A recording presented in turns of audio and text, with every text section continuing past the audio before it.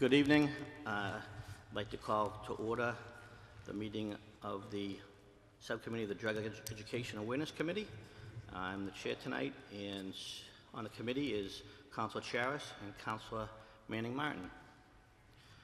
And first item on the agenda, I'll read the motion. Motion was made by Councilor Walsh. Move to set up a meeting of the Ad Hoc Committee on Drug Education Awareness and to request that the Police Department and the Healthy Peabody Collaborative representatives attend said meeting to discuss the city's efforts on the local level to combat the opioid crisis. Councilor Walsh. Thank you, Mr. Chairman. And really, as we were just talking, these motions really could be combined into one. But the idea of this motion really came out of an event that Councilor Gould and Councilor Mitsoulas and I attended last fall. And there was a group called Lost Lives Matter, and it was a group of parents who have lost their children to the opioid epidemic. And during the course of that event, I was talking with Sergeant Zwacky and Detective Ritchie, and we were talking about the committee that we have on the council, and they said they weren't aware of the council activity and that the council actually had a committee. And during the conversation, what we really determined was that there are several different groups within the city of Peabody who are working on the same issue, but sometimes we're not all aware of what each is doing. And I thought it might be healthy if we had a conversation and understood who all the groups were so that we were all working together, and maybe as a group we can have an even greater impact. There's some great things being done, and Healthy Peabody Collaborative is, I think, would like to make a presentation, but also would like to hear from the police as far as some of the activities that they have going on. And then after the presentation, I think more the second motion about the availability of services, perhaps we could somehow advertise to the local community, either through a list of places where we can get help. If somebody determines that they do have an addiction or feels that they need help, the next question is, who do they turn to? Where do they get help? What's the first step in getting assistance?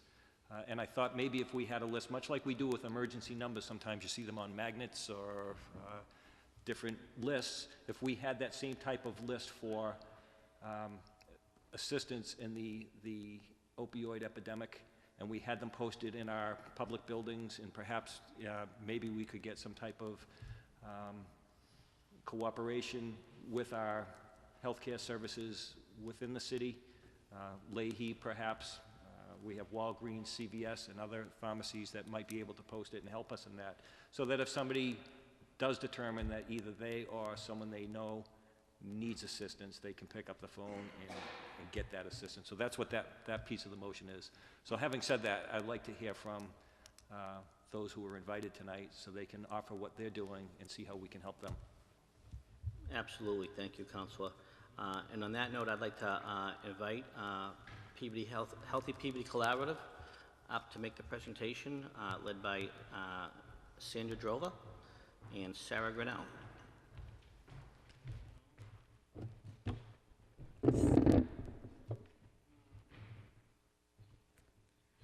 All right, so I'm not a person of technology, so I'm not going to be talking about what's up there. I'm just going to speak a little bit from the heart. I think I know all of you and all of you know me, but just to be clear, I'm Sandy Drova, and I'm the outreach coordinator for the Healthy Peabody Collaborative. And I'm sure you know, but again, for the sake of being clear, the Healthy Peabody Collaborative is the City of Peabody Substance Abuse Prevention Coalition. And I thought it might be a good idea, before I bring Sarah Grinnell up, who's going to do the bulk of this presentation, to just give maybe a little background about the Healthy Peabody Collaborative, how it got started, and why we're here, what our mission and vision is. So I'll do that. Rewind the clock back to 2004, and Peabody was highlighted on a national platform for the drug abuse situation with Peabody's youth via a Sports Illustrated article about one of our incredible athletes, Jeff Allison, who was drafted from Peabody High School directly to the Major League Baseball, who also was addicted to OxyContin. So having said that we were called out on a national platform for that, I just want to add in, to this day, we'll fast forward to 2016, many times Peabody has been called to the national spotlight as a model community since then, and since the work that we've been doing for our efforts around drug prevention. So that's a huge feather in our cap. We're a very high-functioning coalition, in my humble opinion. I'm not that humble. So we're at 2004, we have this big problem. The city officials get together and they're trying to figure out what we can do. And to combat this problem, they look at other communities, what they're doing. There was something called Healthy Gloucester Collaborative. They, modeled what we're going to do in Peabody after that. And they get together, the health department, the police department, the mayor's office. At the time, former Mayor Mike Bonfanti, Chief Champagne, and Sharon Cameron from the health department still hanging on. And they did what they needed to do to create a coalition, and there was rules around that. And that was, you got to be, together for holding meetings for 6 months and take minutes and, gather key informant interviews, get a feel for what the problem is. Once you've done that, you can apply for funding, so that's what happened. The funding at the time that was available was around underage drinking. That's what Peabody applied for with those partners, and that's what Peabody got. I am not a numbers girl as much as I'm not a technology girl. I'm all about stories and characters and people. Sarah will talk to you more about the funding because there's been more since then and changes in the funding. So here we are a month later after the funding or so, they bring aboard Sarah Grinnell in a stroke of genius because Sarah came to Peabody with not only community level experience, but also she worked most currently before Healthy Peabody Collaborative at the regional level at the Northeast Center of Healthy Communities, which was a regional technical assistance provider for communities doing drug prevention work. And Peabody was in her cohort of communities, so she already knew the lay of the land with city government, that kind of thing, and certainly came with a wealth of knowledge around the science behind drug prevention. And then in a second stroke of genius, they hired me, and that was a month or two later. And I, though, didn't have, or at least I didn't think I had, any drug prevention experience. What I did have is I had a deeply rooted love for Peabody and Peabody kids, and I have been a resident here over 25 years. My kids have gone to Peabody Public Schools, been in Peabody Public Sports. My church was here, it's recently closed, but I worked for the city of Peabody in the health department. I was in all of the schools in the nurse's office.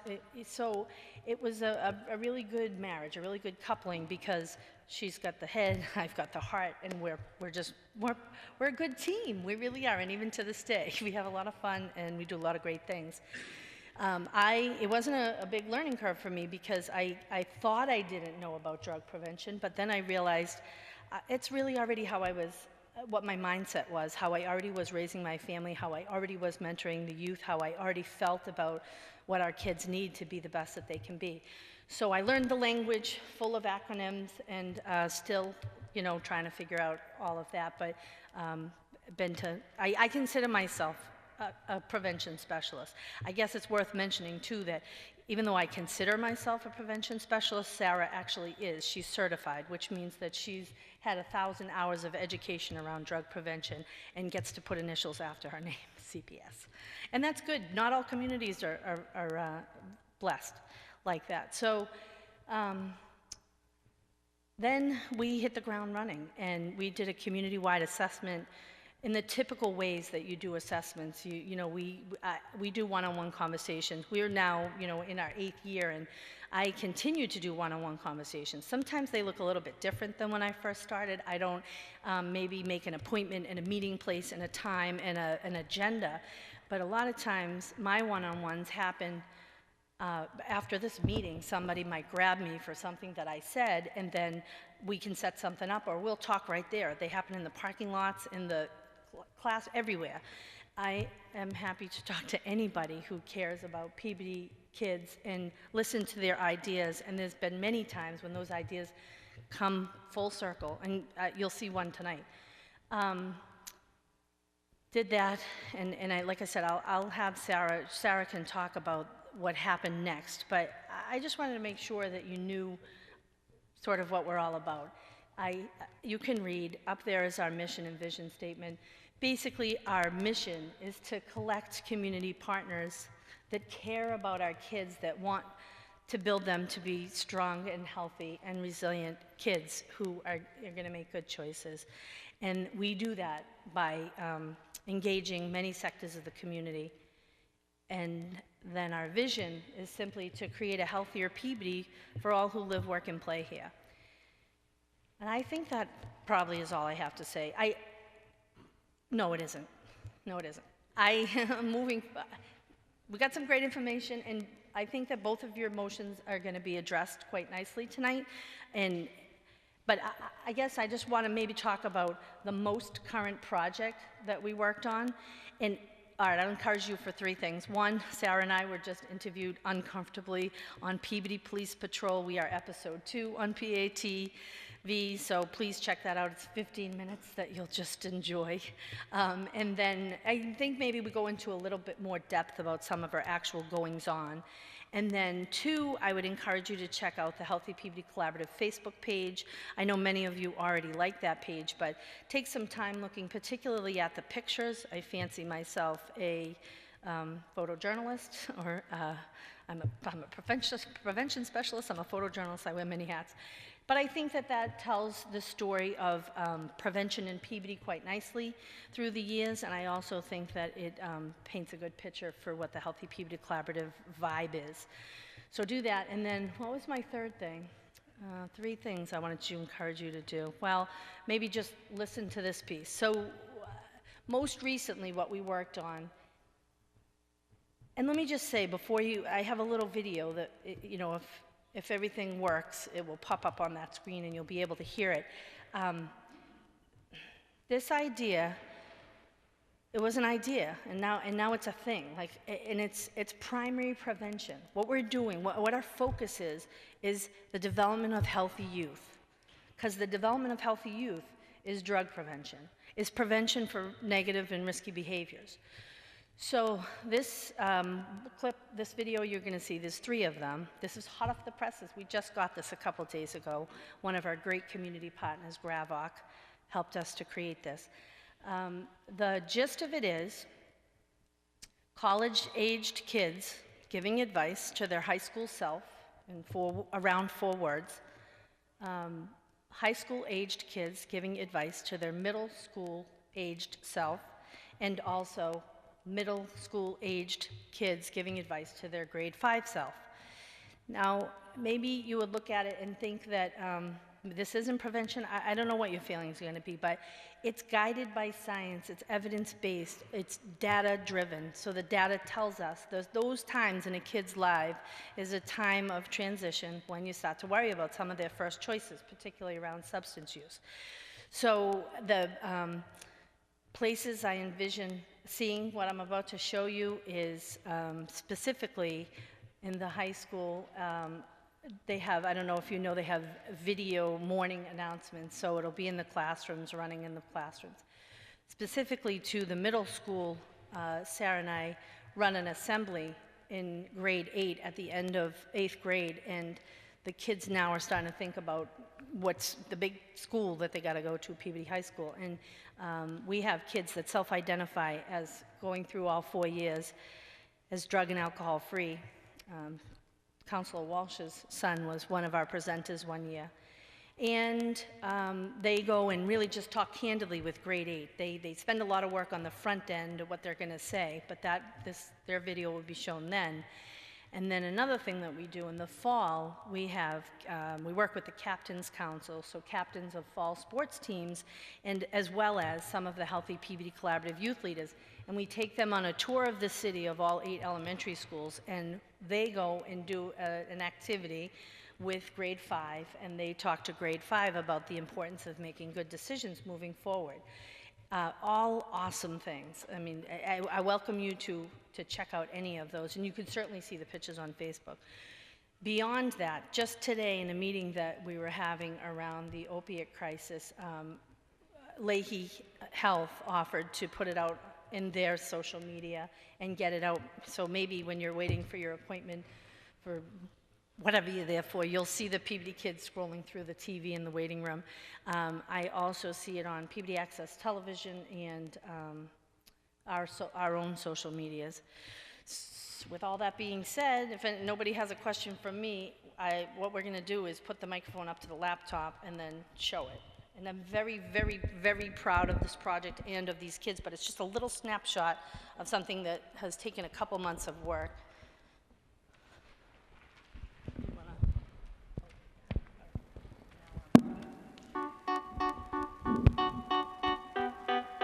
Be your own person. Do your own thing. Love who you are. Don't be afraid to be different.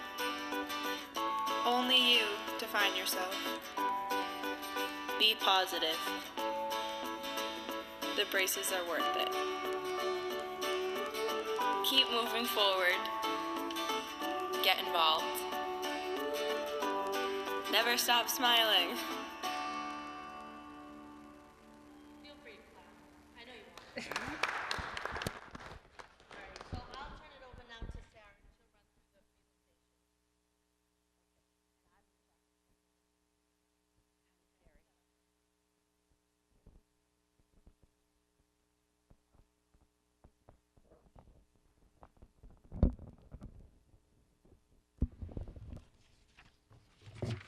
All right. Good evening, everybody. So Sandy gave you a nice history of the Healthy Peabody Collaborative, and now I'm going to go into some of the specifics about why we do what we do and the science behind that. So this is the continuum of care. So we start, at early on in prevention with promotion. The video that you just saw is a pretty good example of that, because we're trying to create an environment, we're trying to promote an environment in which the young people of Peabody can make good choices, and they're able to be supported by their protective factors, and they're able to say no to the negative influences around them. Some of you may have heard about the Search Institute 40 Developmental Assets. I'm going to talk about another social norms campaign a little bit later. But the Search Institute came together. They had a group of scientists come together, and they looked at 40 different things that kids need in their lives to help them be the most successful. And it's based in science that the more of these assets a young person has, the more likely they are to engage in risky behaviors.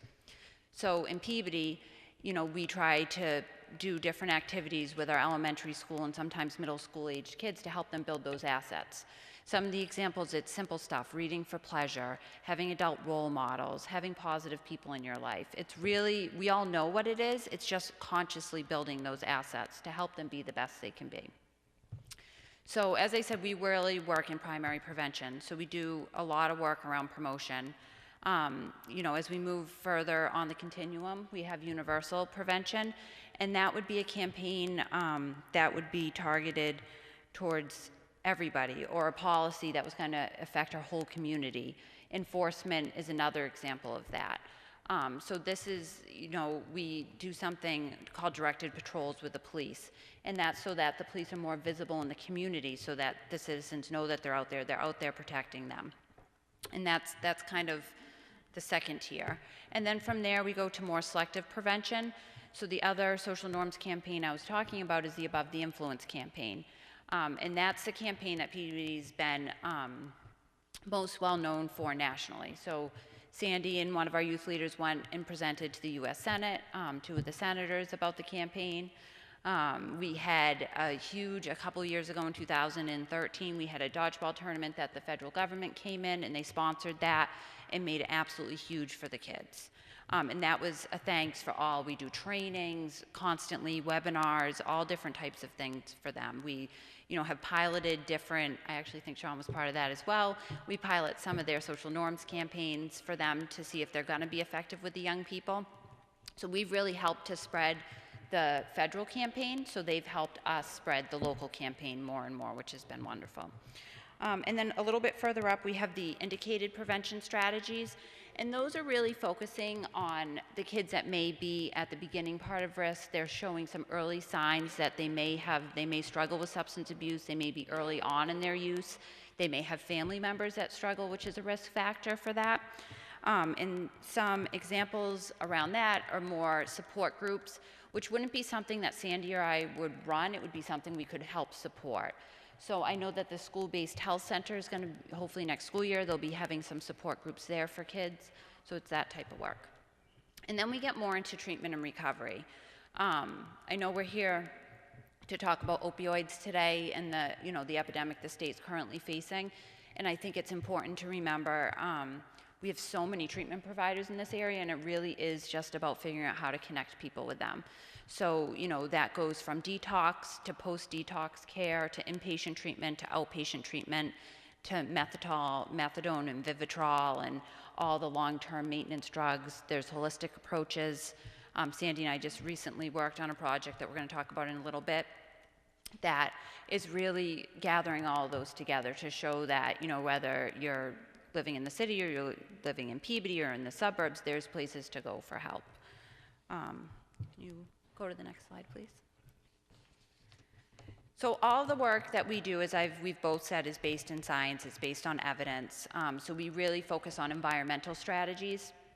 And the strength of an environmental strategy is it's not for one person. So if you're working with that one person and they move out of the community, your work's essentially moved out of the community. And it's necessary work, but what we focus on, which complements those individual strategies, is the whole environment. So we like to focus on, for example, enforcement. So compliance checks is something that happens in Peabody, and I'm very proud to say that our liquor merchants have maintained over 90% compliance rate for the 8 years we've been here. And that's really impressive because that was the goal for the state, for their grantees, way back in 2008. And we've been able to maintain that the whole time. We've achieved 100% compliance, which is always the goal, a few times, so that's encouraging. And then also those directed patrols that I spoke about, so that people aren't just seeing law enforcement in certain parts of Peabody, they're seeing them all over Peabody. So they know that they're out there protecting their community. They're out there if they need help, and they're also out there making sure that the kids are making safe, healthy decisions. Social norms campaigns, I think, is where we've been, that really have been the most successful, and we've created the most change. You go to the high school on Monday morning or any place that kids are over the weekend, they may talk, people don't talk about that, what they did sober that weekend. They're not like, oh, I was so sober and I did this. So we really try to point that out to the kids and tell them the majority of your peers are not choosing to drink. So most kids think that all kids are drinking, when the reality is more than 50% of Peabody young people are choosing not to drink alcohol in high school. And that's really important for them to know, because that's creating that environment that they can say no, that they're able to reject that drink or say no to that cigarette or not smoke that marijuana. And we want to keep encouraging them to do so and to talk about it. And that's an example of the real talk that happens in the 8th grade, is we have those young people who stand up and do that for us. And then also policy. We were able to work with the Rotary Club of Peabody and the Peabody School Department last year, and we brought in an evidence-based K-12 health curriculum, so we were able to bring in this comprehensive curriculum, so it was a policy change, that Peabody now has an evidence-based curriculum that's going to build off of itself each year. Pre and post tests, it's able so that the children in 1st grade, they're going to learn more in 2nd grade, that's going to build on in 3rd grade and 4th grade, all the way through their 12th year of high school, and that's incredibly important, and that's something I get asked all over the state how we made that happen. And it really speaks to the partnership in this community and the willingness of people being able to work together, because it's difficult to do, it's difficult to pick a curriculum, it's difficult for training, and it's really expensive. So we were able to pool resources and get that in place. Another example of an informal policy change that we've been able to create is off of those compliance checks that I talked about under enforcement. The goal is not to penalize the merchants. The goal is to keep alcohol away from young people. So what we came up with very early on, another evidence-based strategy, was to provide free training to merchants when they have their first offense. so that they're able to go and have their, as many of their employees as they want trained in safe ID check procedures.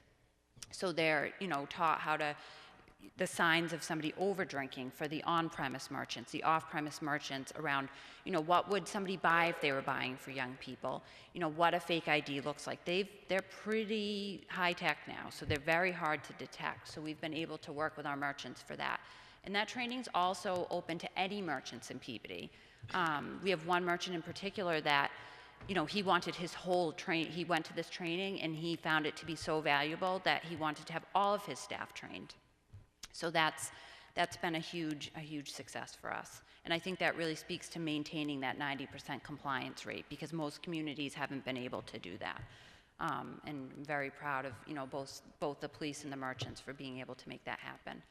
And then, as I said in the beginning, the environmental strategies, they really complement the individual strategies. So that's looking at things like counseling, what the kids are taught in the schools, and that's also important. One can't work without the other, and more importantly, they need to complement each other. We want them to be receiving consistent messages wherever they are in the community. So the numbers. We were initially awarded in 2008 a $100,000 annual grant from the Mass Department of Public Health Bureau of Substance Abuse Services, and that was to work on underage alcohol enforcement. And that was initially a 3-year grant with up to 2 2-year extensions. And we were fortunate enough here in Peabody to receive all those extensions and ended up receiving $700,000 for that grant. The second year that we were here in 2009, we applied for a federal grant, the Drug-Free Communities Program, and that is $125,000 annually for 5 years. We had to reapply back in 2014. It was a very stressful time because that was a huge part of our budget, and it's very, when you're applying as a year 6 grantee, the success rate was much lower than when you're applying as a year 1. But we were lucky enough, we were awarded that grant as well. So we'll receive that federal funding through 2019. Unfortunately, we won't be able to apply for that again. It has a 10-year max on that, and that's a congressional policy. So, and then, most recently, the state's moving to a regional approach to much of the work, almost all of the public health work at this point. So that $100,000 a year we received from the state, we had to reapply for it. But they wanted to expand their focus. So how they expanded their focus was to make this a regional effort. So Peabody is the lead on that community, which means we're the fiscal agent. We hold the grant here in the city. We're the ones that wrote the grant, administer the grant, and we partnered with our neighbors in Danvers, Middleton, Topsfield, and Boxford. We're very lucky because our partners in those communities have been doing this work as long as us, if not longer. So it's a very strong collaborative. It is very challenging to now spread that money amongst 5 communities. It's definitely, we felt that this year. And neither one of us want to let go of anything that we're doing. We want to keep building off of it, not draw back. So it's a little bit of an adjustment right now. So now to speak a little bit more about the opiate, specifically the work that's happening around opioids in the community. We have a task force that's made up of all different sectors of the community, from the city of Peabody, the mayor's office, fire, health, police, and school departments. The city of Lynn, I'm going to speak about it in one moment, but they hold that grant there, so that's a separate set of funding from the Bureau of Substance Abuse Services. So they're part of that. They take the lead. Project COPE, Leahy Health, North Shore Community Health Center in Peabody, Community Substance Abuse Centers of Peabody, that's the methadone clinic on Route 1, Cataldo Ambulance, Healthy Streets, District Attorney's Office, and then the Mass Technical Assistance Partnership for Prevention is the technical assistance providers for the state, any of the grants that are awarded through BSAS, Bureau of Substance Abuse Services. So, and that group meets once a month. Sandy and I have both met with other community members that have given input and have other projects outside of that. We're, always looking for people to join. So the work that we do around opiates is funded, it's called MOPSI is what the grant, it's Massachusetts Overdose Prevention Collaborative Grant. And that grant is really focusing on policies and practices to prevent unintentional opiate overdoses, fatal and non-fatal, in the community. This grant was released in 2013. There was a round of funding similar to ours, but for opiates before this. And this grant was really set up to be more of a mentoring grant. So the communities that had the previous funding wanted to take their best practices and then expand them to their local communities. So Lynn serves as the lead, the city's the fiscal agent, and Project COPE is who implements that grant. And they're out of Bridgewell, which is in Lynn, treatment provider. So Lynn serves as the lead along with Peabody and Salem. So Lynn receives $100,000 annually between 2013 and hopefully 2020. We don't receive any direct dedicated funds. There has been some funding that we've been able that we dedicate to specifically to Peabody programs and to support the work that we're doing, and just the in-kind support with the city and helping the task force move forward in the projects that are happening. I was hoping I was going to have good news tonight. We applied for an Eastern Bank grant in end of March, I think it was, and they haven't announced yet. So hopefully, we'll hear about that shortly, and that would be a $15,000 grant, which will fund a strategy I'm going to speak about momentarily. I'm like way off here. So some of the things that have come out of the task force is we've provided Narcan training, so I should be using the word naloxone, not Narcan. But that is an opiate inhibitor, so that if somebody's experiencing an overdose, they receive it it's a nasal Narcan, is what we provided training on, and that ultimately blocks the heroin from the receptors and reverses the overdose. It's not a permanent reversal, which means somebody does still need to be transported to the hospital, and that's part of what is explained in the training. So that's been offered at the Haven from Hunger, which was widely, very happily accepted, and they had a large attendance at that. All of our first responders in Peabody, along with our school nurses, are now equipped with Narcan. So that was a huge win for us, and we're ahead of the state on that. We're hoping, it's going to eventually be a statewide movement. So that means ambulance, fire, police, and any school nurses are all going to respond with Narcan to get to, reverse that overdose as soon as possible, which is so important before more damage is done. We've developed a resource brochure, which speaks to that second motion. So there's a couple of edits, 2 typos, and 1 piece of information needs to be moved in it, so that'll be finalized next week. And then we're going to have some initial copies made to get us through the summer, and then as the opiate overdose outreach teams are developed, we're going to add a description to that, and those will be made available all over the community. So they'll be available at City Hall. We're hoping to get them in businesses. It'll be made, available virtually on the city's website, on our Facebook page, everywhere. Whoever will take them, they can have them. So, we're hoping some of the pharmacies will partner with us to distribute that information. And, I think one of the struggles with this is it always does change, so that'll be something we'll have to continue to look at. But I'll show you some drafts of that in a moment. So SBIRT, which is Screening, Brief Intervention, and Referral to Treatment, is something that Sharon's been able to do with the school nurses. We have, SBIRT is a screening tool that's implemented. It's going to be implemented for all 7th grade students in Peabody, and that's to detect the early signs of substance use. So that would be before a young person even progresses to some of these worse substances, or, even very early on. There's the risk factors for that, and then to refer them out to treatment. So both our school nurses and the guidance counselors at the middle school have been trained. That'll happen in the fall with 7th grade, and then in the 2017-2018 school year, it'll be expanded up to the high school for 10th grade students.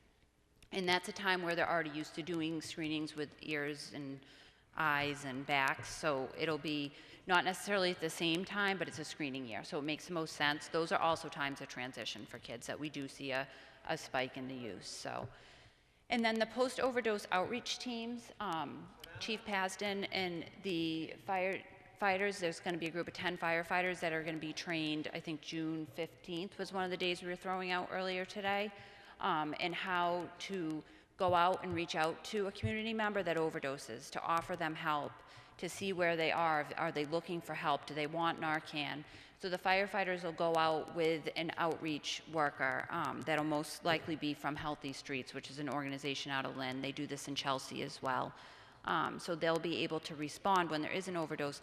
to not only offer resources to the person struggling with addiction, but also their family and possibly their friends if they're at the location, because it's so important that we're supporting everybody in the whole community.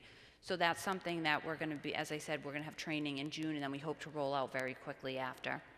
More than likely, they'll be going out once a week for 4 hours, looking at our overdose numbers. That should pretty much cover that pocket. The piece that we're still trying to figure out is when a Peabody resident overdoses in another community, how we address that, because that wouldn't be something that we would have locally. We don't have this, the shared databases across the communities. Hopefully that's something that happens statewide. But one of the ways that we're hoping to address that is in the grant that we wrote for Eastern Bank, which would fund this program. There is, it's a $15,000 cost for training, and then the money to have the outreach teams go out weekly. Is to have the outreach worker be available 2 to 4 hours a week so that people would be able to contact that person to receive the same type of outreach, even if it necessarily wasn't an overdose in our community. So this is a brochure. This is the front all the way to the right is the front page, the back panel, and the center panel.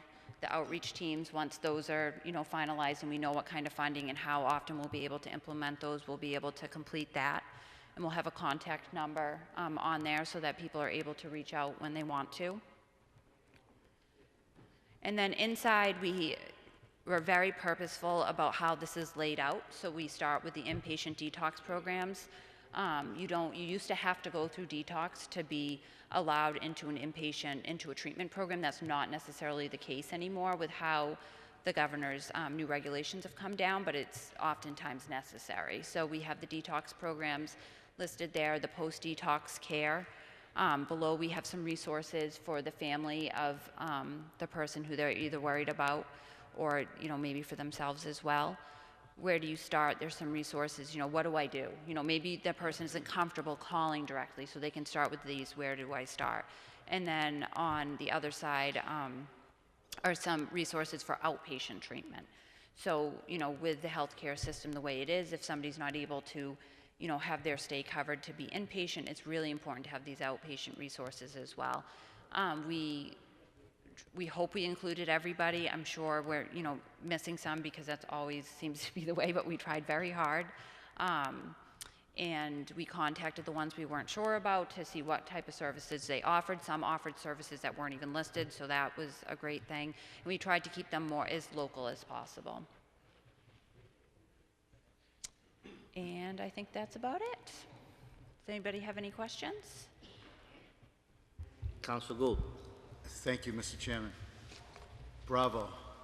Thank you very, very much. You continue to raise the bar and teach us all how to communicate well and prevent kids from doing the wrong thing. I know you've been working hard at this for a number of years, and it's evident by the success and all the accolades that have come to you. What would you like us to do as a council to continue to support? You don't have to answer now, but please, we're all on board with anything you think you need from us. I know money is always an issue.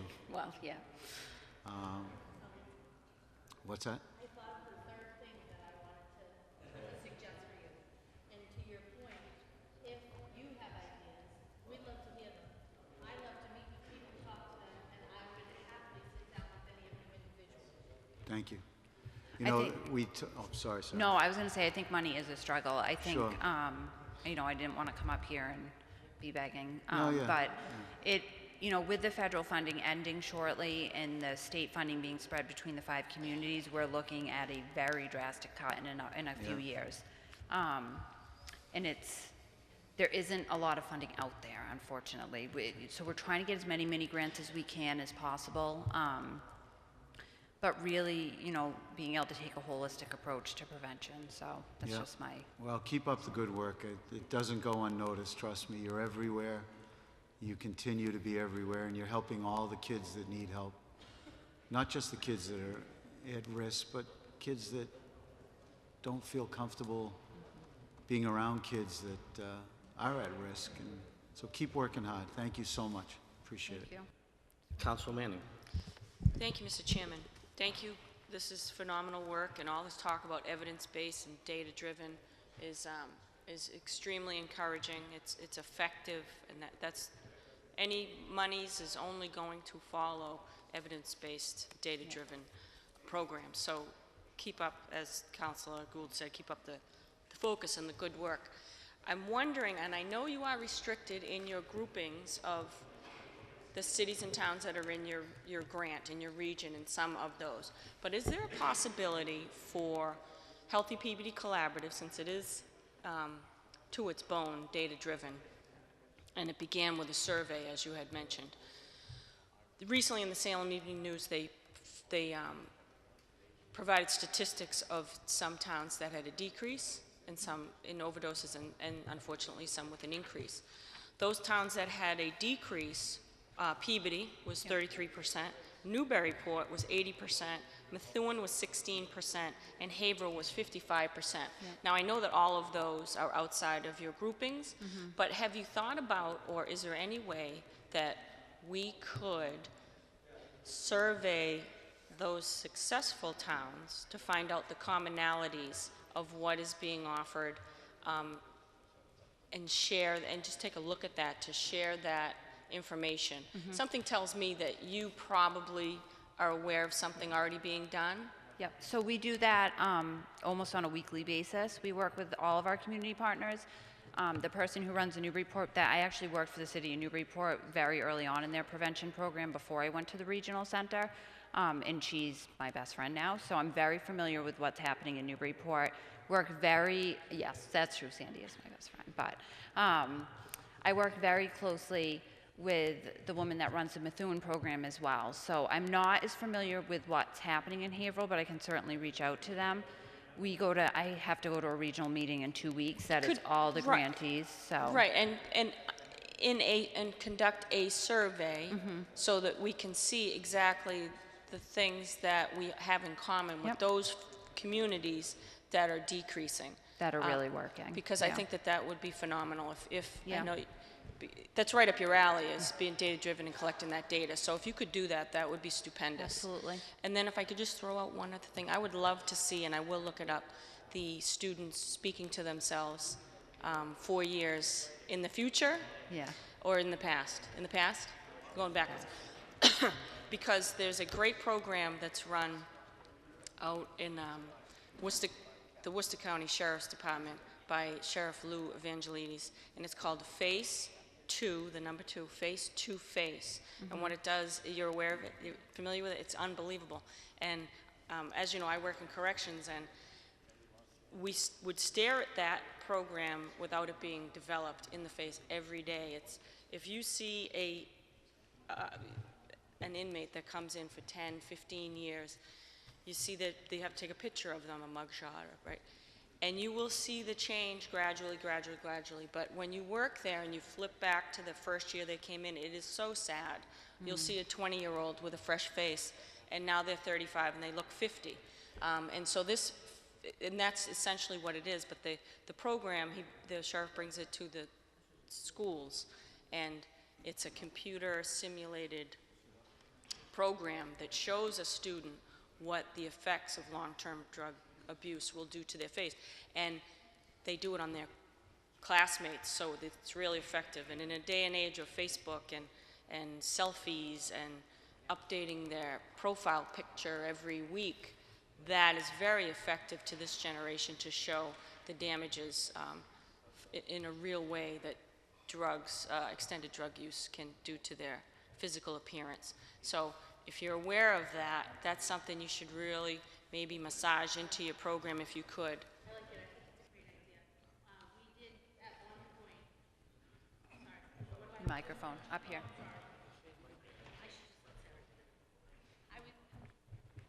I was just going to speak to the time that, all right, first back up. Sarah and I have figured out that we needed to attach ourselves with things that are already happening in the city and then amp them up. because if we hold public forums, those kind of things, you have the same 20 people that come that may or may not even need this information, but they just come to those kind of things. So one of the ways that we do that, we always are looking for captive audiences, is through Peabody High's Student Athlete Night. It attracts about 600 athletes, teachers, because some of them are coaches, parents. It's a mandatory meeting. And we bring quite often little snippets into that meeting. Most recently, Captain Vlasic came, and I think he can talk about what he talked about that night. But at one point, we brought in an ER nurse, and we had her run through exactly what happens when you have alcohol poisoning. And part of her presentation, it wasn't our students, but part of her presentation was to show aged photos like that through the stages of drug use. So I think it's a great idea, and that's the kind of thing I'm talking about. I did know of that, but I haven't really ever thought about that here, and that would dovetail nicely with some of the stuff we're doing. So thank you. I'll look into it and try to figure it out. Councilor Walsh. Well, thank you, Mr. Chairman, and thank you to Sarah and Sandy for the work you do is phenomenal. And you know, it's nice to see this, and hopefully a lot of people are watching and understand what you're doing in the city of Peabody for our children. One of the concerns I have is once you no longer have funding, always. Oh, sorry, I thought that's where you're going. But beyond that, at some point, this student population will grow older. They already have. It's been 8 years. We've been through 2 cycles. All right, and I guess that's where my concern is, what the other community leaders are doing and how we interact with them. So that's when we bring in our police, our fire, and health department. So just if somebody could explain, maybe you can or they can, just how you all work together and what happens once we're no longer teenagers, we're into our 20s and 30s, because at some point, unfortunately, there are those who, once they're beyond your influence and advocacy, how do we handle that? So one of the things with the new funding is that we're going to be working with the colleges, because I always say that's really where we're starting to lose them, is we had a group of students we were particularly close with a few years ago, and a lot of them struggled because they stayed substance-free all through high school, and they had that group of friends, and they knew Peabody was a place where that existed, and then they went to college, and that is not the case. That's a huge gap. So I feel like we don't have a lot of power over that right now. I think maybe Captain Vlasic could speak a little bit to that, but we are trying to reach out to North Shore Community College, because that's the college that falls in our range. Obviously, our kids are, all over the place. But I really think that focusing and really pushing the colleges at the state level really could happen around increasing their substance abuse prevention and not permitting it and not promoting it. No, So just, Mr. Chairman, if it's okay, I'm not suggesting that you haven't done your work, because I think what you've done is you've laid the foundation with a couple generations of children. Yeah. And the knowledge that you have imparted on 8 years' worth of students is going to stick with them. With the groups that you have together, the work that they've done collaboratively, the visits to, well, you had a group at the State House recently. I mean, those things are going to stay with them. So a lot of you've got them on the right track. I want to keep, Right, keep but it's pushing just, it's where we go from there. Yeah, exactly. Is the question. Exactly. I don't know, Captain Vlasic, do you want to talk it up?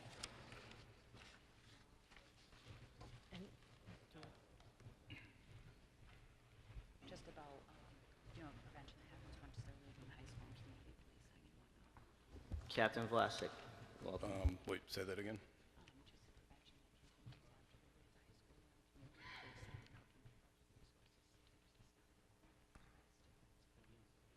Okay. All right, well, I'll kind of... Good evening, and thank you for having me here. I think most of you know who I am. Not that I'm anything popular, but Captain Scott Vlasic. Chief Griffin had a prior commitment this evening. He asked me to come on his behalf. I've been a police officer for 28 years, full-time. I'm a lifelong resident of the Peabody. And I don't want to go through my whole career. I know our time's limited, but about 10 years ago, when I was a sergeant, I was in charge of our drug unit, and that's when OxyContin hit everywhere. Pretty much unexpected. I think it caught everyone off guard, and the effects of that on communities and families was horrible. And I had coached high school football at Peabody for 25 years, and one of the most horrible things I had to experience was seeing some of my former players who had just made bad choices get addicted to OxyContin and subsequently pass away. And down in my family room, I have a photo. I'm not going to obviously mention any names, but it's a former player who got hooked on OxyContin back then, struggled for several years. That path led him onto heroin, and he eventually passed away. I have a picture of him in the coaching staff and his family on the day he signed college for a full scholarship. And it was one of the happiest days in his life. And I kind of keep it there as a reminder of how horrible a problem it was, and I guess kind of as a little motivator for myself, and as I head into the tail end of my career to maybe do the best I can as the commander of our criminal investigation division, which our drug unit falls under, to do the best I can and commit myself to addressing the problem. Just to kind of go over what we have going on with the department, we're very proactive in addressing the drug problem in general, and obviously the opioid problem, and in particular heroin. We have 3 detectives who are assigned to our drug unit full-time, Sergeant Zawacki, Detective Eric Ritchie, and Detective David Murphy. And I will tell you this, I'm very proud to work with them, and I would put them up against any other investigators on the North Shore in Massachusetts. They do a phenomenal work. The dedication and commitment to addressing the drug issue is second to none. And our department and our community is very fortunate to have 3 guys in particular, and them so committed. We also have a detective who's assigned to a federal and state drug task force. He does do some work with us, but his primary responsibility is working with this task force, which is multi-jurisdictional. And the benefit for us is it provides us with assets and resources such as manpower, equipment, and money that we get from drug seizures. Any case that he's involved in, we are entitled to a portion of that, which we can then use to combat our drug problem in our community. And also a huge benefit to us in the community is information sharing. We have a close working relationship with detectives throughout the communities that surround us. And anytime that we have any major investigations, because these drug dealers don't just hang out in Peabody or Salem and Lynn, they travel around throughout the North Shore. So we often team up with them and do multi-jurisdictional drug investigations. We also work with several other task forces, with the State Police Fugitive Task Force. We recently teamed up with an FBI Human Trafficking Task Force, and we've done 3 sting operations, very successful with them. And the thing about that is it focuses on juvenile prostitution, but with that also involves drugs and drug use. And we're also work directly with the DEA and the NEMLAC, the regional response team. And I'll say this, Chief Griffin has been phenomenal as far as supporting us. We're very fortunate that we go to training seminars on a regular basis, so we're up to speed on all the advanced techniques in drug investigations. We have a group of us going down to Newport, Rhode Island in 2 weeks to a high-intense drug conference down there that, when we come back with that knowledge, will benefit us in combating the problem in our community. As far as education and prevention, we've been active in the community, going out and doing informational sessions, and we're planning several others. Recently, we had a meeting with Principal Eric Buckley, myself, Chief Griffin, Lieutenant William Cook, and Detective Eric Ritchie, just to sit down and talk about some of the issues or concerns up at the high school involving drug use and activity. And we started to formulate some plans moving forward. One of the things that we did immediately, 2 weeks after that, Mr. Buckley asked me to come and address the spring sport parent, coaches, teachers meeting, and just talk a little bit about the drug situation out in the community, kind of make people aware. We have other meetings and seminars that we're going to be planning for the future. One thing we're looking into is if we can work it in timing-wise near the tail end of the school year is doing sort of an end-of-the-year pre-summer vacation drug awareness session. Next year, at the beginning of the school year, we hope to put together a big drug awareness conference and bring in a lot of resources from the outside, such as District Attorney John Blodgett's office,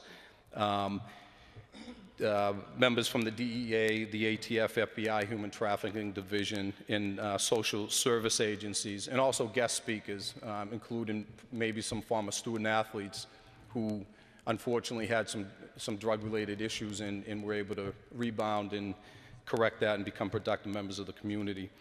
What we'd also like to do, and again, we'll be working with Principal Eric Buckley and Athletic Director Phil Sheridan, but what I'd like to do, as we did with the spring, is before each season, give an informational session to the parents, players, and coaches. And also, maybe during professional development days early on in the school year, have sessions for the teachers. And then other sessions with the head coaches and the team captains. I know they have the Captain's Council that meets regularly. But I think the more we get out there and we discuss it, the better off we'll be in combating the problem in the community. Also, we've talked about putting a program together for the Higgins Middle School and as well as the elementary schools. Again, informational sessions. And it's kind of sad to think that you need to get into the elementary schools, but it's the reality of not Peabody's problem, but society's problem. And our department is very supportive and proactive in doing what we can to get out there, get information out there, into working with everybody in the community as a team to combat the problem. Because it's not just the police with the enforcement end. It has to do with everyone from the school to businesses to the administration to the public service people like yourself. One of the other things that we really encourage, and some people are hesitant, is to have the people in the community contact us. And when that happens, when the community works with us, we assure anybody that calls us with any type of information that their names will not be exposed. Recently, because of information we got in from citizens in the community, we had two very successful operations. One was at 9 Dock Lane, where they were running a prostitution ring, and as I mentioned earlier, that also includes drug activity. There were drug dealers that were in our community that were running prostitutes out of there. And working with the community and then with the federal task force that we've teamed up with, we had a very successful operation and we were able to rid that problem from that community. And then up closer to my area, up in the Presidential Heights area, we recently had, again, based on information we got from citizens in the community, we were able to end some serious drug dealing that was going on up in the Barnstable Road area. So again, we're fully committed to working with everybody in the community to address the problem. If anybody has any questions or would like me to talk further on any particular issue, more than happy to. Thank you, Captain Richards. Close with council. Thank you, Mr. Chairman.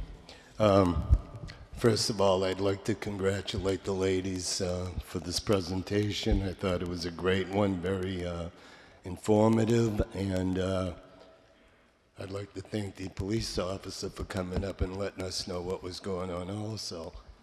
But I've got to tell you, this issue I'm very passionate about. I think everybody knows somebody who's lost someone to drugs, drug overdose, heroin, whatever it may be.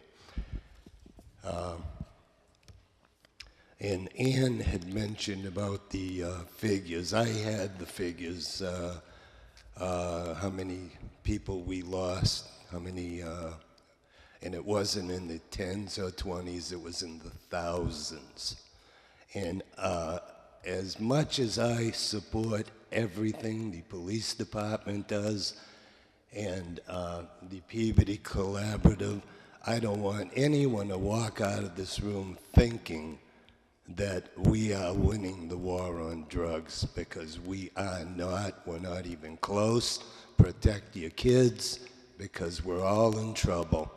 There's heroin going around that's killing our kids, and everybody knows it.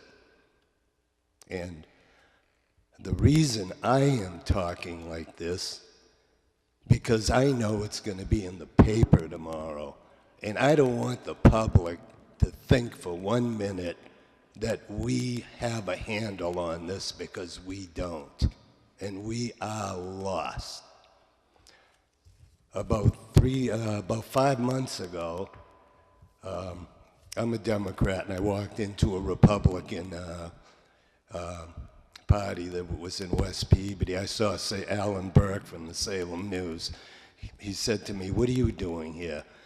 You know, thinking that I was going to turn Republican.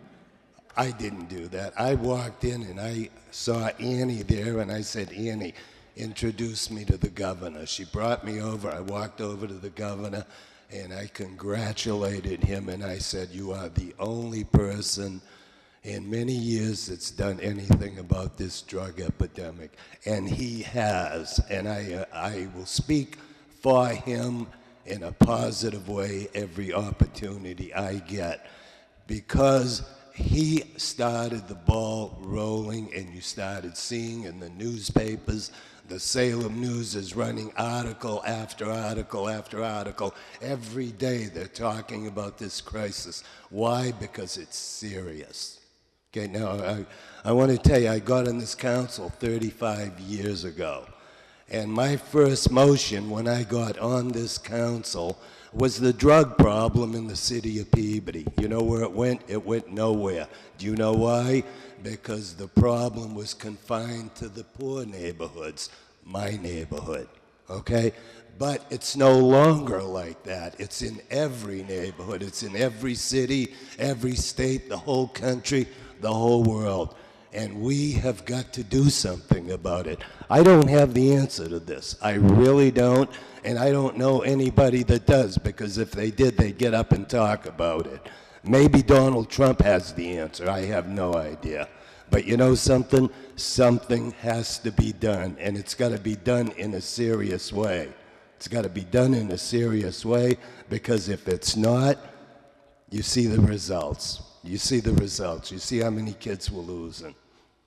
And I'm going to leave you with this, okay? Because this I know as a fact, okay? And I'll tell you to tell your kids, okay? Tell your kids, tell everybody you know, don't ever try heroin.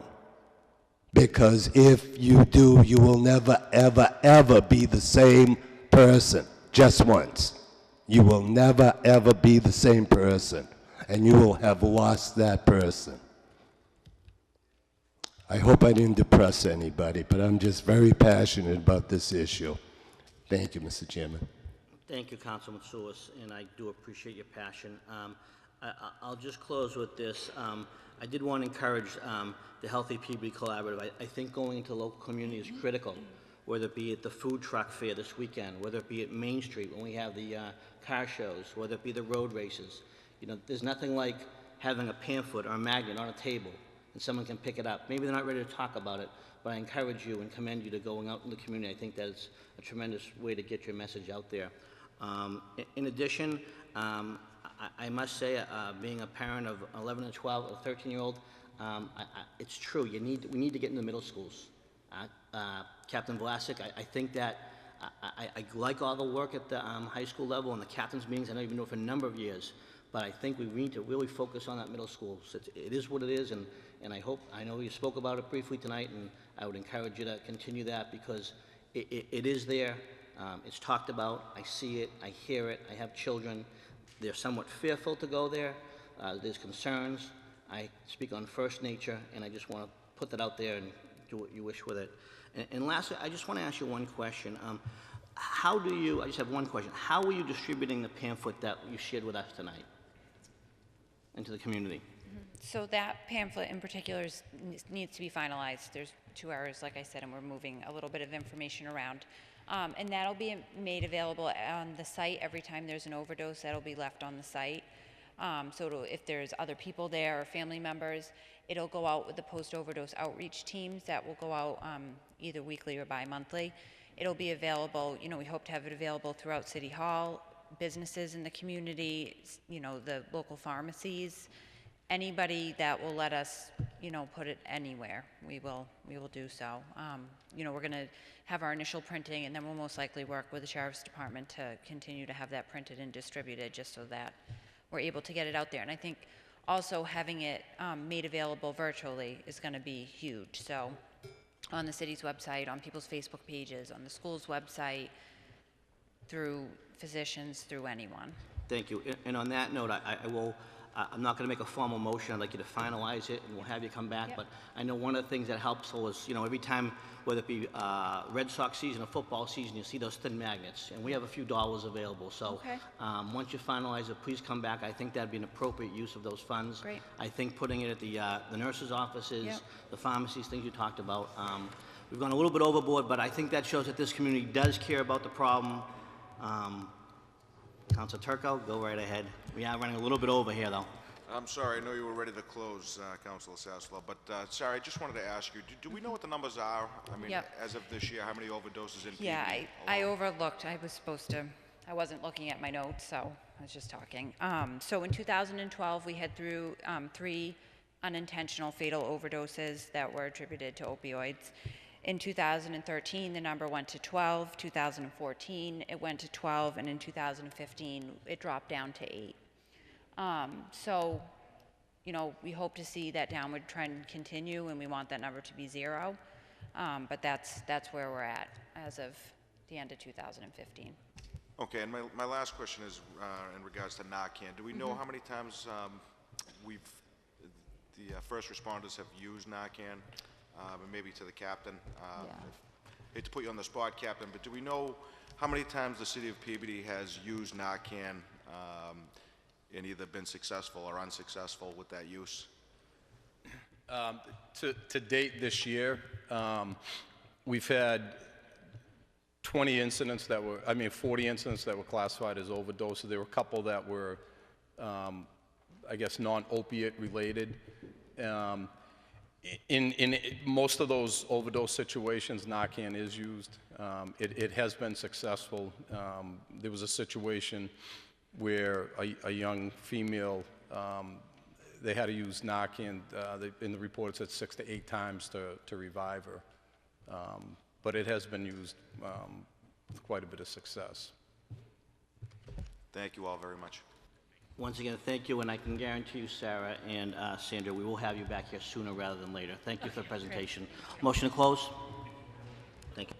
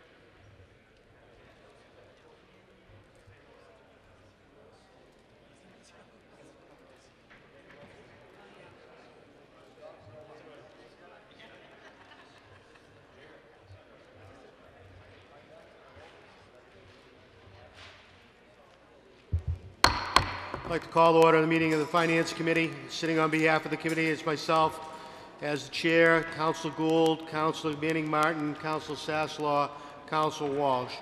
First item on the agenda is the transfer of funds from cemetery sale of lots and graves in the amount of $54,700 to cemetery capital in the amount of $54,700. Mr. Gingrich. Thank you, Mr. Chairman. These are for needed repairs at the cemetery and some tree work services. Dave's here if there's any questions. Do any councilors have any questions regarding the requested transfer of funds? Seeing none, I'll entertain a motion from Councilor Sasslaw to allow the transfer of funds. So moved. On the motion by Councilor Sasslaw, transfer cemetery lots, sales of lots and graves in the amount of $54,700, cemetery capital in the amount of $54,700. Roll call. Councilors Walsh. Yes. Manning Martin. Yes. Sasslaw. Yes. Gould. Gravel. Yes. Motion carries 5-0. Second item on our agenda this evening is transfer of funds from unreserved fund balance in the amount of $20,000 because Tim broke his copier and he's requesting that we buy him a new one for $20,000. Mr. Gingrich. That's correct. The copy machine's in dire repair and time for a new one, considering all the paperwork that gets generated. Councilor Manning Martin. Thank you, Mr. Chairman. And Tim, am I to understand that before this purchase, you did not have the capability of printing from your PCs? You couldn't scan or email or fax documents from your own PC? Did we leave you like that for 5 years? Only scan. I could scan, but this will be networked, so everybody will have that capability of scanning, but we could not print from our PC, so this will be a great help. Okay. You should have come to us sooner. We really work you very hard, you and your office, and this will help you a lot, so thank you. Any further comments? Since Tim broke his copier, as a way of getting a new one, and welcome to the to 2016 when you can actually do stuff with it. I would accept the motion from Councilor Walsh to allow the transfer of unreserved fund balance in the amount of $20,000 to the clerk's copy machine capital equipment fund in the amount of $20,000. On that motion, seeing any comments, being none, roll call. Councilors Walsh. Yes. Manning Martin. Yes. Sasslaw. Yes. Gould. Yes. Gravel. Yes. Motion carries 5-0. Being no other items on the agenda, I'll accept the motion to adjourn. So moved. On the motion to adjourn.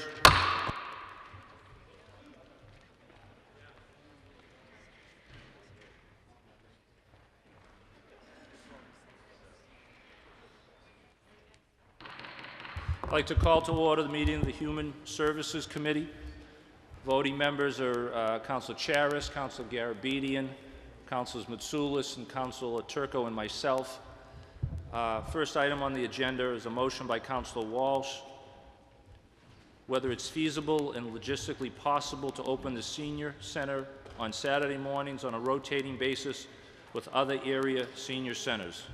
Councilor Walsh. Thank you, Mr. Chairman. This was a discussion I had with a resident some time ago about the possibility of Saturday mornings, the senior center being open. And in the discussion, I thought that part of the reason it was not, and this was conjecture on my part, was that perhaps it was a money issue. And so that was, well, gee, maybe you could do it on a rotating basis. I did have a brief discussion with Carolyn Wynn. She's here tonight. I don't know if they'd like to make some comments, but what I'd like to see, if possible, is those services provided on Saturdays, because a lot of times the need is there for it. Thank you, Councilor Walsh. Please state your name and address for the record. Carolyn Wynn, 119 Cornell, Dennisport. Okay, first of all, I appreciate the interest in weekend services and also the interest in what the seniors do over the weekend, especially when there's 2 days together. And then, of course, the holiday weekends, that's 3 days. So that can be a long time for somebody that lives alone. If I can take just a few minutes just to go over, since we received the motion, we have had a board meeting, and I'd like to address some of the concerns that the board has at this point in time. So on April 25th, our monthly board meeting, I read the council motion, and basically the board members had 3 areas of concern. The first was staffing, The second was cost. And the third was, they were very concerned about the rotating schedule at different senior centers. So the first with the staffing, whether to use the existing staff or add additional employees. So I'm not sure how many people are aware. At the present time, actually for the last 2 years, we have had evening hours on Thursday. So we are open Monday through Friday from 8 to 4, but we are open on Thursday evenings till about 6:30. And we did that because we identified that many family members that work have concerns about their loved ones, and they needed to come in and talk about that. And then some of the other seniors that are newly retired, you know, they may still be working, so that 6:30 on Thursday evenings has been wonderful. I think the one thing that was helpful with that, we didn't have to actually add staffing, so what we did is anybody that did work Thursday evenings, they kind of adjusted their schedule either that week or the following week. So a Saturday opening, though, would have to have a discussion on staffing, so that being the first. A couple of different things we're doing on Thursday evening as well. Besides having the social service open for family members, we were trying to do monthly events, and we did have one a few weeks ago. We had a nice pizza party, and there were about 98 people that attended. Now, we didn't run transportation, so those people got there on their own, in their own vehicles. So, you know, we're thinking, you know, if it is open Saturday, we know we would have certainly the business, you know, people would come. The second thing, as we talked about cost, you know, currently the Council on Aging raises just about 60% of our own budget every year, and that's quite a demanding. It puts quite a demand on us, and we know at this point in time we certainly couldn't do an extra day that we would be responsible for. So that leaves us with about 1.1 million that we raise every year on our own, and that's through our daycare program, that's through our nutrition program as well. So as we looked at costs for opening on Saturday, you know, you wouldn't have the full social service staff, but you certainly would need transportation, a cook, someone to coordinate those services, and we'd also need a bus driver to be on, because I think certainly the people that would reach out for Saturday openings are the ones that don't have their own vehicles, and they would need transportation there. So as we look at that cost, you know, we figure it'll be about $1,000 to open on Saturdays. And I think what you have to consider as you look at the calendar year, you know, certainly in the month of July, for instance, there's many people that go on vacation, so maybe not being open on Saturdays in July. And then I think you have to look at some of the winter months, maybe January and February, those months being with weather conditions and everything else. So if you look at about 44 weeks that it possibly could be open, you're talking about $44,000 a year it would cost to open on Saturdays for that amount of time.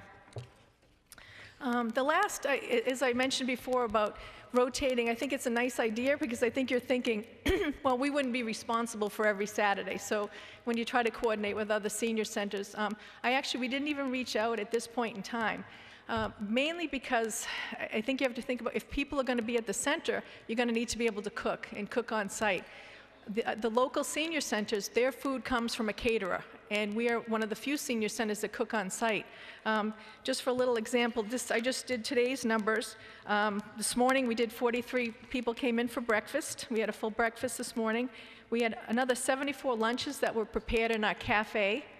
And then we had another 138 lunches that were served in our lunch program. So there was 255 meals that were served today. So like I said, when you look at staffing, you're going to have to think of a cook. And if you're going to have the senior center open, you're going to need to provide, you know, food services. And in the local area, anyway, Peabody is the only one that's going to be able to do that. So I think, you know, that's pretty much the three questions that the board members had. I don't know if anyone here has any questions for me at this point in time. Council Walsh. Thank you, Mr. Chairman. Carolyn, thank you for your presentation. And I'm thinking that $1,000 per Saturday really is a bargain. But my question, I guess, would be, is there an actual interest by the Council on Aging to go forth with this? If there's some way we could figure out how to fund it? Or is it, you know, something that you think would take a lot of work to get, if you were interested? Sure. How long do you think it would take to implement such a program? I think we would you know, at least need until the fall to be able to do something like this. I think there is an interest. I've been, you know, quietly talking to staff to see if they'd be interested. I think if we're going to do this, we should look at maybe a 2-year commitment of funds, because within that time frame, we feel that if we were able to offer actually the adult day health program services, that eventually we may be able to cover the cost of Saturdays, because, as I said, the Adult Day Health Program and the nutrition program is some of the way we raise that 1.1 million every year. So, so it would not only, you know, provide a service to those families, a little respite, but it would also actually probably cover the cost of some of the other things that we're looking to do. So just very quickly, Mr. Chairman, so what would the next step be? Actually, I think the next step, we're actually working on a survey for all of the, we're going to put it into our tips and topics, which has about a circulation of 3,000. So we want to start with that to see if there would be an interest in it, certainly. And then, of course, we'd have to really talk with the staff to see if they're interested, or is it something that we may have to hire for, you know. So I think that would be at least the two next steps that we would be looking at. So. Any other comments from Council Garabedian? Just a couple of things. One is, like, if you're gonna figure $1,000 for a Saturday, which Council Wall says kind of, you know, it's not a bad number, but is that with present people you have that you're gonna have to pay overtime to and all that? See, you may be able to get some people that might donate some time just for that one day. Well, I think with that would be the minimum staff that we would need, and I think they really need to know our programs and services. With that, we're probably going to look at, you know, another 20 or 30 volunteers that are going to help us out too. So the bulk of it will be volunteers, but you're going to need people on that know the building, certainly for maintenance and the kitchen, and also someone to coordinate it. That would be kind of with the minimal staff. And then I think you have to think about the fuel for the buses and the extra utilities we're going to use in the building to have everything up and running. So that 1,000 was pretty much kind of with volunteers, to be honest with you. Okay. You know, but I understand what you're saying with staff. It wouldn't be certainly time and a half or anything like that. I understand what you're saying. And benefits. But, so you're talking every Saturday for the whole year, or are you just talking seasonal time? Yeah, okay. Council Walsh? Through you to Council. Yeah, Mr. Chairman, through you to Councilor Garabedian. The discussion earlier, I think, really boiled down to 44 weeks because there were certain times of the year that they were concerned about, January and February being bad winter time, bad storms, so you may not want to open then anyway. And then I think the summer months when people are away. So At least July. Yep, that's what we think. I do think it's a great idea, so if you need any help from us, we'd gladly help you. Okay. Thank you. Thank you. All right. Any other comments from the board? Hearing none. So for now, we'll leave this in committee, waiting to see the results of your survey. That'd be fine. And then we'll revisit it at a later date. It sounds good. All right. Thank you, Carol. Thank you. Next on the agenda is actually a motion that I had made, which is to investigate the feasibility of moving the Revolutionary War Monument located at the North Shore Mall to 2 Washington Street. And here tonight, I believe some of the Veterans Affairs people are here. Would anybody like to speak?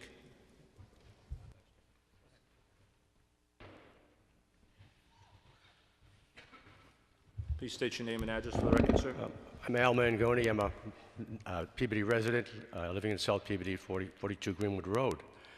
I'm a veteran, and I realized, along with a few other guys who are veterans, that when we bought the Shea building, that it presented an opportunity to us to do something to help educate, especially the young people in Peabody, about their heritage concerning the Revolutionary War.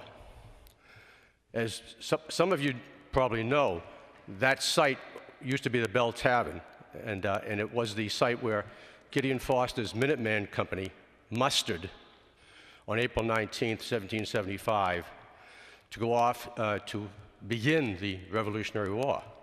Now, we have a monument a few hundred yards up the street on Washington Street that commemorates that particular day and those particular few people who died during that day. But of course, that doesn't commemorate the entire Revolutionary War, nor does it commemorate all of the residents of Peabody, then Brooksby, who fought in that war. We have that kind of a monument up at the shopping center. The problem with that monument is that nobody sees it. Now, that monument contains the names of every resident of the town at that time who served during the war, whether or not they were killed. And there are scores of them. And if you went up there to read that monument, you'd recognize many of those surnames still exist in Peabody. Those surnames are still all over this town. But no one sees that monument. Not only is it the shopping center, but it's in a bypath in the shopping center. It's in an area where there's practically no people visiting it.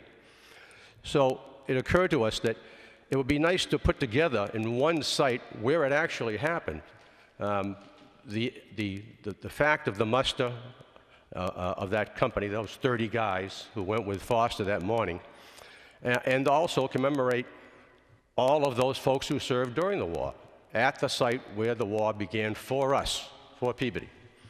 Now, you can do that one of two ways. If you agree to the concept, you could move the monument up at the shopping center down to the corner of Main and Washington Street, facing the sidewalk, so passers-by could read those names and understand what happened. That's the best way to do it, I think. Well, maybe not the best, but it's one way to do it. Or you could put another monument there and start from scratch. The only disadvantage of moving the monument that's up at the shopping center is that it only commemorates those who served. It doesn't mention the Minuteman Company departing from the Bell Tavern. You'd want to combine both of those facts in one monument at the corner of Main and Washington Street to get a full understanding of what happened at that morning that led to a war that went on for a number of years. So if we moved the monument alone that was up at the shopping center, we would be presenting an incomplete picture, because it just lists the names. Okay, it doesn't say this is where the Foster and his Minutemen mustered and departed that morning. You have to put those two facts together. So you could do it either way, as far as I'm concerned, as long as we do it, because that's where the monument for the Revolutionary War in Peabody should be. And I was delighted, as were a number of the veterans, when the city bought it, because it presented a golden opportunity to educate all the numbers of people who pass by there every day. There are more people passing by that spot every day, by a factor of hundreds, than will ever see that monument up at the shopping center. And so we're not doing any education up at the shopping center at all. And we're in the business of doing that, any of us who consider ourselves patriots. So either way, I hope it gets done, and I certainly hope that it gets done prior to Patriots' Day next year, so we can dedicate that new monument, whether it's the new one or a combination of the old and the new, on Patriots' Day morning next year. Questions? Councilman Matsoulis.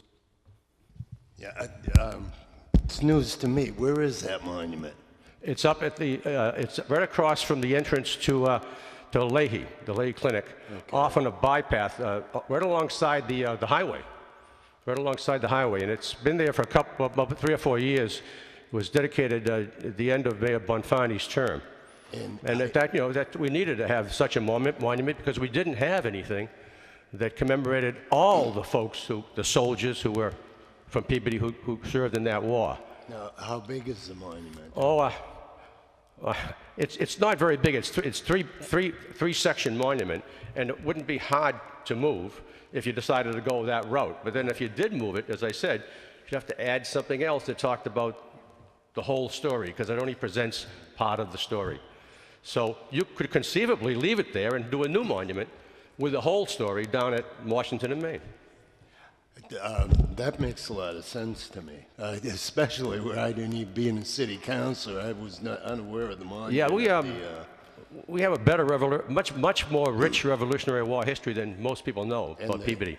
Another, Foster's company left from that site, but another guy, Captain Lowe, after who Lowe Street is named, not far away, he led a regular militia company that left that same day from Peabody, and out in West Peabody, Captain Flint led his regular militia company. But the regular militia companies didn't leave till later on. The Minuteman companies, like Foster's, were able to go without orders. They were to leave as soon as the alarm was sounded, without orders from the regimental commander, and that's what they did. One more question. Yeah. Is the name Mangione on the monument? No, there are no Italian-American names how on the about monument. how about, we came a little later. One more question. How about Toomey? Is that name on No, there? I don't know if okay, there's a Toomey. There might be a Toomey. You never know. Okay. Thank you. Any other comments from the council? Councilor McGinn? Thank you, Mr. Chairman. General, I completely agree with the concept, fully supportive of it. And I would agree that our history in Peabody is underappreciated. Oh, yes, it is. And We have as much to offer as Salem has, and we don't realize it. Maybe this will help us get along that path. I dare say we may have more to offer. Yes, thank you. And we should be taking every action we can to highlight that and educate. Thank you, sir. Thank you. Councilor Manning? Yeah, I think if we're able to move the monument in downtown Peabody, I don't think this will be a problem, so I certainly Thank you, ma'am. support it 100%. Okay. Okay, is there anybody else like to speak briefly? Please step forward and state your name. H34 Beauty, Chris. Good evening, gentlemen. You probably know who I am. Please enlighten us, Mr. Toomey.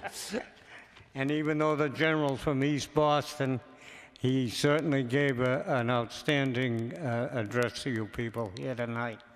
Some of the things that were left out was the fact that the city of Peabody did not own 2 Washington Street, otherwise known as the Bell Tavern, at the time that we put the monument up at the behind the Leahy Clinic up there on the walking path. It was originally the birth at the cemetery location for Jonathan Wilson, who was a captain in the Bedford Army militia, if you will. And that body was removed on September 4th, 1964, and he now resides with his wife at Cedar Grove Cemetery. So there was a big question of whether or not we could, the body was there, which it is not. And this is from the Mr. Cronin from the Cedar Grove Cemetery's information. But the whole situation is, it was the beginning, it's the most significant piece of land in the city of Peabody that has been sitting there all of these years as the birthplace, actually, of the American Revolution. At that time, there was several militia groups that had been working with the British regulars on the Indian Wars, the French and Indian Wars. A lot of history there, a lot of history. And on the day that they moved, they got the alarm, the militia alarm, from the militia people, all the regiments that were farmers, actually, that had been practicing against these people that were determined to overthrow the new arrivals from Britain. And they all assembled at number 2 Washington Street. And that's where they probably were having church in the old South Church down here in Peabody Square, with their rifles packed in the back of the church, which was one of the requirements when they went to Sunday services. And they probably marched up Main Street to Washington Street. Now, they were not alone, or they were not supposed to be alone, but they waited from 10 o'clock in the morning till probably about a little after noontime before they were waiting for the Salem Regiment to come, headed by Colonel Pickering, and he never showed up until very late in the day, probably late in the afternoon. By this time, the militia from Peabody, otherwise known as South Danvers at the time, walked 4 hours to get to a place called Monotony. And some of the Britons called it anatomy, because it was a hard word to say even in those days. Anyway, we were prepared. and we gave the Brits a run for their money. Had Pickering showed up with his force of, I believe it was 300 people from Salem in the militia, and these guys were practicing all the time. The Brits didn't realize that. And had Pickering showed up with the 300 members of his team, there would have been no question who won the first battle of the birth of the United States of America. So the general has done an outstanding job. The veterans think they have a good idea here, and I support them. And I hope you'll all consider this very much. Thank you very much, John. Thank you, Mr. Toomey. State your name. Christopher Ty, Veterans Agent, City of Peabody, 54 Gardner Street, Peabody, Mass. I was called to come before the Veterans Council to make a report on this location, on the possibility of transferring the current monuments, and if you want to, I'll submit this to everyone. I have pictures of each one of them. I went down to the site because I was trying to get ready for tonight's meeting, and I took pictures. While the historical significance of Independence Pathway, which Independence Path goes through West Peabody, and that was supposed to be the beginning of the path.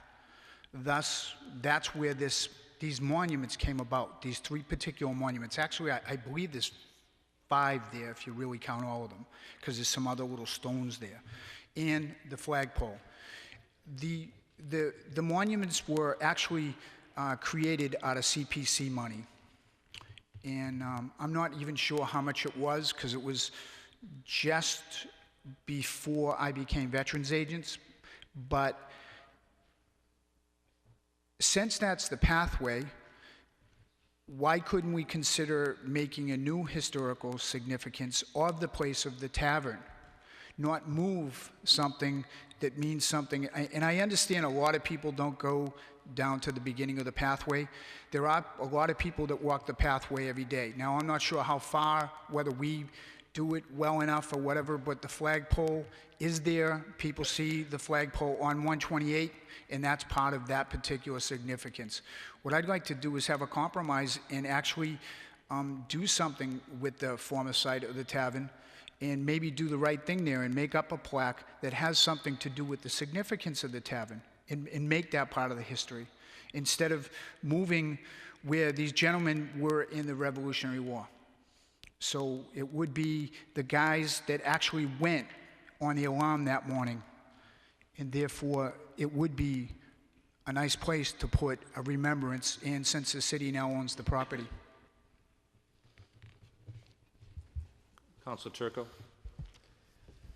On that note, in agreement with Chris and the general, the current monument, as it stands, isn't it's not the best place, but it's a needed place.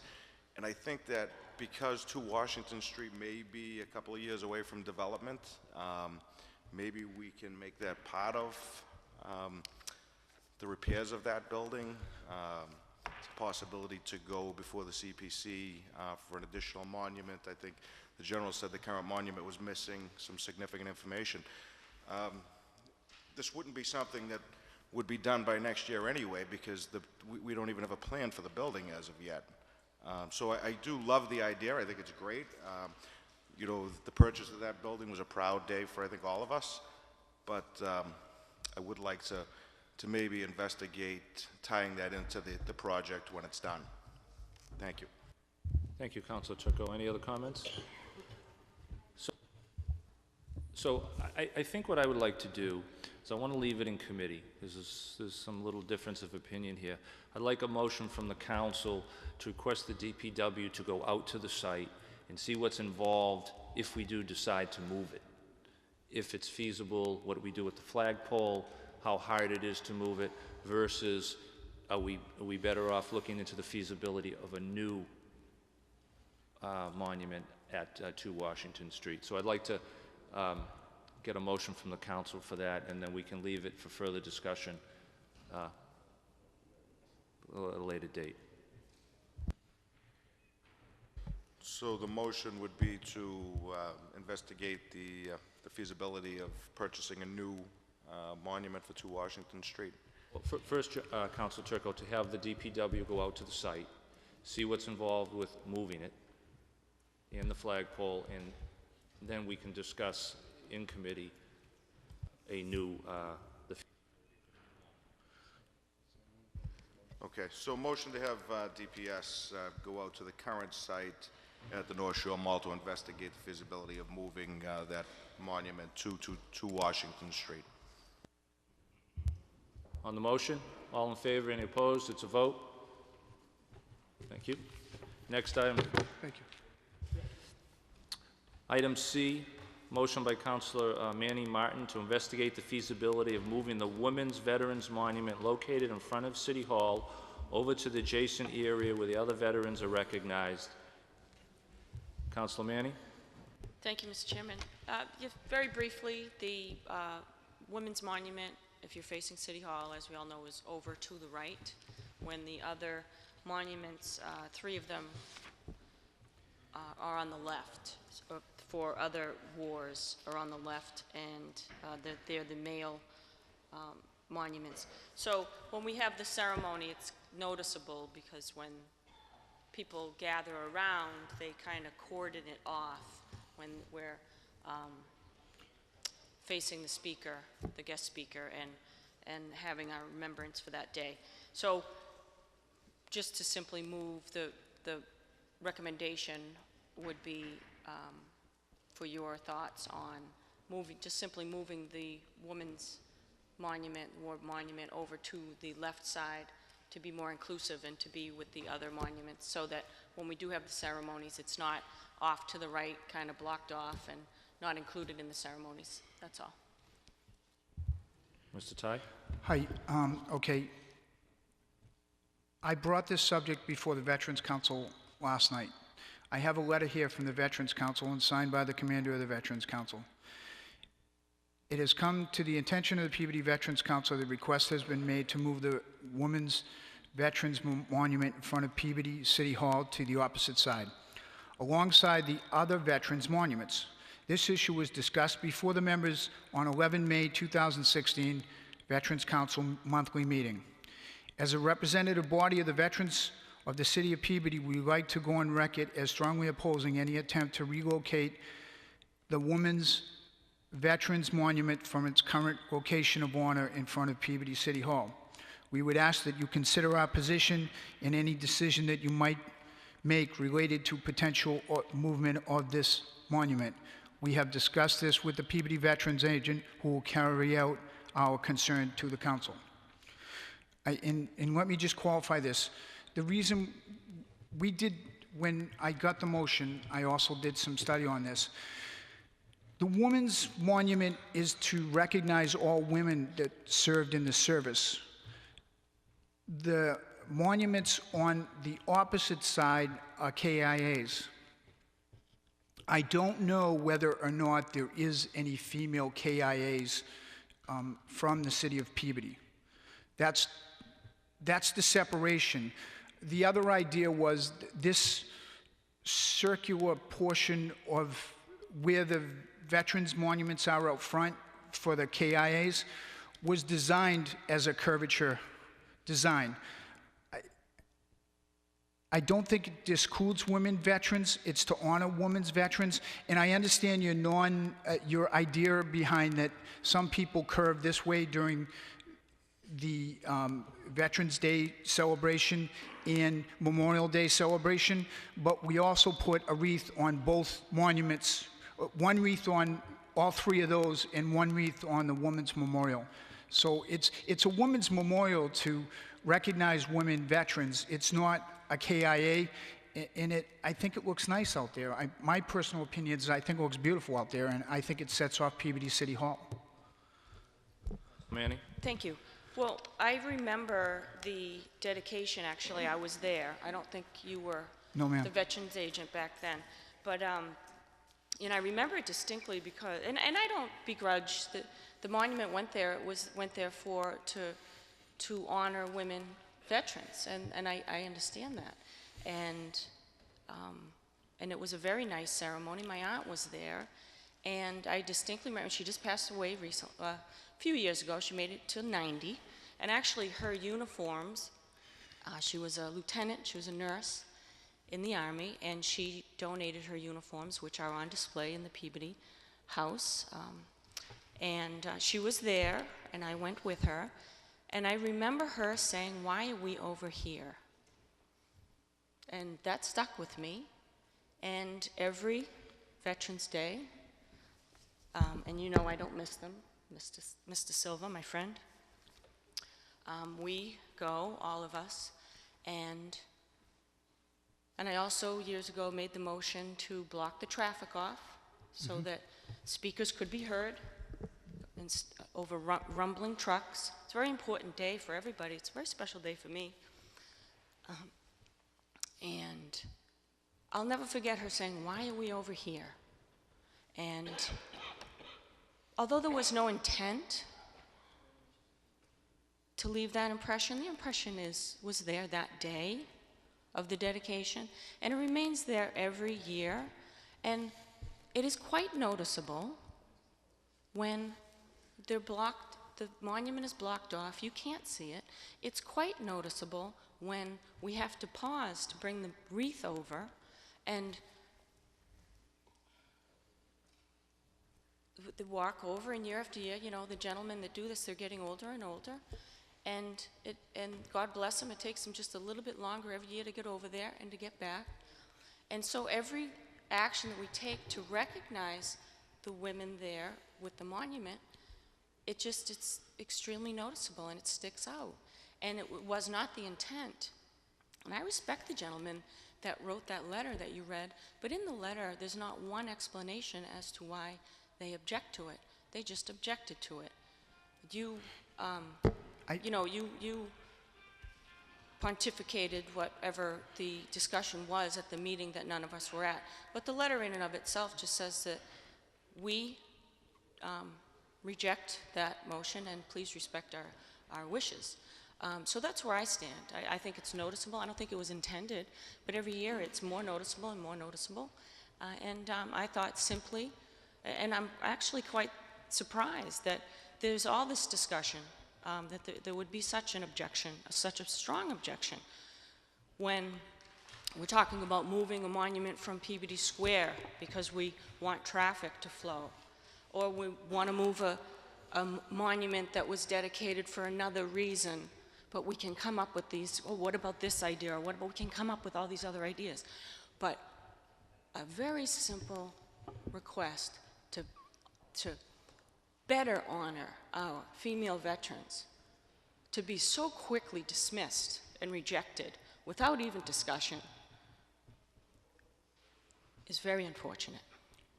Thank you. Ty, do you like to respond? I just want to say that a woman veteran actually was the first one that objected to moving of the female veterans memorial in the front of Peabody City Hall.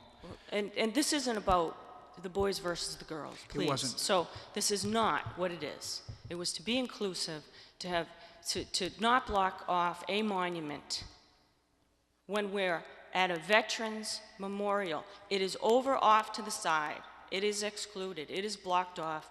All our backs are to that monument when they should not be. This is not a gender issue. This is not boys versus the girls. And I am offended that you would come out front swinging and saying it was a female veteran that is the one that objected. I am appalled that this discussion is even going on when it was simply to move a monument, which we had just talked about. And we're moving a monument down in Peabody Square, and there's no discussion about any of these things. Yet this simple act to be inclusive and to honor people without turning our backs to a monument when we're supposed to be honoring veterans, to generate this type of discussion is extremely upsetting. And it was a simple motion to be inclusive and to better honor and to have a better ceremony. And for it to get to this type of discussion, I'm appalled. And I'd leave it to my colleagues to decide whether they they think this is a worthy discussion to move a monument so that we could be more inclusive and have a better ceremony to celebrate all our veterans. Thank you. Councilor Gould. Thank you, Mr. Chairman. Well spoken, Councilor Manning. With all due respect to our veterans group, and keep up the good work for all you do, what message are we sending to women? What message are we sending to young girls when we can't incorporate a current monument and bring it over to the same side as all our male monuments? I don't care whether they're killed in action, it's a respect. And I'm not taking sides with you, or excuse me, finding objection to you, Veterans Agent Ty, but the message should be we're supporting women regardless of whether they were killed in action or they served this country. It is absolutely mandatory in my estimation that we make this happen. It is silly that we're even discussing it. Thank you. Councilor Garabedian. Thank you, Councilor. I totally agree with Councilor Ann Manning and Councilor Gould, 100%. And she makes so many valid points. And to be turned around in a way where it's like just minimized and shunned off, not by you, Chris, but maybe it seems like this situation it's not a good one. And, you know, and you got to understand, I mean, why would we turn our backs on a monument when we're doing a ceremony? And why did it even take this long? And I commend Councilor Manning for this, and I'm 100% for it. So, thank you. Councilor Sasslaw. Thank you. You know, I was a little surprised when you read the letter and the tone, quite frankly, and I can understand Councilor Manning's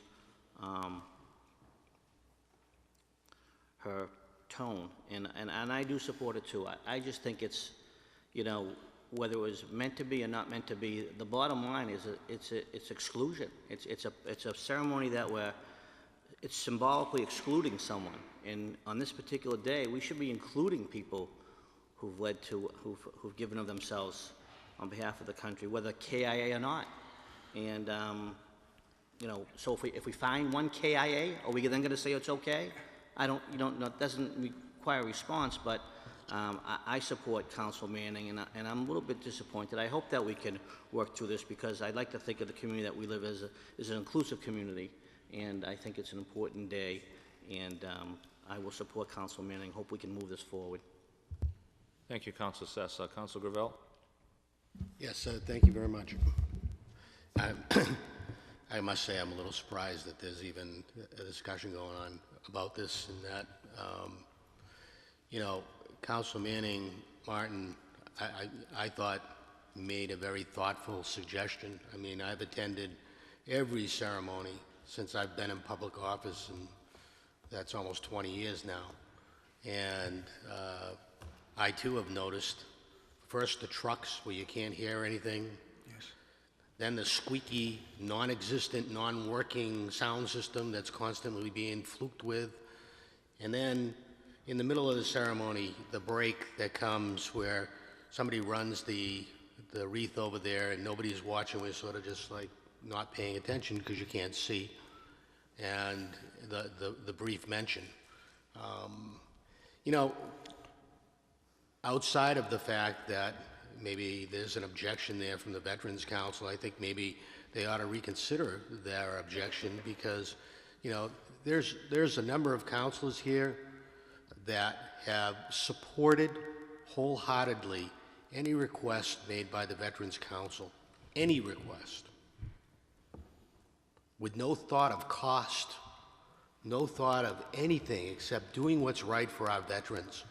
So these are our veterans too. Why can't we include them?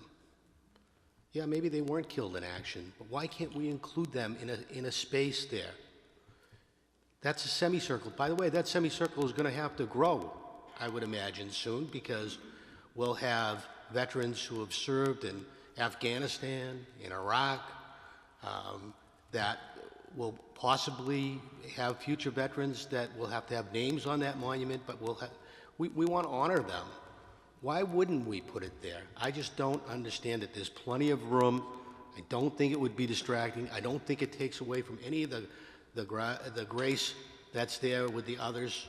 So I support Council Manning Martin's motion, and I strongly hope that the Veterans Council will reconsider that thought and just give it a chance, give it a shot. I mean, and understand why it was made. It wasn't made for any other reason than to just respect the veterans who have served us. Thank you.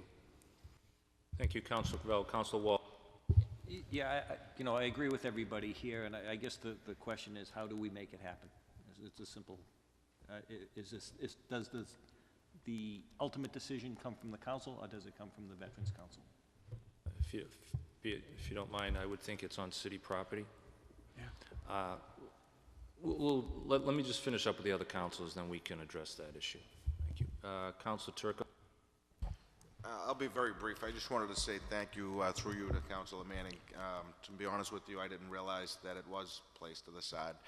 And as the father of a 11-year-old and 13-year-old daughter, I hope that if they do serve our country, that nobody will have their backs to them when we celebrate Veterans Day. So thank you very much. Any other comments from the Councilor Mitsoulas? Yeah, John, you just took my words there. As a father of 2 girls, I've got to support Councilor Manning Martin. As a voting member of this committee, I just wanted to go on record as supporting Manning Martin, Councilor Manning Martin. That's it. Yep. Thank you. To the Veterans Agent, I know it's hard to stand up there and out of respect, you were silent and you respected everybody's opinion, so I appreciate you doing that. Back to the issue of how we get it done, I think that monument is on city property.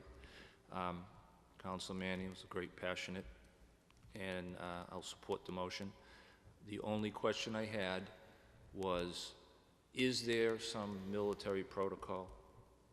There's no slight on women here of any type of their service to our country, but is there a military protocol that somebody who's killed in action, and that was my only question, and I'll let the Veterans Agent. Al can probably answer that better than I. If it doesn't mind, and then we can wrap up. Thank you. There's no military protocol that would prohibit moving that over to the other side. And it would be a simple matter, I believe, of eliminating the semicircular situation, put them all on line, and put the female one right next to them. Bingo. Simply done. Makes a good point. You can do it easily. Thank you. Having said that, can I have a motion from the floor?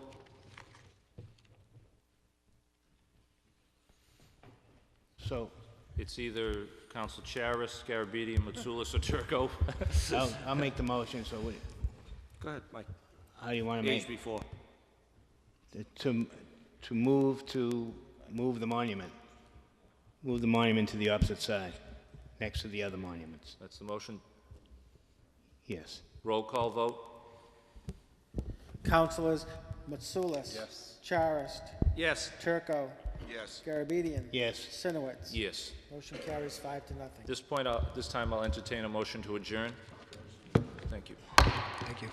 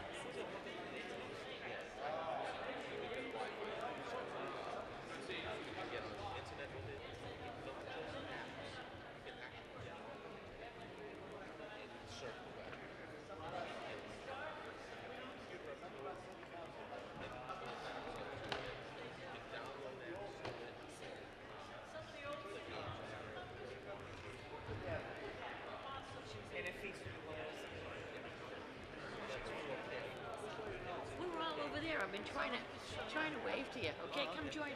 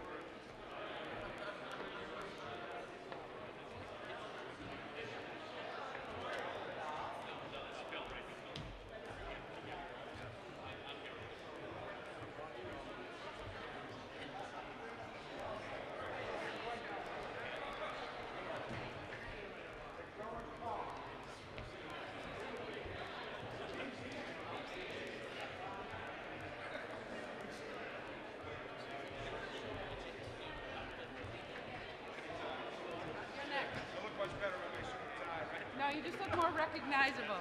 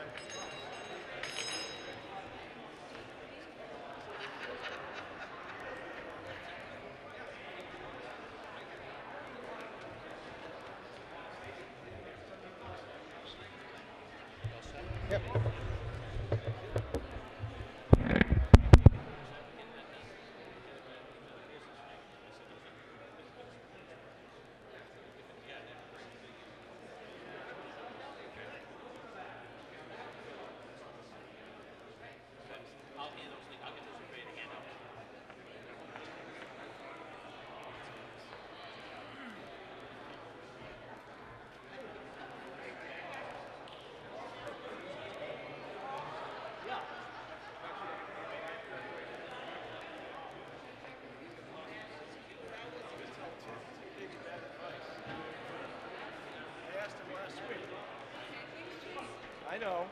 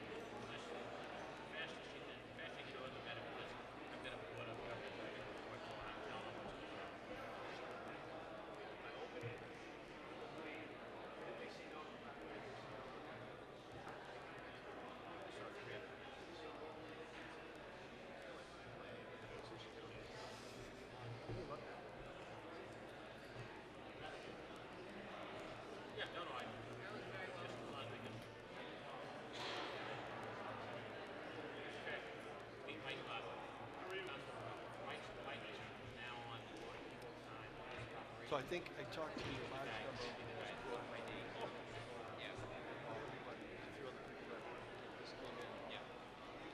so I told them to sustain the veto.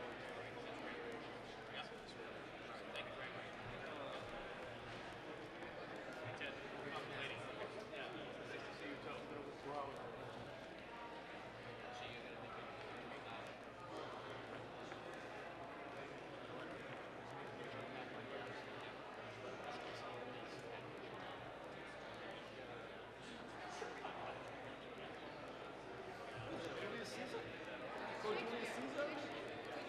I was quoting Machiavelli earlier today, and I don't know what's going on. I need some sleep.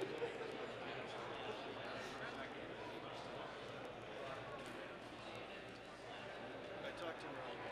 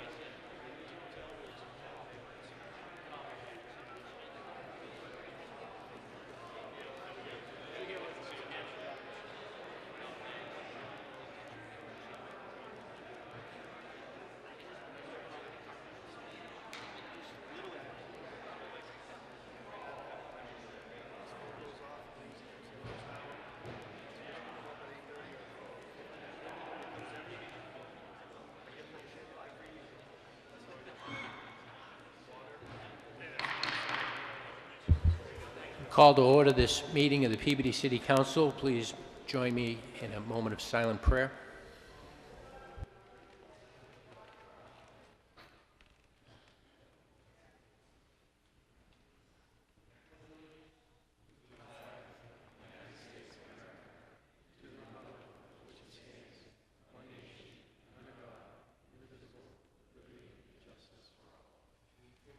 Mr. President. Councilors, you heard the motion. All in favor? Any opposed? It's a vote. Councilors, if there is no objection, I'd like a motion to, under suspension of the rules, to move to item 10A. So moved. Thank you. All in favor? Any opposed? It's a vote. Item 10A. Councilor Charist.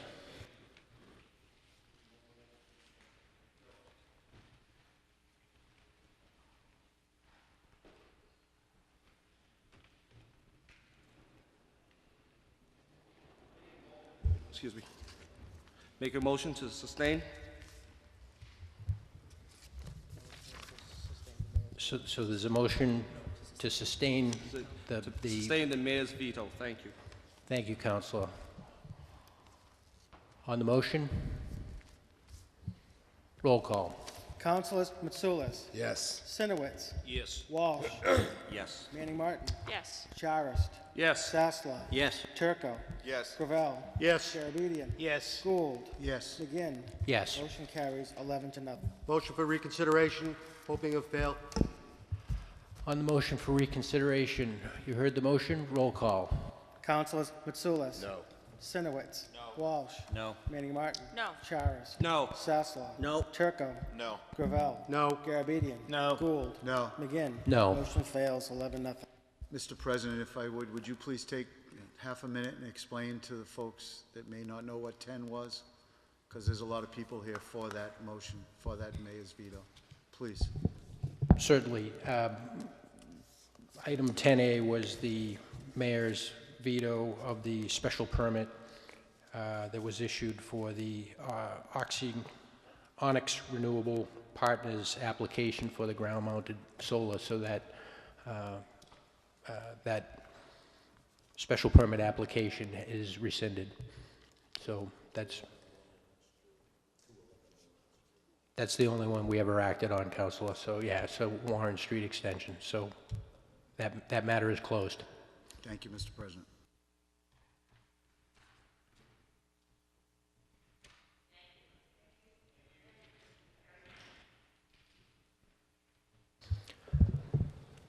Moving on.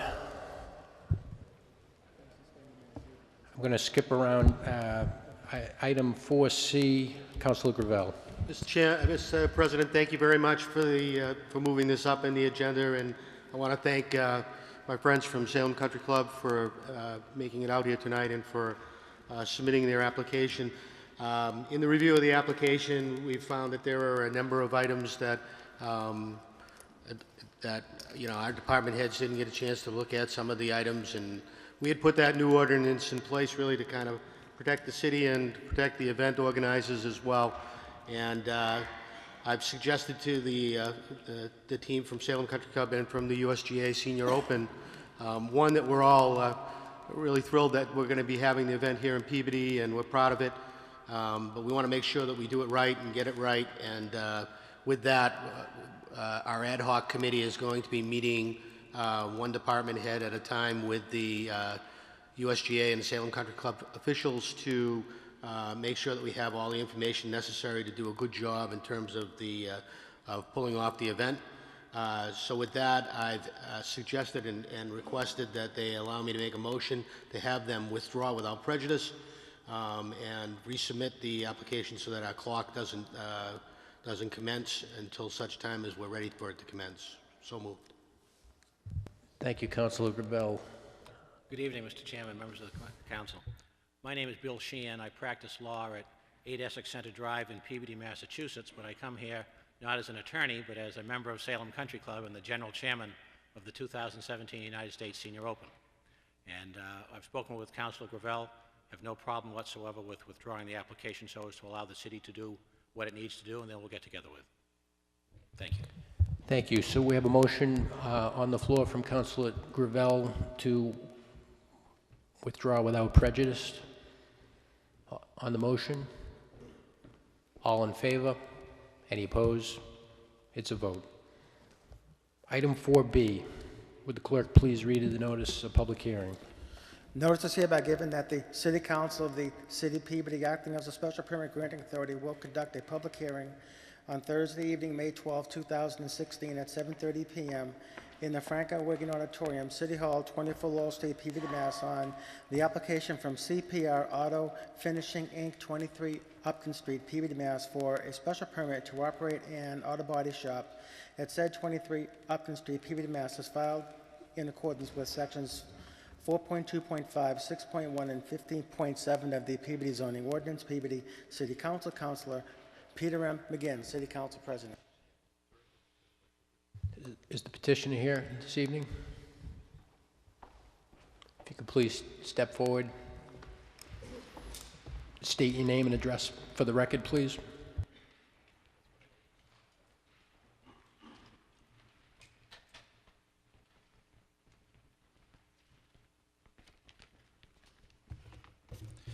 My name is Celso. I want an opportunity to open my business in 23. Sir, could you, I'm sorry, could you state your name and address for the record?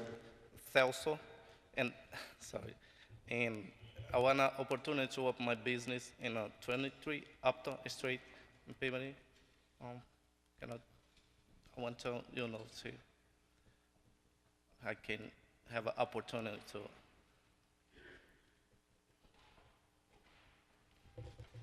Councilor Matsoulis. Yeah, Mr. Chairman, I know we're rushing for time this evening. This is a pretty simple request here. He's looking to put an auto finishing company in his in the premises. I've been down there. I know where the property is. There's going to be no vehicles stored outside. Everything's going to be done indoors. And what he's going to do is be fixing cars, tents, whatever. And all his paperwork's in order, Mr. Chairman, if any other councilors have any questions. Is there anybody here this evening that would like to speak in support of this application? Anybody here that would like to speak in support of this application? Anybody here that would like to speak in opposition to this application? Anybody here to speak in opposition to this application? Hearing none. I make a motion to close the public hearing, Mr. Chairman. Before we act on that motion, are there any other councilors that would like to? Seeing none, Councilor, I'm sorry, Councilor Sinowitz. Just one question. How many cars on the site? Is it an unlimited amount of cars?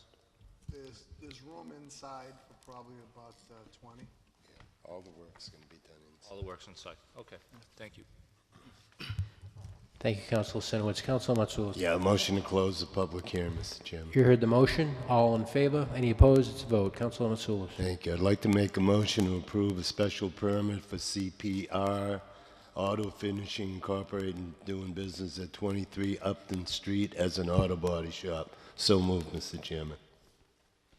On the motion, Councilor Matsoulis, from myself on the motion, would you be amenable to adding the feedback from the fire department to your, as a condition of your motion, which was needs to submit plans for a spray booth per Mass Fire Safety Code 527 CMR 1, Chapter 43. But I will go along with that motion, Mr. Chairman. Thank you. Okay. You heard the motion, councilors. Roll call.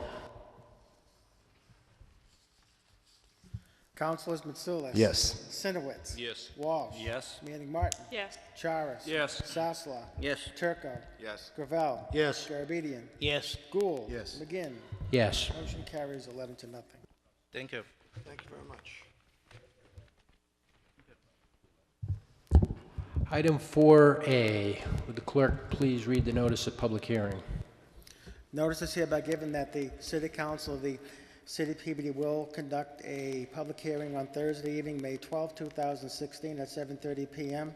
in the Franco Wigan Auditorium, City Hall, 24 Lowell Street, Peabody, Mass., in accordance with the provisions of Chapter 48, Section 5 of the Massachusetts General Laws, to consider amending the zoning ordinance of the City of Peabody as follows. Be it ordained by the City Council of the City of Peabody as follows. Section 1, that the zoning ordinance of the City of Peabody entitled City of Peabody Zoning Ordinance adopted April 28, 2011 and amended through December 11, 2015 is hereby further amended as follows by adding to Section 4.2.5 under the column marked districts, the following use shall be a permitted use by special permit from the City Council. 4.2.5 business, automotive storage of undamaged and operable vehicles in the R1A zone by special permit. Section 2, all ordinances or parts of ordinances inconsistent herewith are hereby repealed. Section 3, this ordinance shall take effect as provided by law. Peabody City Council, Councilor Peter M. McGinn, City Council President. Attorney Bonsalidis. Excuse me. Good evening. For the record, my name is Ethan Bonsalidis. I'm an attorney practicing law at 246 Andover Street in Peabody, and I'm here on behalf of Group 1 Realty with respect to this evening's proposal. Group 1 Realty is a subsidiary of Group 1 Automotive. They're the owners and operators of the Audi auto dealership, doing business. Mr. President, point of order. I'm going to recuse myself since I work for the company, Group 1. Thank you, Councilor Garabedian. I will miss your participation. And they're the owners and operators of the Audi dealership at 252 Andover Street in Peabody. Group 1 has entered into a purchase and sales agreement with Mr. Spiros Demarcus to purchase his property on Willowdale Lane, and I believe it's shown as Lot 24 on Assessors Map 39. We have also been working with the City of Peabody to try to enter into an agreement to purchase the abutting land that's owned by the city. That's shown as Lot 23, also on Assessors Map 39. And Group 1 is very close to entering into a purchase and sales agreement with the DeCoulis family for all of their undeveloped land that's situated behind all the businesses on Route 114. The property that Group 1 wants to purchase from Mr. Demarcus contains approximately 2.96 acres of undeveloped land, and it is situated in the R1A zoning district. There's a little history to that property. Back in 2007, the Peabody Planning Board had approved an 8-lot definitive subdivision for this land, but that subdivision was never constructed. And the main reason that it wasn't constructed is the fact that the property is literally surrounded by commercial uses. It abuts the Simply Storage Facility. It abuts my office building. Diagonally across from its frontage is the North Shore Bank. Friendly's Restaurant, the Audi dealership, and I believe it's Dunkin' Donuts. In addition, its sole access is up through Route 114. In essence, the property just isn't situated in a residential neighborhood, and it certainly lacks any type of residential characteristics. Now, Group 1 desires to purchase that property, and they would utilize it solely for the outdoor storage of automobiles in connection with the Audi dealership on Andover Street. However, this use is not allowed in the R1A zoning district, which is why we've filed our request for an amendment to the use regulations. And I'm sure many of the councilors or some of you may be wondering why I didn't submit a request to just rezone the property from the R1A to a BR district. And the answer to that is a little lengthy, but I'll try to summarize it. Now, some of you may remember that back in the late 1990s, Mr. DeCoulis, along with Al Slotnick, that used to own the Cross Keys Apartments, I think it's now Avalon Bay, and some of the intervening owners, had filed a very large commercial definitive subdivision that encompassed all the vacant land that was behind the businesses on Route 114. And that subdivision plan provided access out into Richardson Road and out onto Mount Pleasant Drive. It provided access out to Cross Street and out to Route 114. And that subdivision obviously generated a lot of opposition from all the residential neighbors that resided on Emery Street and on Mount Pleasant Drive, Richardson Road, and even up on Hog Hill Road. And the residents didn't want such a large-scale commercial development to further encroach into their residential neighborhoods. And as a result, they were able to convince the council back then to rezone all of that vacant land from the Business Regional Zoning District into the R1A zoning district. And that's why we're requesting an amendment to the use regulations rather than a rezoning of the property.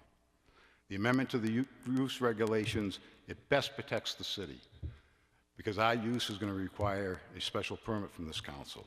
And this council will have complete control over our site plan with respect to any buffer areas, lighting, hours of operation, and they can incorporate any form of conditions and restrictions that they deem necessary in order to best protect the surrounding residential neighborhoods. I do have with me this evening Mr. Chris Allen. He's a representative of Group 1, and together we'll try to answer any questions that any of the councilors or the public may have. Thank you. Is there anybody here this evening to speak in support of this petition? Anybody here to speak in support of this petition? Mr. Mayor. Good evening, councilors. I am here today to speak in strong support of the proposed zoning addition in the R1A zone to allow for storage of operable and undamaged vehicles. I wanted to give the council a bit of a historical perspective on this particular project and this particular vote. I think many of you are familiar with what's been taking place and what the issues are, but I wanted to give a bit of a history. I'm joined today by a number of neighbors from the Brooksby Farm area.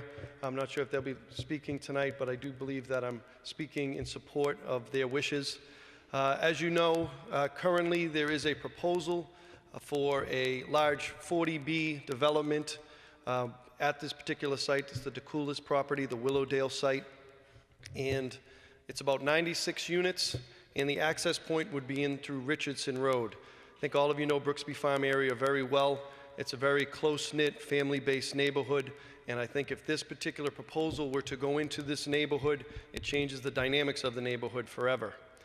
Shortly thereafter, there was another option that was presented to us in which the Group 1 Realty, the owners of the Audi dealership on 114, were looking to purchase property in order to move forward with the storage of operable, undamaged vehicles. They are looking at 3 sites in that area.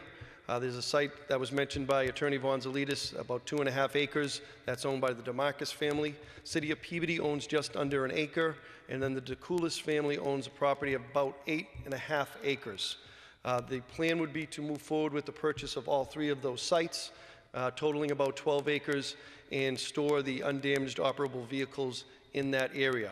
The access point would be through 114, not through the Brooksby Farm neighborhood. We had a large neighborhood meeting. Many councilors attended that meeting at Peabody High School. I think there was probably about 100 neighbors in the area, all from the Brooksby Farm neighborhoods, and very strong preference very loud, very vocal, very clear that the strong preference for the neighborhood was to see if the Group 1 Realty deal could go forward to avoid the 40B project that was being proposed in that neighborhood. We immediately set about trying to move forward with that proposal. Councilor Ed Charist, the ward councilor in that area, has been very active and hands-on in this particular matter as well. We've had a number of neighborhood meetings with the immediate abutters, a group of about 10 families that are the immediate abutters that would be greatly impacted. In particular, the whole neighborhood would be impacted, but these particular abutters would be impacted significantly by the proposed 40B development that would go in. To move forward, we looked at a bunch of options, and I think Attorney Vonzalita said it well as to why this was the preferred option in terms of the addition to the R1A zone. There are other R1A zones within the city of Peabody in certain wards, not in every ward, but in certain wards. And that's why I think it's very important for us to make sure we put appropriate safeguards and make sure that the council controls the process through a special permit request. This is an action that is really because of this Brooksby Farm neighborhood, to try to protect this neighborhood, as I said, because the dynamics of it would change forever. And we are working on some final issues with the Group 1 Realty to try to make sure that the neighborhood's needs and desires are met. I do believe that we are going to be able to get there, but to move forward with this proposal and avoid the 40B, this vote is necessary. There would be 2 future votes if the vote is passed today that the council would be asked to make. The second vote would be to approve a purchase and sale agreement for the sale of the city-owned parcel. It's about 0.8 of an acre to Group 1 Realty. We've agreed on a price. We've agreed on some terms. We have to just agree on the language, and then if it does go forward, we'll be presenting it to the City Council for hopeful approval. The third vote would then be the special permit request that Group 1 would move forward on. Once all the pieces of properties are put together, they would come forward to the City Council and ask for the special permit request at that time. So this is really the first step. We did go to the Planning Board, and we received a Planning Board recommendation for approval. And last night, we attended the Conservation Commission meeting and got approval from the Conservation Commission to move forward as well. I was very grateful for the support there. And today, as I stated, I'm in strong support of this. This is, I think, an important action to take for this neighborhood, and I believe as a council, as a city, we can come up with the appropriate safeguards regarding acreage, but most importantly, having the special permit power of the City Council to make sure that any such future proposal along these lines would be in front of the council for your final vote and decision-making ability. And I'm here to happy to answer any questions. I am here with a number of neighbors that have been intimately involved in the process. We've probably had, Mr. Charis, probably about half a dozen meetings with the neighbors, and I'm very grateful Attorney Vonzalidis and Chris Allen has come from Texas to meet with the neighbors himself personally, to hear about their concerns and to hear about what would make it work for them in their neighborhood. And I do believe that this is something that we can do and accomplish, and it would be terrific for the neighborhood to make sure it's preserved as best we can. Mr. President, councilors, I'm here to answer any questions and going forward. Thank you. Councilors, any questions for the mayor? Councilor Gravel. Yes, thank you, Mr. Mayor. Thank you for the explanation. I actually would like to make it known, particularly to the public, that this is not a special permit hearing, and I think it's important to note that. You know, having a committee of the whole review a request for a zoning change is not unusual. I think it's a good way to expedite the process. I do understand that it's going to be a 3-step process. I don't think that we as councilors should consider this a blocking action, and that's why we vote for it. We should consider it as what's in the best interest of the neighborhoods, because that's what we're here to protect. And if we believe that a zoning amendment is in the best interest of the neighborhoods, then we should support it. When given alternatives, we obviously have to consider all the alternatives that were given, but I clearly understand this as a neighborhood betterment issue. not a blocking mechanism for a 40B. Obviously, we have 40B requirements in the city. We're under our allotted cap, and so it's a concern for us, but we have a plan in place to address that through community development. And I think that for the safety of the neighborhoods and the sake of the neighborhoods in terms of what is the best and most reasonable use, then obviously these mechanisms have been put in place to help us support that. So I just want to make that clear to people who are watching, because sometimes people think that this might be an all-in-one hearing, and it's not. It is a normal course of action to review a zoning amendment and to get ourselves in position to debate it. So thank you very much for your explanation. Thank you, Mr. Gravel. Thank you, Councilor Gravel. Just at this point, if we could just limit it to questions to the mayor in case, does anybody have specifically questions for the mayor in case anybody else? Councilor Walsh. Thank you, Mr. President. Just very quickly through you. Mayor, there was some discussion along the way about in an R1A district, a certain amount of acreage being required. Why is it that that's not included here? And if not here, where do we include it? I don't want to intrude. I think Mr. Charis is going to speak to that, but I definitely think and strongly encourage, and I think all of you agree that we want to provide that protection for acreage, and I think Mr. Charis wanted to speak to that. If you wouldn't mind, Councilor, if I wouldn't want to step on. Councilor Charis.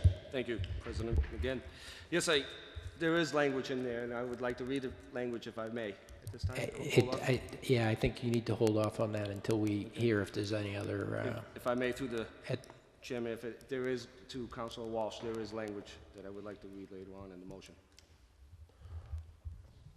Is there anybody else here this evening that would like to speak in support of this petition? Anybody else here that would like to speak in support? You could please come forward.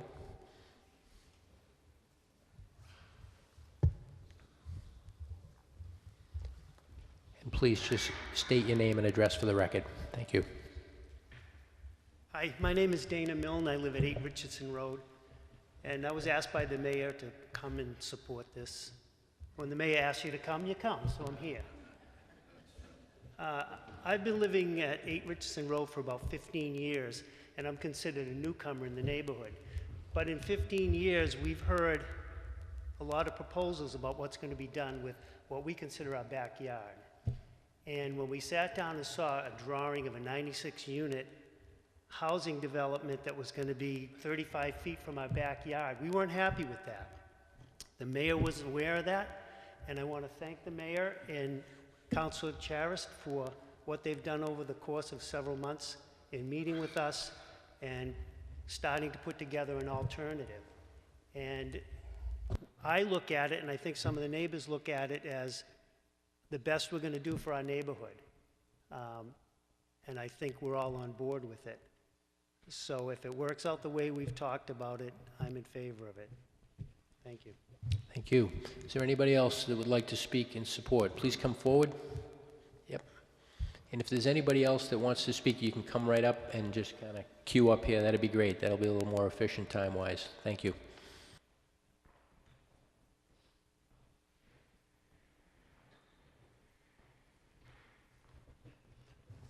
Please. My name is Ed Gates. I live at 11 Mount Pleasant Drive. My wife and I have been living 40 years in the city. And I am totally in favor of the proposal this evening because the traffic on Mount Pleasant Drive on a weekend, every day, not just the weekend, is just unbelievable. If they were to allow additional housing over there, it would not help the matter out whatsoever.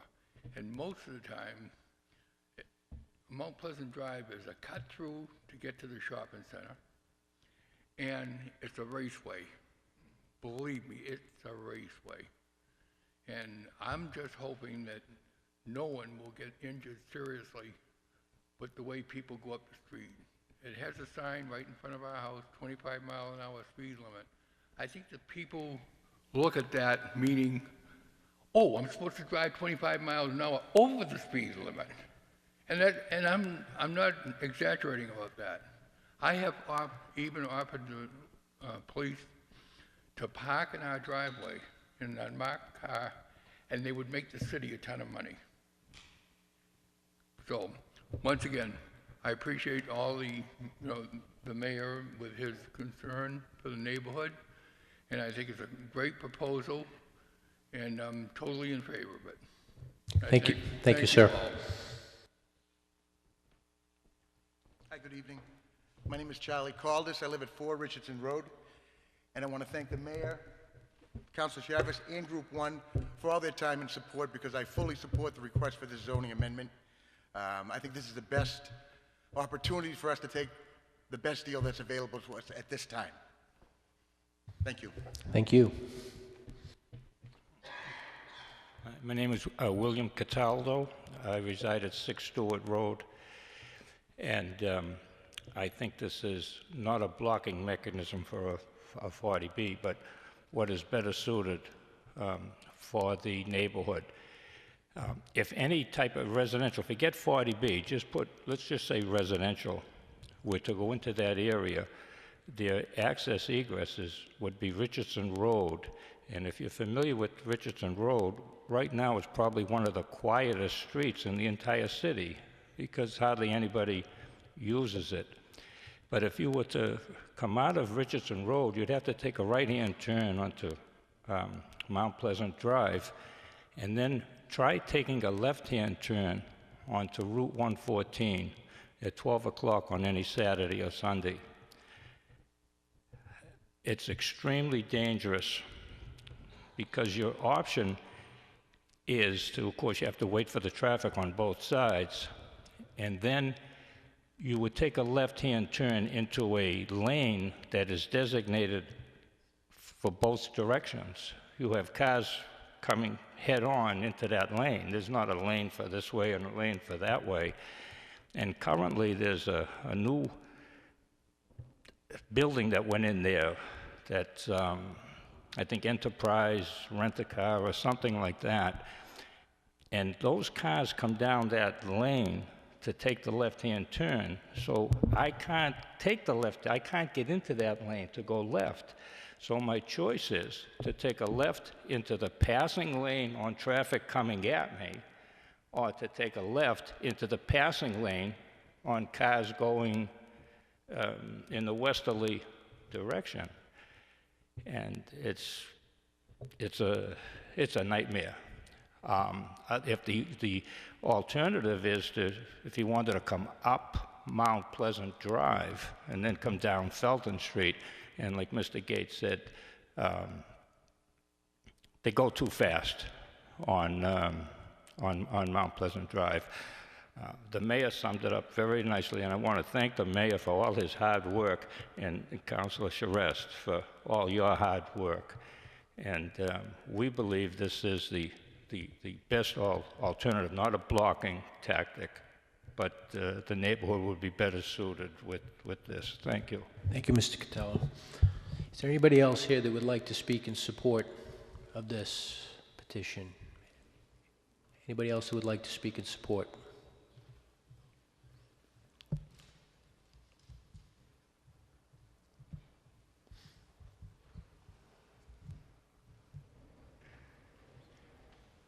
Your name and address for the record, please. My name's Carmela Henry, and I live at 2 Richardson Road, and I've been in front of the board probably for the past 30 years since I moved into Richardson Road with all these various plans that have come up for this area, and I really believe that considering all that we've heard in the past, this seems to be what might fit the best for us. And I just, again, wanted to thank the mayor and Councilor Charis for listening to all of our concerns, and to the city council also over the past 30 years have been very patient with us and listened to all of our concerns to try to preserve the neighborhood. And I am in support of the variation of the petition. Thank you, Ms. Henry. Sandy Haskell, 6 Richardson Road. I'm here to support what the mayor's proposing for the change of the zoning. Again, like everybody else has said, this is what's going to work best for our neighborhood. And at the time, this is what's on the table. Thank you, Ms. Haskell. Thank you. Patty Niswinkowski, 1 Richardson Road, and I just want to say this is the best for us. And in all the years, I've been there 43 years, we've never had anyone come and sit down with us and listen to all of our complaints, all of our worries, as Ed has, Jerez, and Mayor Betancourt, and the people from the auto dealership. They came to my house also. So it's been a pleasant surprise to have this kind of support when we were really concerned about that 40B going in, not just because of traffic, but because of we have a water situation in our neighborhood, and all of us have 2 sump pumps going at all times. So it's not to block a 40B, that water situation would have really affected all of our homes and the value of our homes. But it has been a very pleasant surprise in this city with all every time they've wanted to put something in, we've never had the support like we've had this time, and we really appreciate it. Thank you. Thank you, Ms. Niswinkowski. Anybody else who would like to speak in support? You'd like a second bite at the apple? Come on up.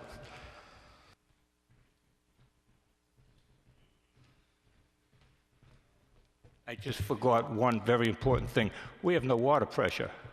And I wrote a letter to the council maybe 6 months ago or so, and I immediately after your vote, I think within 2 days, they had somebody come to my house from the water department, and yeah, they verified it. Yeah, you got no water pressure. So I think that's very important. If residential were to go in there, I don't know what I'd be able to do. Thank you. Thank you, Mr. Cataldo. Anybody else who would like to speak in support?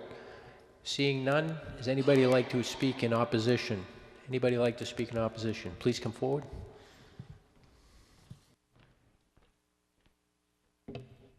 For the record, my name's Russell Donovan. I live on 12 Crow Road. I hate the term in opposition. I really hate that way of saying it. But don't kid yourselves. This is reactionary zoning to a 40B. And I'm questioning whether the city's opening themselves up to liability for a zoning change to avoid a 40B. The zoning change as proposed is going to affect citywide residential R1A areas by special permit. But the avoidance of a 40B, don't fool yourselves. If those petitioners want to, I'm sure they'll take you to court, and it'll cost the city a lot of money because you people are proposing a zoning change to avoid a residential development. Thank you. Thank you, Mr. Donovan. Anybody else who would like to speak in opposition? Anybody else who would like to speak in opposition? Seeing none, Councilor Charis. Thank you, Chairman. This time I would like to make a motion to amend the zoning ordinance of the City of Peabody as follows.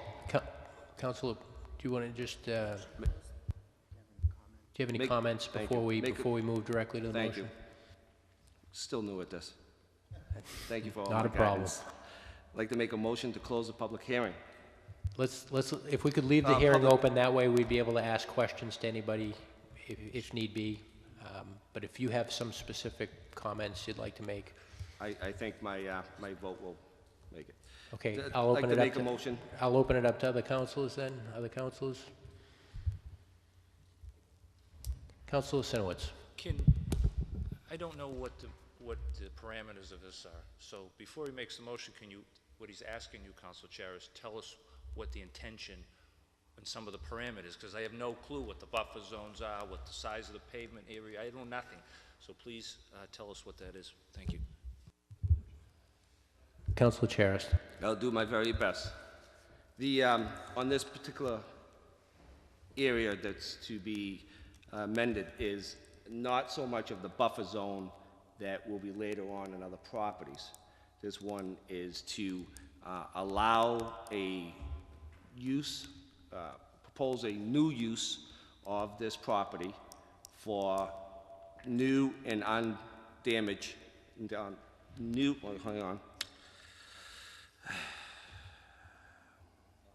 operable, thank you, storage of undamaged and operable vehicles, and consisting of a land of 3 or more acres of previous undeveloped land.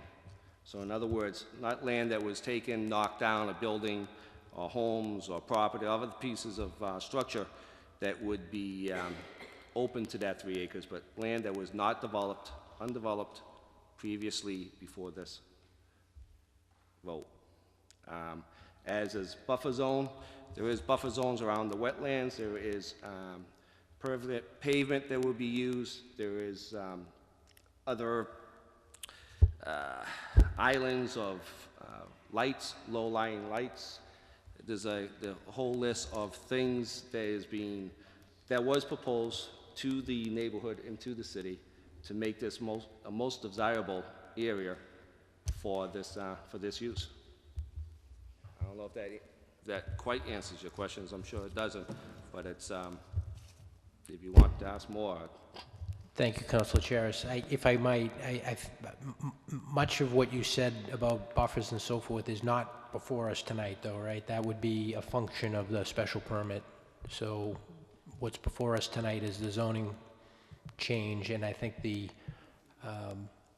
Councilor Sinowitz, are you clear on what portion of what he said would apply to it? I think it's the acreage. I hear what you're saying, but on some level, they're linked. The buffer zones, if I don't agree that the buffer zone isn't big enough, I'm not going to support the zoning change. So, on some level, I need to know what those buffer zones are going to be, so I feel comfortable that the neighborhood's going to be protected. I'm not just going to say, yeah, and give them carte blanche, and the buffer zone's 20 feet. So Can I address that, Mr. President? Yeah. Would you like to? Yep. Attorney Certainly Gonzalez. there's going to be buffer zones in every form of development. But this is an amendment, this isn't a zone change. It's an amendment to our use regulations.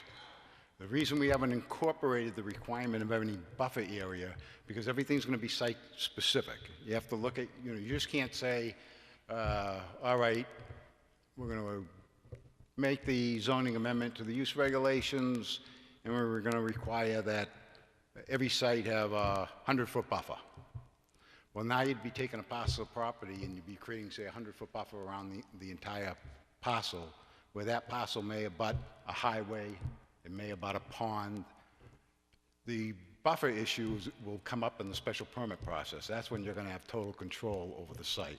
Through the chair, point taken, but you must have had discussions with the neighborhood. We've had discussions with the neighborhood. Is the neighborhood comfortable with the buffer zones? We haven't come to a final agreement on the length of the buffer zone, but I think we are going to be able to meet their concerns and their requirements. And if I don't, I'm not going to get my special permit. That's the bottom line. We're here to work with the neighbors. If we can't keep them happy, we don't get our special permit. I just want to make sure I have all the data and all the facts. I don't blame you. That's fine. Okay. Councilor Walsh. Yeah, thank you, Mr. President. Again, we're talking about a change to the R1A zoning. We're not specifically talking, in many cases, about what the special permit, which comes down the road, will be about. My question again on the 3 or more acres is, where is that going to be in this language? I know it's going to be part of Councilor Charis's motion, but I want to make sure that it is part of, if we're allowing this use in an R1A zone, I want to make sure that that language is actually in this. This is the way it should read. This is what was presented to the planning board. And if you look at the vote of recommendation from the planning board, Move to receive. That amendment to the amendment. Move to receive item 8H. Does everybody Heard the have- motion. All in favor? Any opposed? It's a vote. Does everybody have this, Mr. President? Can I read it? Please do. Please. And Okay, on behalf we're of the- taking this as a late receipt.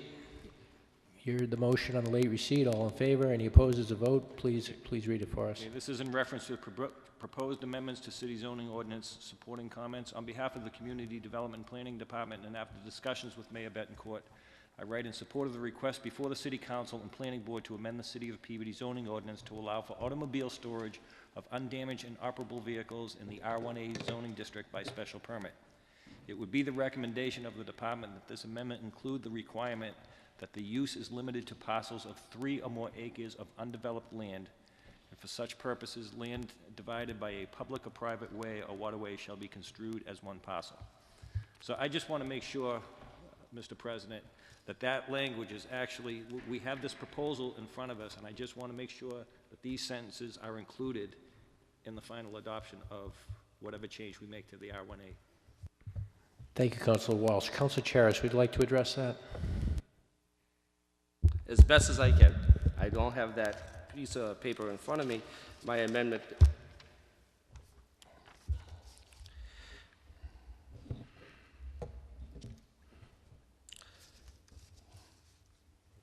The only add I would ask, there was by adding a new use,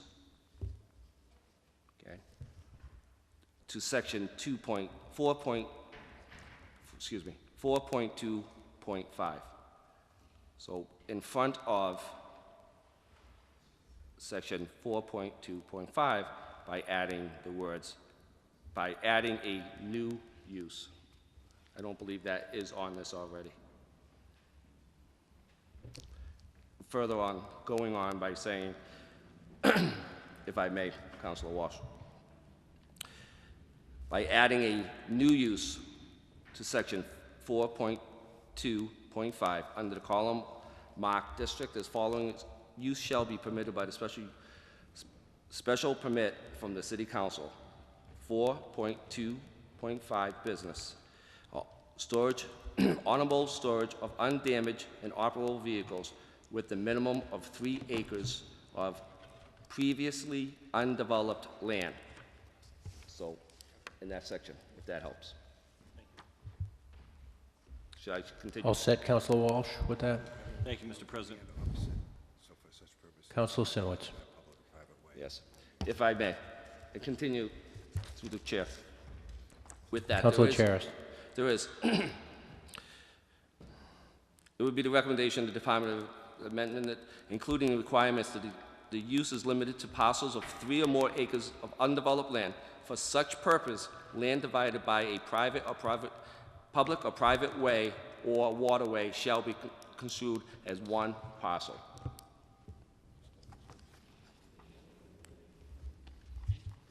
Thank you, Mr. President. Councilor Sinowitz.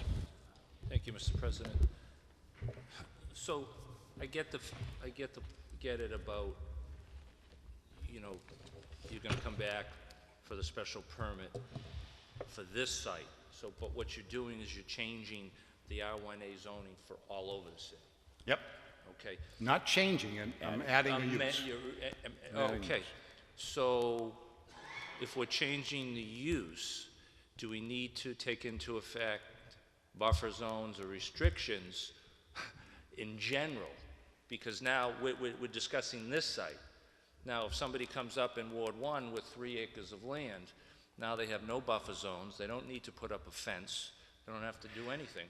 No, you're missing the point. They have to apply for a special permit. So it's And always a special permit. And you're going to be the ones that determine whether this is an appropriate area. I mean, I don't know for sure, but I think it would be hard pressed to find 3 acres of previously undeveloped property in the R1A zoning district. I'll look around, but... You're smiling when you say that. All right, thank you. I'm not sitting on it. Councilor Gravel. Yeah, I certainly, I get it, but in the same vein, I do understand what Councilor Sinowitz is asking and requesting, and I'm glad we're putting in some dimensional requirement language. There's nothing that stops us, by the way, contrary to what you said, Ethan, to put whatever language we want in the zoning ordinance to create restriction on use. We could add a new section, a 4.2.5 1A, and create all sorts of dimensional requirements if we want to. There's nothing that stops us from doing that. I understand what you're saying. It's a site-by-site special permit issue. But I do understand, and I'm empathetic to what the councilor is asking for in terms of making sure the language is adopted with some dimensional controls, because, you know, this council that's sitting here today is not the council that may be sitting here 3 years from today. And, you know, I've sat through many councils, and somehow the intent of one doesn't always get passed on in a historical archive of why did we do that and how.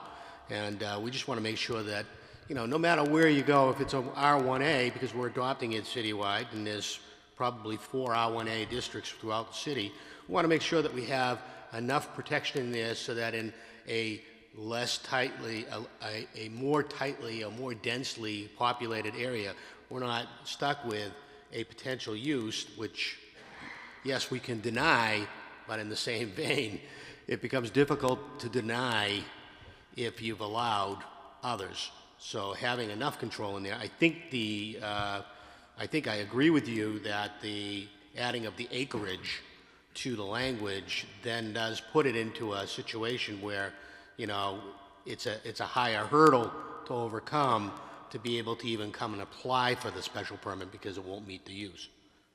With the dimensional controls within the use table. So I appreciate what you're trying to do, Councilor Sinowitz. Thank you very much for trying to protect the other neighborhoods as well.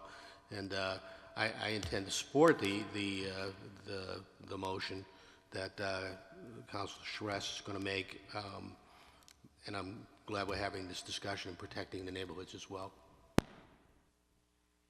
Other councilors? Councilor Charis. Thank you. I'd like to make a motion to amend the zoning ordinance of the city of Peabody as follows. Councilor, could you please close the public hearing? I'd like to make a motion to close the public hearing. Councilors, you heard the motion. All in favor? Any opposed? It's a vote. Councilor Charis. Thank you. I'd like to make a motion to amend the zoning ordinance of the city of Peabody as follows. Being ordained by the City Council of the city of Peabody as follows. Section 1. That the zoning ordinance of the city of Peabody, entitled by the City of Peabody zoning ordinance adopted April 28, 2011, as amended to December 11, 2015, is hereby further amended as follows. By adding a new use to the section 4.2.5 under column marked districts of the following use shall be permitted by the special permit by the City Council. 4.2.5 business. R1 storage, automotive storage of undamaged operable vehicles with a minimum of 3 acres of previously undeveloped parcels of land. Section 2, all ordinance or parts of ordinance inconsistent with herewith are hereby appealed. Section 3, the ordinance shall take effect as provided by law, and to adopt as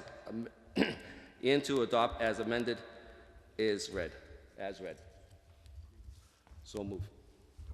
Councilor, was it your intention to add the language from the late communication? Additional.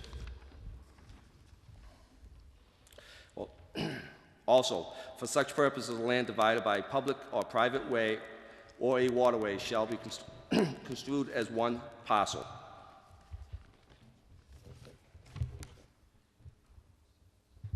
So all of that, yeah, just to be clear for all the councilors, this will be a new use in the use table under section 4.2.5 with the language as amended based on the late communication. And I think what you may have left off of that is that there's a R1A allowed by special permit, right? That was... Sorry, R1A by special permit. Everybody clear on that? Just on the motion. Just one question on the motion. Yes, Councilor Gravel. Does this have to be advertised? We're going to advertise the final adoption once the mayor signs. On the motion, roll call. Councilor Mitsoulas. Yes. Sinowitz. Yes. Walsh. Yes. Manning Martin. Yes. Charist. Yes. Sasslaw. Yes. Turco. Yes. Gravel. Yes. Gould. Yes. McGinn. Yes. Motion carries 10-0, 1 absent. Thank you. Have a good evening. Thank you. Right, could we get, whoever has that late communication, if you get that to the clerk, please, and if somebody could get Councilor Garabedian back in the chamber, that would be appreciated.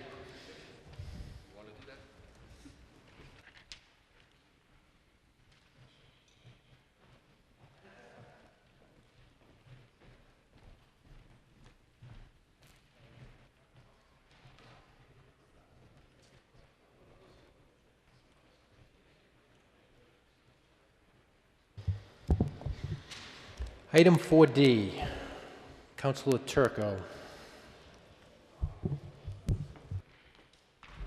Mr. President, item 4D, special permit for Cellco Partnership, DBA Verizon Wireless, has been continued to May 26th. So it would be a motion to continue to May 26th, the special permit hearing for Cellco Partnership, DBA Verizon Wireless. Councilors, you heard the motion. All in favor? Any opposed? It's a vote. Continued to May 26th. Item 4E. Would the clerk please read the notice of public hearing?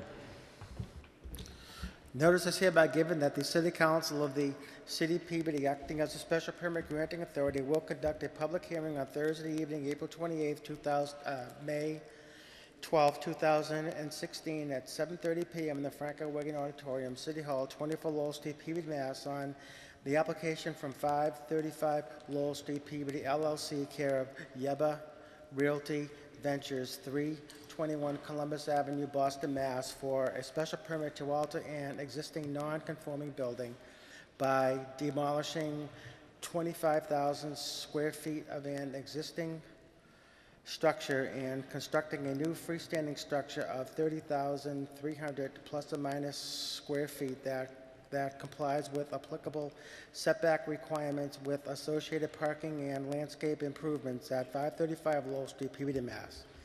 The applicant is also seeking to waive a portion of the landscape buffer requirements outlined in Section 10 of the zoning ordinance.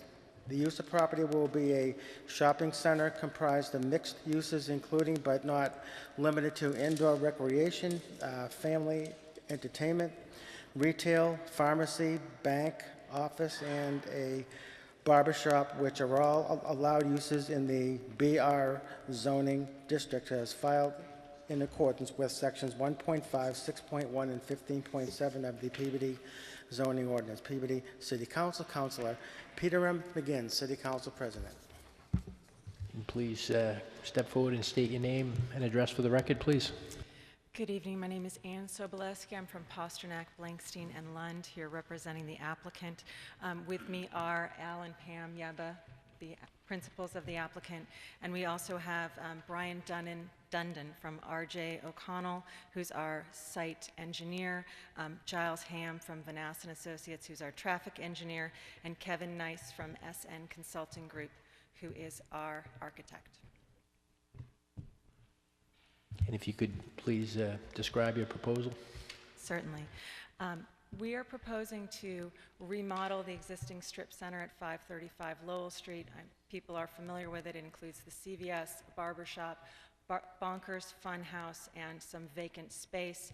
It's a prior existing non-conforming building. It doesn't comply with the setbacks off of Bourbon Street.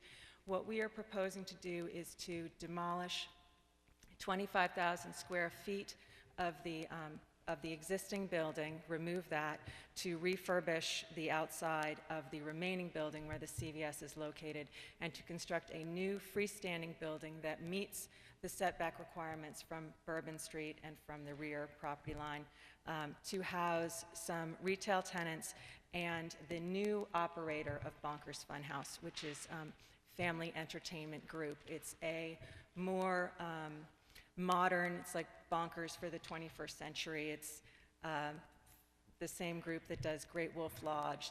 It's a more interactive, but still a family entertainment center.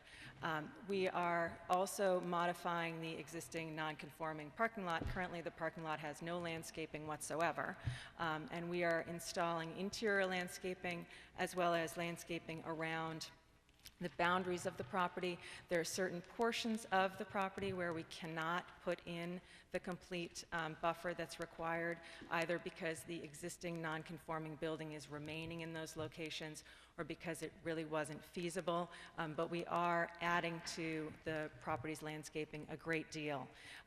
And There is one other component, it's sort of an overlay component here.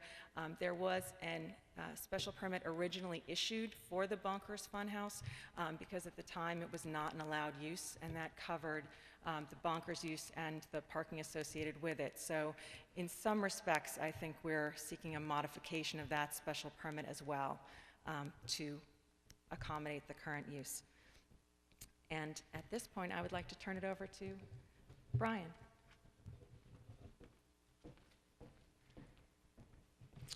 Yes, good evening. For the record, my name is Brian Dundon. I am a site civil engineer with R.J. O'Connell and Associates, 80 Montville Ave in Stoneham, Mass. And just to follow up with Attorney Sobolewski has indicated, we are proposing a redevelopment of the existing site at 535 Lowell Street.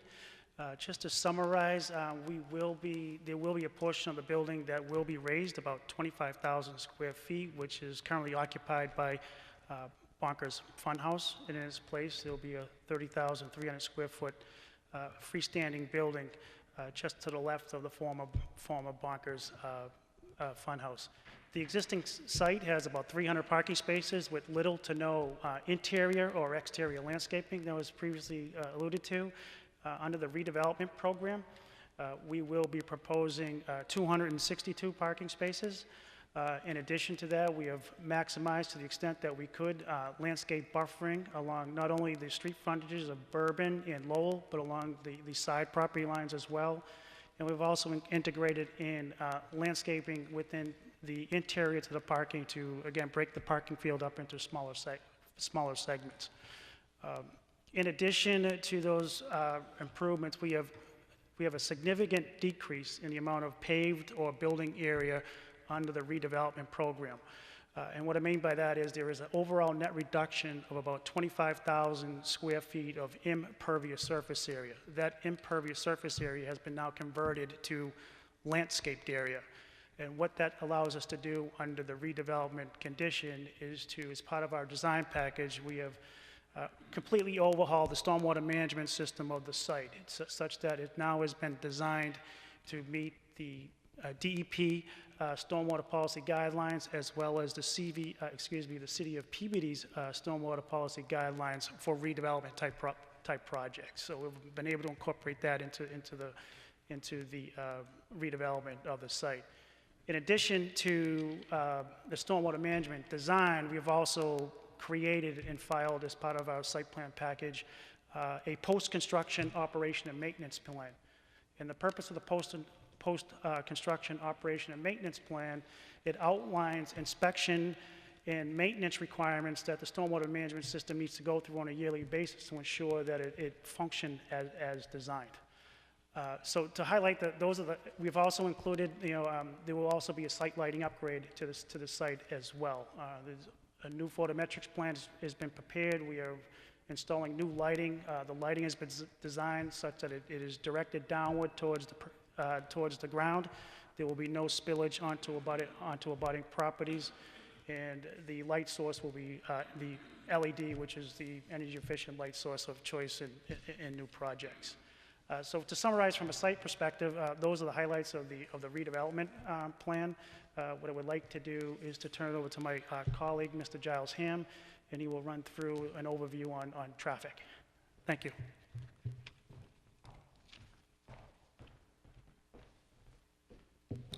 Good evening. For the record, Giles Ham with Vanessa and Associates, and we've done a very detailed traffic study of the proposed project. We've done traffic counts during the weekday evening period, Saturday midday period for design condition. The project really represents an infill of existing retail uses and underutilized space, but there'll be a slight increase in some retail of the project. Lowell Street, as you know, is under state jurisdiction, so any changes we make out there will require a Mass DOT permit. We are recommending several changes out there to improve traffic and safety in the area. I think the centralized Lowell Street curb cut today is about 100 feet wide. There's a pylon sign in the middle, and it's actually very confusing. It's just too big. It's probably 3 times what it should be. So we will be narrowing that up, and our proposal was to restrict left turnouts there. So in that driveway, you could not turn left turn out at that driveway. Subsequent meetings, with Captain Richards and city staff, they had strongly suggested that we also restrict left turns in. So the proposal for that driveway now will be right in and right out only. There'll be a channelized island there, and that's how we will file that plan with Mass DOT. So it's going from a wide, full access driveway to very narrow, right in, right out only. There's also a service driveway near Bourbon Street that'll be closed as part of this redevelopment. There'll be 2 driveways on Bourbon Street to service this project. We will be adding a crosswalk from this site across Bourbon Street to the sidewalk that's there for better pedestrian access. We will be changing signal timings with Mass DOT approval at the 2 near signalized locations at the Route 1 northbound ramp, as well as Bourbon Street. And I think it was alluded to, there's a lot of on-site changes in terms of circulation. If you go there today, it's just wide open pavement and people drive all over the place. So there'll be very defined circulation on site. So overall, we feel that these changes improve traffic flow, pedestrian safety, bicyclists in the area. But I just also tell you that all these changes on Lowell Street will require a Mass DOT approval. Thank you.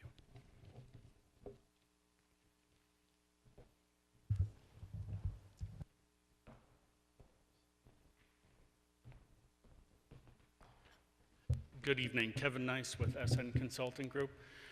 In terms of the architecture, we have looked at these buildings as 4-sided buildings, so they will no longer look as if they have a back to Bourbon Street. And in fact, we're encouraging, if you see on the right-hand image there, that is one of the views looking at Bourbon Street, where we will encourage the tenants to open up onto Bourbon Street, and in fact that would be a view from one of our main entries off of Bourbon Street. On the left-hand side is the remodel of the existing building that sits next to CVS. So we're using a combination of brick, natural stone, some cultured stone, fiber cement siding, and exterior insulation and finish system. You can see in the material board down at the bottom there, you can see the colors that we're actually looking at using. In fact, see them on the left-hand side, right at the top in the center are awnings, and we'll work with the tenants on awning colors. And then you can see the materials for the brick and the stone at the bottom. In the middle is the FEG building. They're still deciding on what the name will be for the center. It will not be Bonkers, but it will be a different name. And that is a stone base and an exterior insulation and finish system above, and has some decorative lighting on it, including some sprays up from the bottom and some cove lighting at the top, which will be facing 95.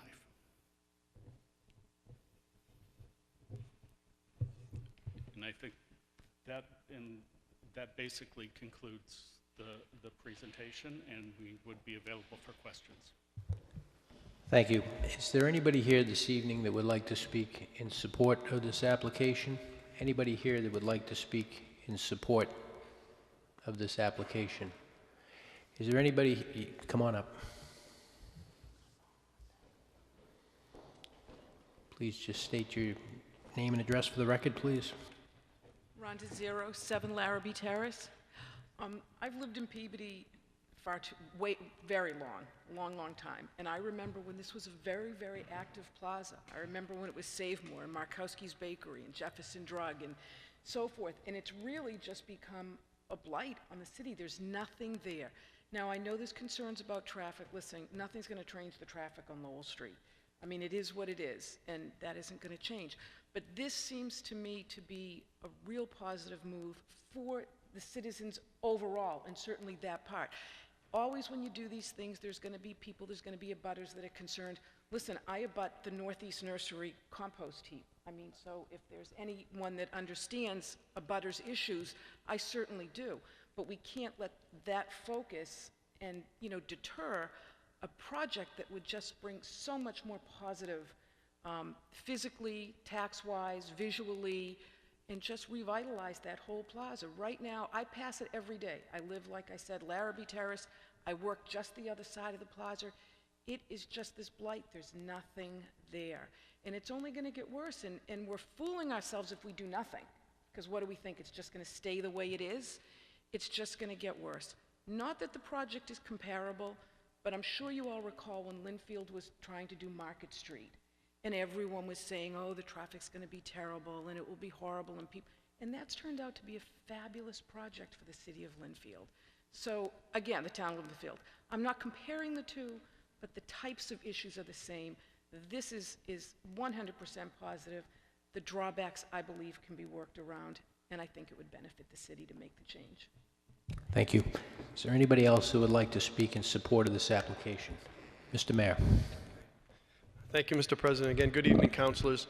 I just wanted to speak in favor of this proposal. I've been very impressed with Al and Pam Yeba's commitment to this property. I think all of us know this area very well. It's definitely in need of a facelift. It has kind of gotten tired over the years, gotten worn down, and I'm very excited by the injection of significant money into investing in that area. I think all of us hope to have investors in this area. It's always a goal, a common goal of ours, to make the city attractive, that people want to invest, to want to inject money to improve properties, and I think it's a win for us in that situation. I think it's going to bring jobs to the area. It's going to bring, I think, a better support system for pedestrians, for vehicles. It is a tough stretch. All of us know that. We drive it every day. It is a very difficult section with Dunkin' Donuts, and I think the improvements that can be made here will have a significant impact on the area.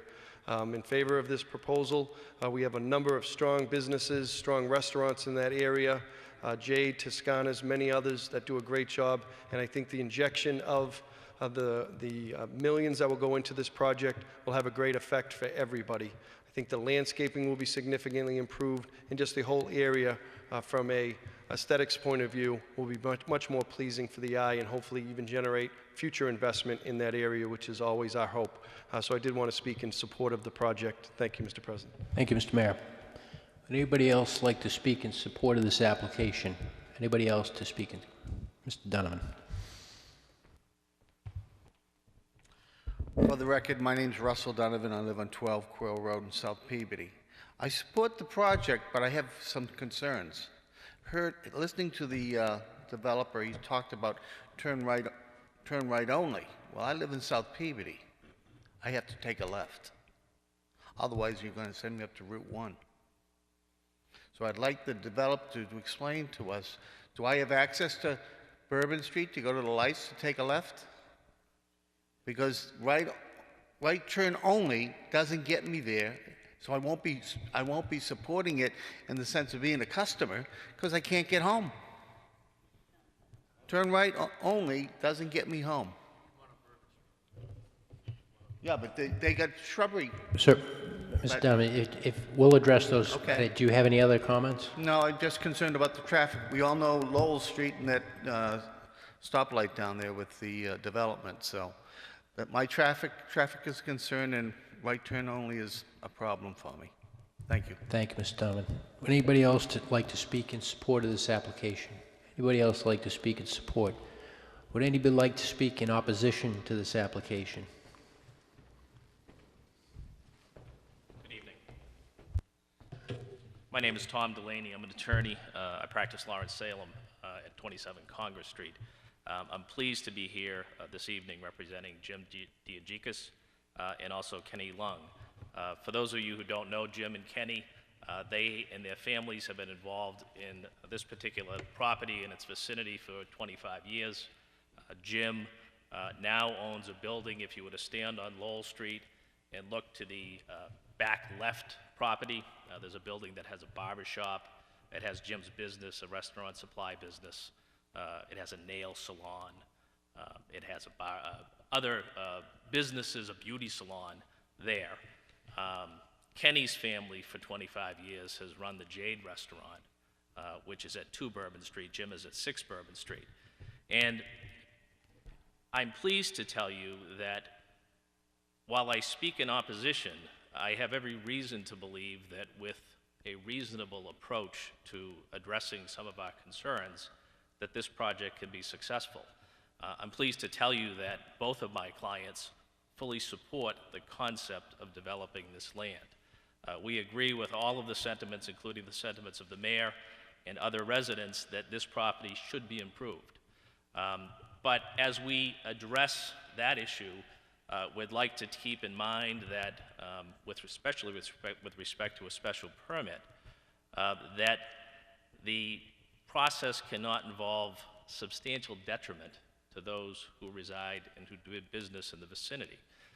If I may impose on those who have the charts, directly behind you, sir, is a yellow chart. If you wouldn't mind just putting that up on the right side with the yellow building, that'd be great. If you wouldn't mind putting it all the way over to the right for me, and I'm sorry to impose on you that way.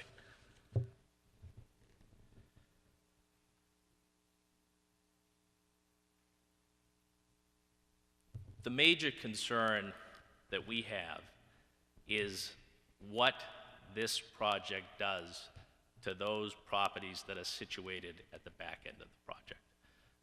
And I think you're all familiar enough with the property now to know that as one looks at the project from Lowell Street, one has a very clear view of the Jade Restaurant, and one has a very clear view of the restaurant, of the businesses to the back left corner. This development, if you look at the chart to the right, shows that at the present time, if you stood in Lowell Street and looked back, the building is more to the right-hand side. If you look to the left, you can see the very large orange building that is really going to be moved from the right side, Bourbon Street, smack dab in the middle of the parking lot. And what that does is that creates a backyard situation for us. We're no longer part of the community. We're set back and blocked off by this building. And I think that the diagram or chart in the center of those is a very good example of what it is that this building is going to look like. There's nothing wrong with that view in terms of the look of that building, but the problem is the location of that building. If you take that building and stick it smack dab in the center of the parking lot, you alienate the businesses behind that building. And the question is that necessary, or is there some way that this concern could be addressed? And we feel that not enough has been done to explore the alternative. My understanding is, if you look at the existing situation, what the plan construction-wise is to take the existing Bonkers building and to first build the new building. So we're leaving the Bonkers building initially where it is, and we're building the big building in the middle of the parking lot. And then when the big building in the middle of the parking lot is finished, the plan is to knock down the old Bonkers building and make that new commercial space. And what we seek to do is just flip that, so that when we end up with the smaller retail on the inside of the project and the big building closer to Bourbon Street along the right side of the project, so that we don't have the view blocked the way it will be if this project is allowed as it is. We've had the pleasure, or my clients, I should say, have had the pleasure of meeting with Mr. Yeber. Each of them have met with him individually, and we thank him for his time in meeting with us.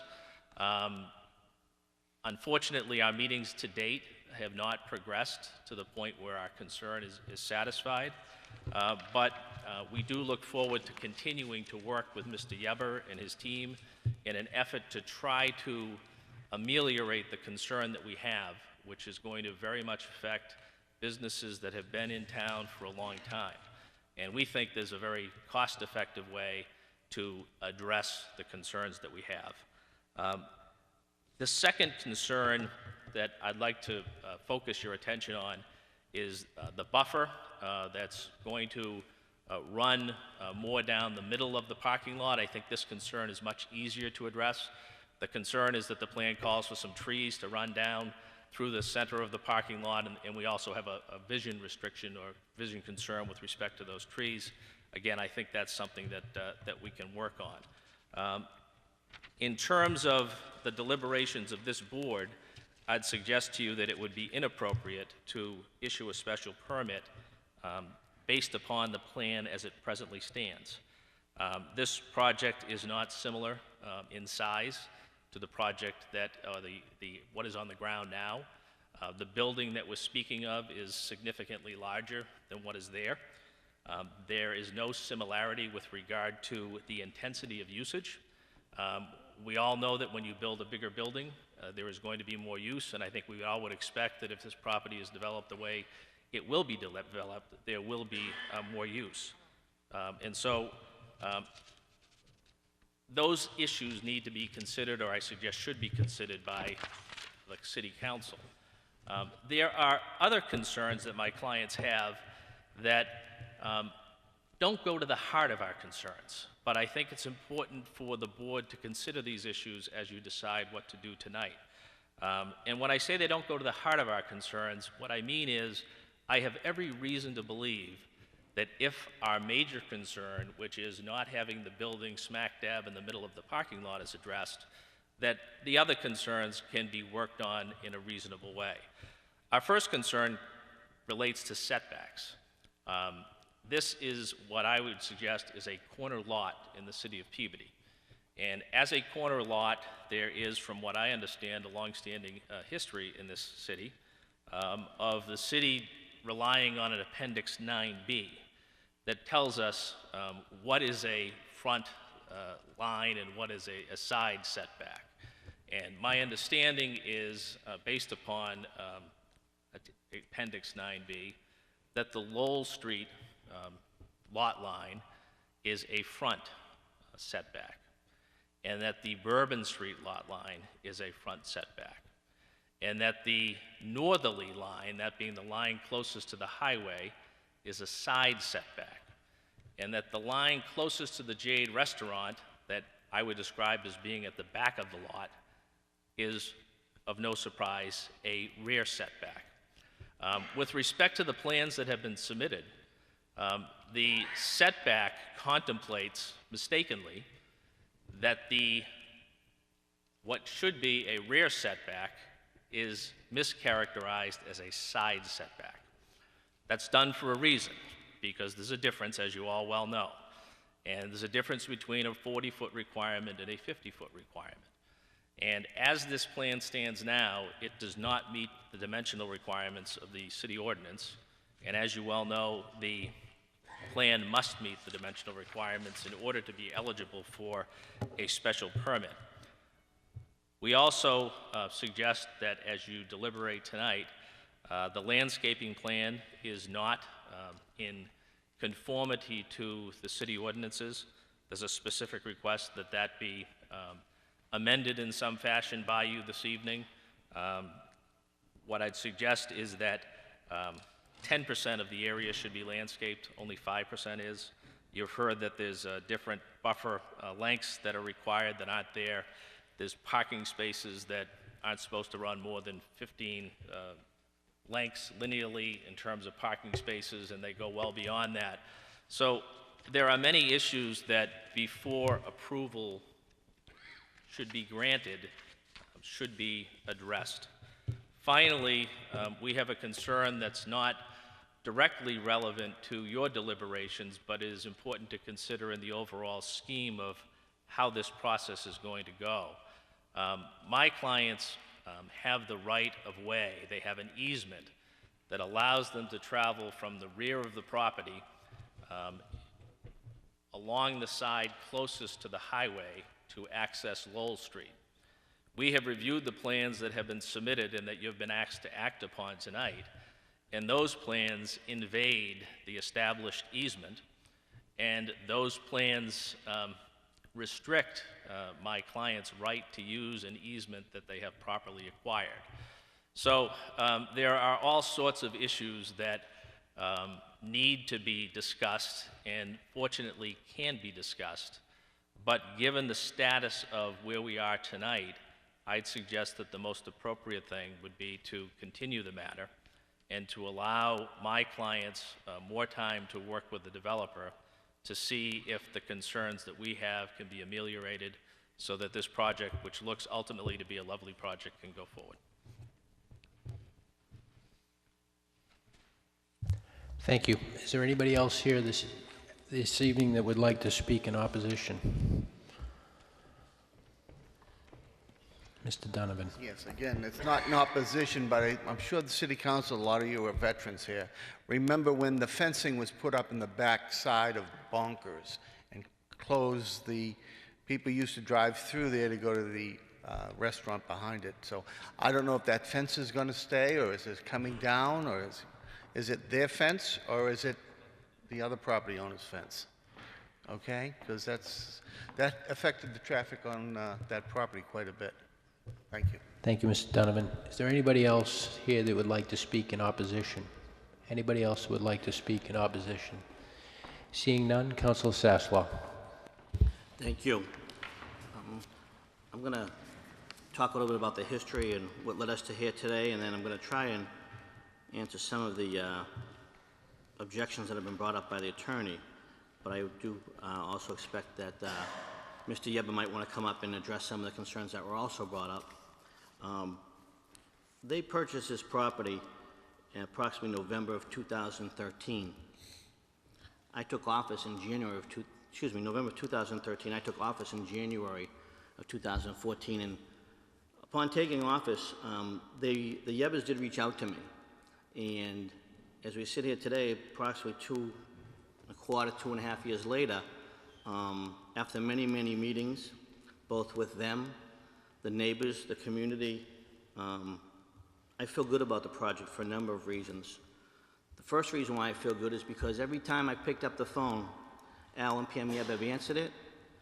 They've invited me down to participate in discussions, and they've been open to listening. And this is not their first rodeo. And to me, that's important. But what's more important is that they're local people. And I think anytime we can bring someone into our community who is local, when I say local, they lived in Linfield for 21 years. They currently reside for the past 8 years in Wakefield. And so to me, that means they're going to be driving by this property, they're actively engaged, and they're here. And to me, that's important. As I said, this is not their first rodeo.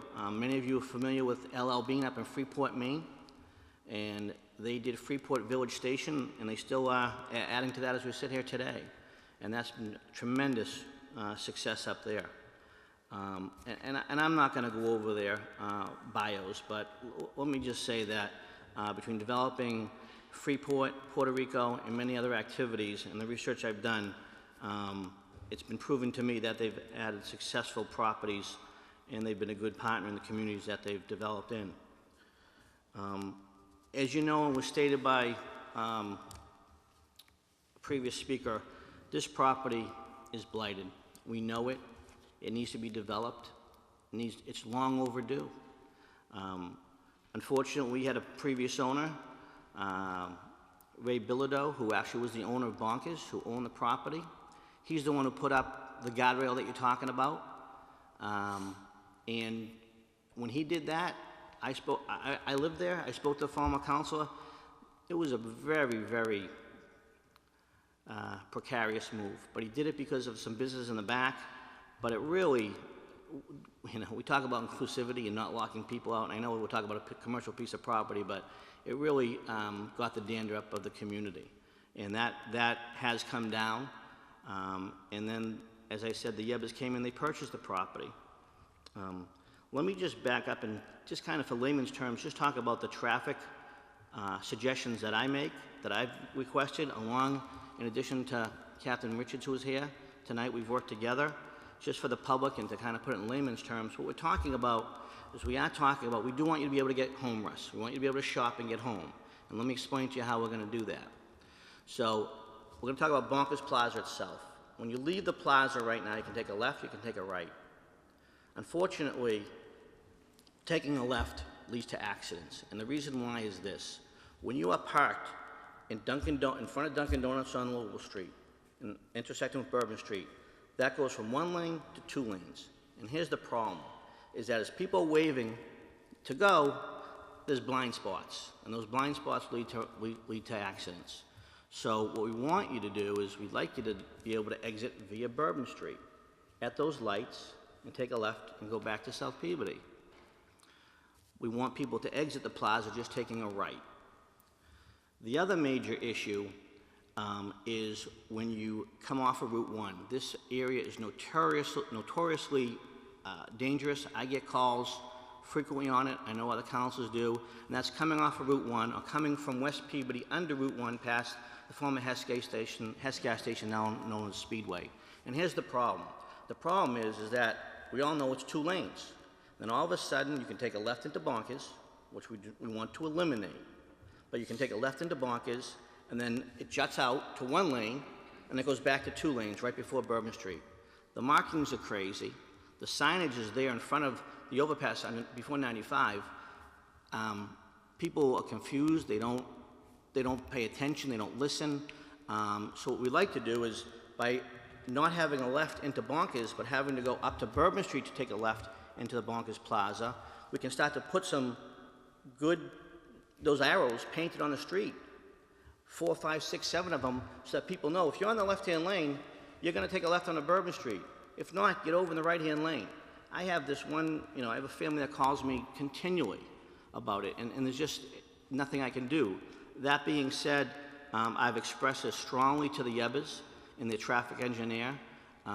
When they go to the Department of Transportation, I've asked them to include Captain Richards and anybody else from the community to help with this recommendation. I feel it's a safety issue, and I feel it's appropriate recommendation. And then obviously there will have to be timing on the lights. There will have to be adjustments on that.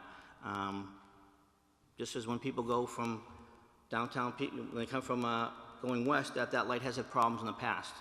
So there will have to be made adjustments to that. But that's the traffic recommendations. It's more for safety features than anything. As far as the proposal itself, I have to be quite frank. I've been concentrating on the buildings, but as I sit here tonight and I see all those trees, to me, boy, could that area use some landscaping. I see that, and that gets me excited. I see commerce. I see a parking lot that is just going to be, it's going to have some life to it. It's going to have some vibrance to it. The Bourbon Street situation, we met with the neighbors. We had a community meeting.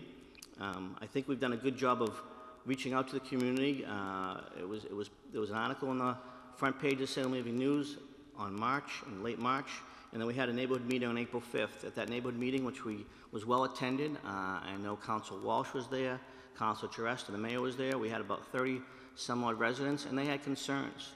And I think we've addressed those concerns. And the reason why I say that is, one, I don't see people lining up speaking of opposition, and two, the way we address those concerns is they were concerned about the traffic on Bourbon Street. And I'm concerned about it too, I am. But I think that I can tell you that under my watchful eye, Council Charest watchful eye, and the mayor, we're going to watch that stretch of roadway. We know that today, if you go down there, it's not in the best of condition, but the mayor has committed to the road improvements once the construction is done. Also, as you know, down at the end of Bourbon Street, on 9 Bourbon Street, there's another major piece of property that's being developed, a building being razed. So I think the area is going through somewhat of a renaissance, and I think it's only going to pay dividends for the abutters and the condominium owners in the back. As far as trying to address some of the issues that the council brought up. So I was a part of those meetings, and here's what's been told to me, and I'll tell it to you. When Great Wolf Lodge came in and bought that piece of property, that business, and I'm not going to quote the figure because I don't want to misquote it. If Mr. Yebba would like to quote it, he can. But they paid a significant sum of money for that business.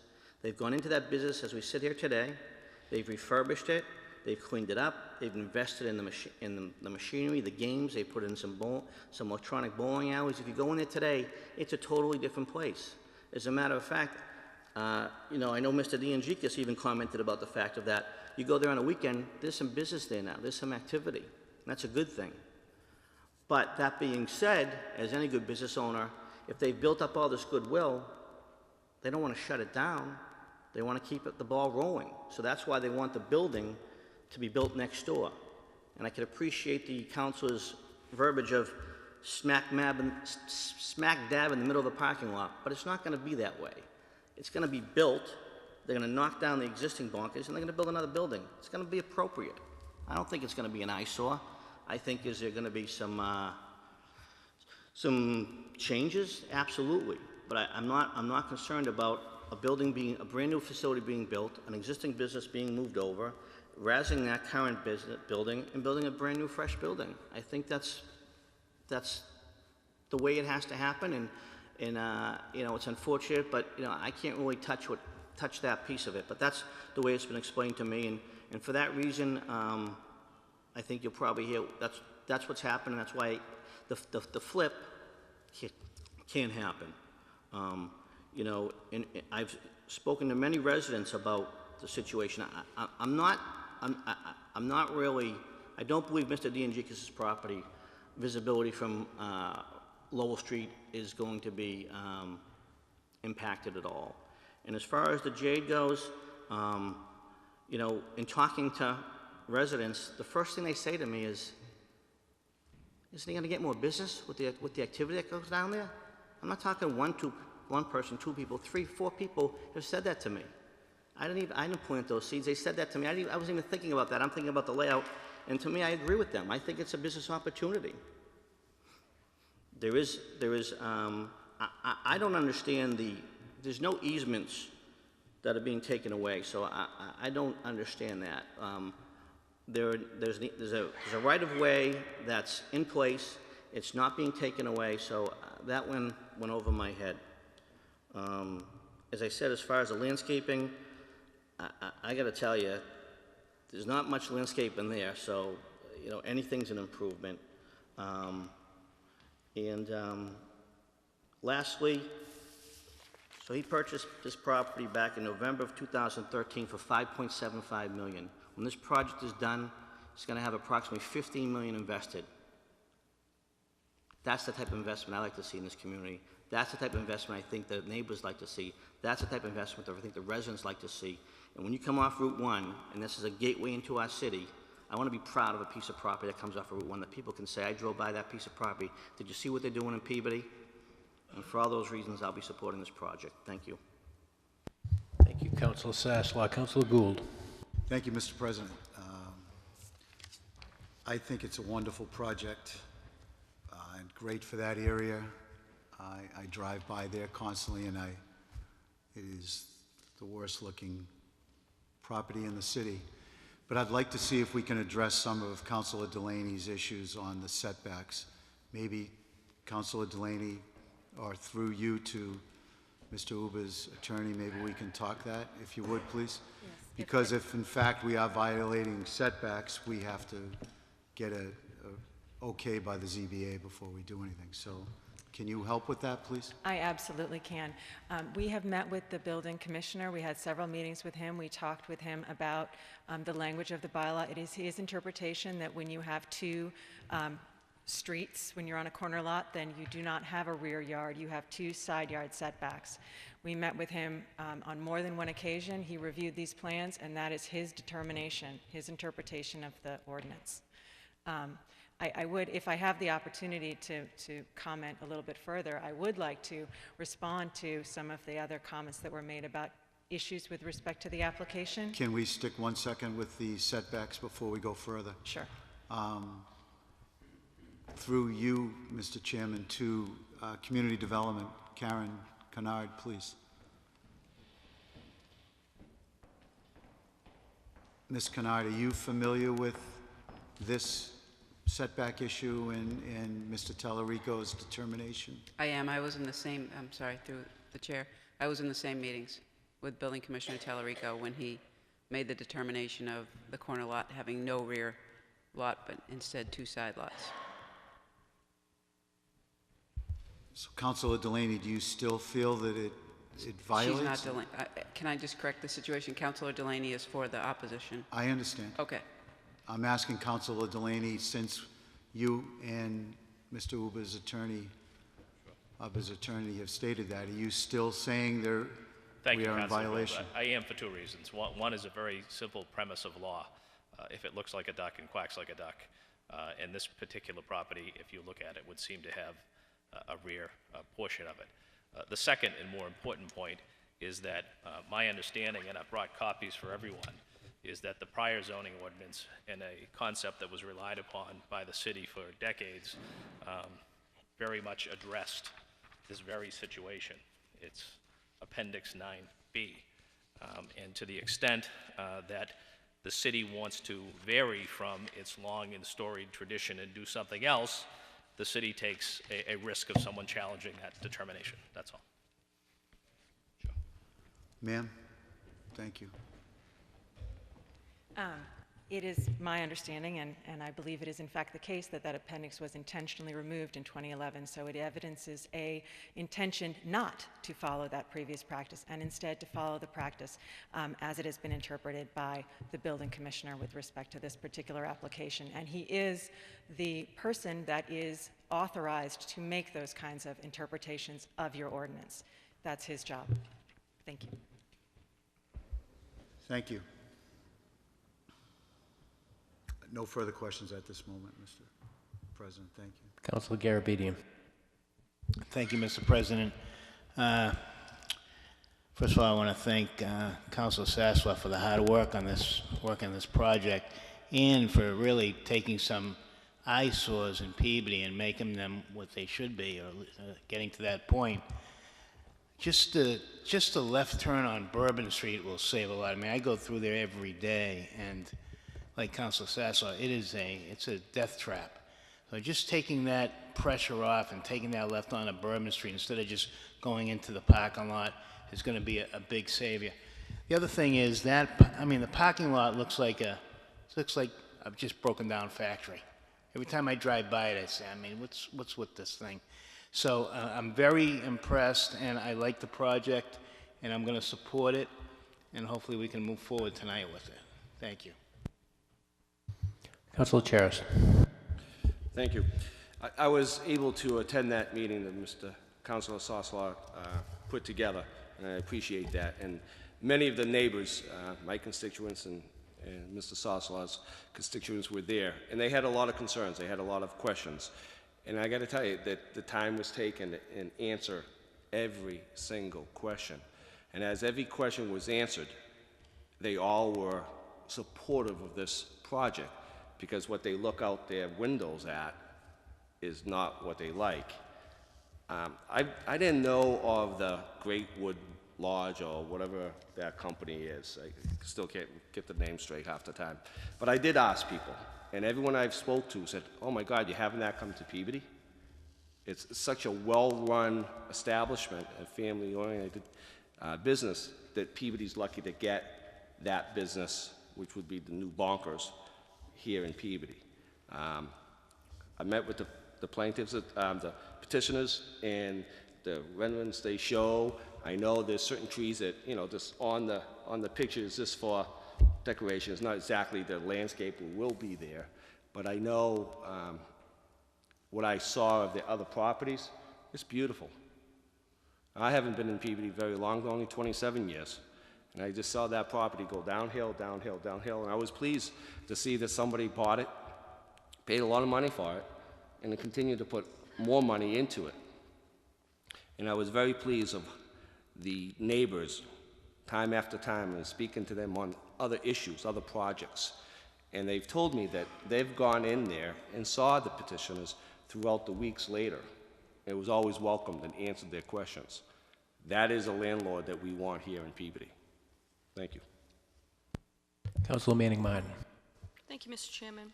I too want to thank Councilor Sasslaw for all the work that he's done on this. He actually reached out. I'm sure he reached out to a lot of the other councilors too, but he reached out to me and provided me with all the information well in advance. So I really don't have any questions. They were all either answered by him or with more information that was provided tonight. Nobody spoke in opposition tonight.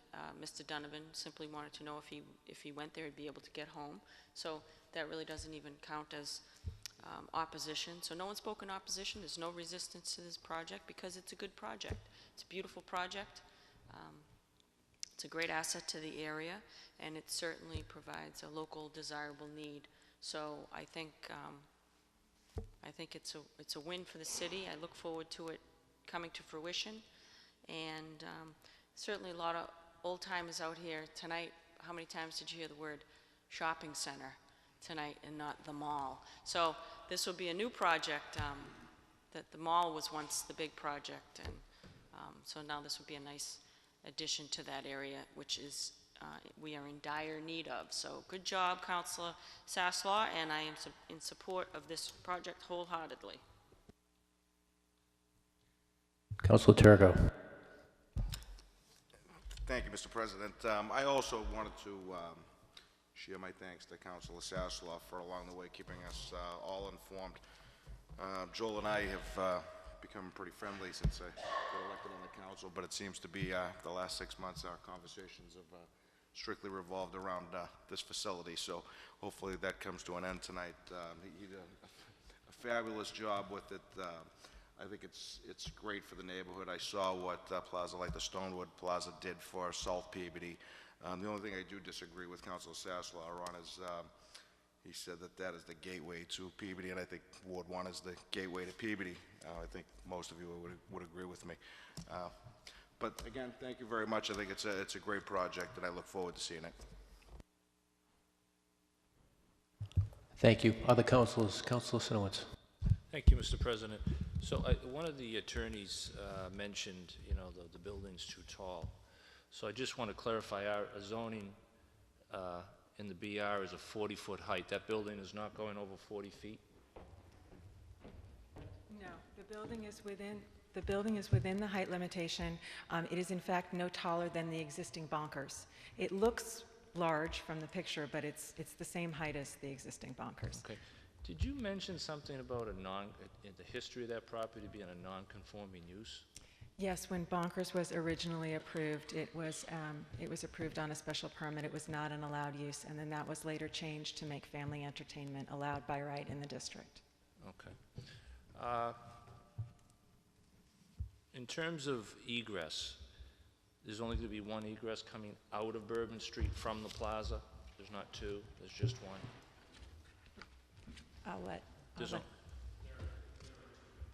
From Bourbon Street?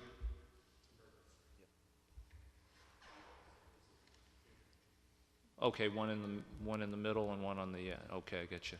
Yeah, they're hard to see for all the trees. Okay.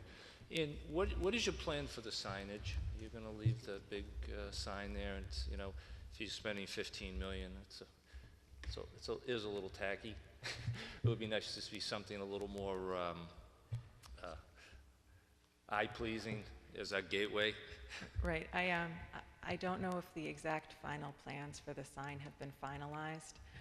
That's not something that I can necessarily speak to, but I will ask Al.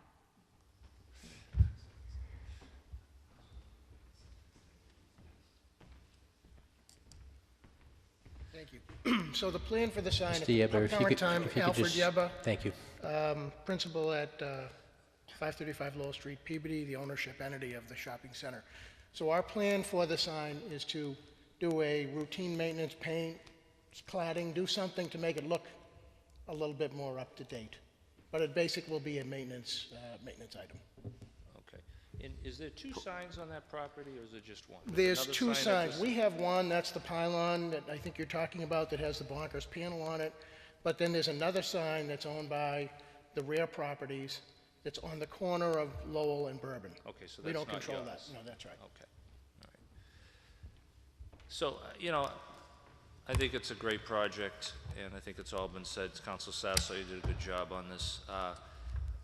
In that area is such a mess of confusion when you drive there. It's just crazy. If we could just do something with Dunkin' Donuts in the drive-through, Captain Richards, people backing out into the street, I think it's going to make that morning commute to the high school a little more saner. When everybody tries to cut over from that left lane to get there, I'm assuming it's going to be a longer lane going to Bourbon Street. So I wish you the best of luck. Thank you. one question. Can somebody explain the easement situation? I'm not sure what that, I want to understand. Sure. There is an existing easement. Issues related to the easement are not really part of our proceeding here today. There is a right on the part of the property owner to make modifications to the easement that's written in the document, and that's, if that's necessary, those are things that we're going to pursue at a later course, but this doesn't really concern that. We're providing a full right of access all the way along the property to get into the neighboring properties. We actually think that it's going to be, a much more efficient way to get vehicles to that property, and in fact may make it more enticing, more attractive, and enhance their customer services to have their property be seen at the end of an attractive tree-lined driveway. But as I said, we don't really consider that to be an issue that affects this particular application. It's something else. Not to belabor that, one other comment. So the easement you're talking about runs behind the property out to Bourbon Street, not all the way to Lowell? Yeah, it's from Bourbon down. Okay, so it's not going from the side of the property all the way down to the beginning to where the, out onto Lowell? That's not my understanding. Okay.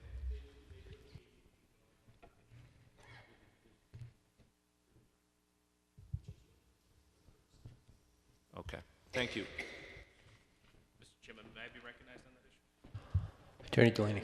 Thank you. My understanding is that at the present time, there's an easement. If you look at the orange building, it would be to the bottom side of the orange building, and it allows vehicles to travel from Bourbon Street through the parking lot and out to Lowell Street. We contend that that easement is very clearly defined, and we contend that the berms that, and it crosses our abutter's property by agreement. We contend that the berms that are a part of this particular proposal invade that easement. In fact, they block that easement. And so I'm not saying it's an issue that you are going to have to resolve, but it's an issue that involves this project, and which leads me to believe that further discussion before approval would be appropriate. Very briefly, I heard the word shopping center, and I wanted to mention one point that I failed to mention, which is the parking issue with respect to this lot assumes that this is a shopping center. And I don't believe that it is. I believe that it is an entertainment building as defined in the zoning bylaws, and that's quite significant because if in fact I'm correct in maintaining that position, the parking is not appropriately sized for the type of project that this is. So again, I would caution that deliberation be given to all of the particulars before an approval is allowed, because once an approval is allowed, there's not a lot of room for discussion, and there's only a certain direction that one can go in. So, thank you. Thank you, Attorney Delaney. Other councilors? Excuse me. I have a question. Early in your commentary, and I think this goes to something that Councilor Sinowitz mentioned, but I'm still not clear on it. You mentioned a modification to a special permit. So the operation is there today under a special permit, and we don't have before us any modification to a special permit. This would be a brand-new special permit. So am I understanding correctly? You'll continue to operate under the existing special permit, and this would be strictly for the new operation, correct? Right. This proposal is for the revised bonkers, the new bonkers. So I understand that, but where does the modification come in? You used the word modification. Right. When we originally met with the building commissioner, he instructed us to include a modification claim of the existing special permit when we went before you, because it exists. Although technically the use itself is now a use that's allowed by right. So we're including it because he suggested that we do so. To the extent that you disagree, that's... I understand. Thank you. Councilor Sasslaw. Thank you. And just briefly to touch upon two long-standing Peabody institutions, it's my understanding that Jean the Barber and Carmen Mario will still be actively in business, and Al Yeba is working with them to get them the appropriate space that they need to continue to service their clients. I know many people in Peabody have gone there for many years, so I would be remiss if I didn't say that, and Gene did come to our community meeting and is quite supportive of the project. And as far as the word shopping center, I guess I'll just say this. I look at it as a open-air venue, and I guess I would call it maybe there's another open-air venue, maybe Peabody Marketplace, but if you've seen in your documents, I believe the term Peabody Commons. I don't know if that's what Mr. Yeba is landed on. He's giving me the yes, but Peabody Commons, an open-air shopping area. So at this time, I'd like to make a motion to close the public hearing.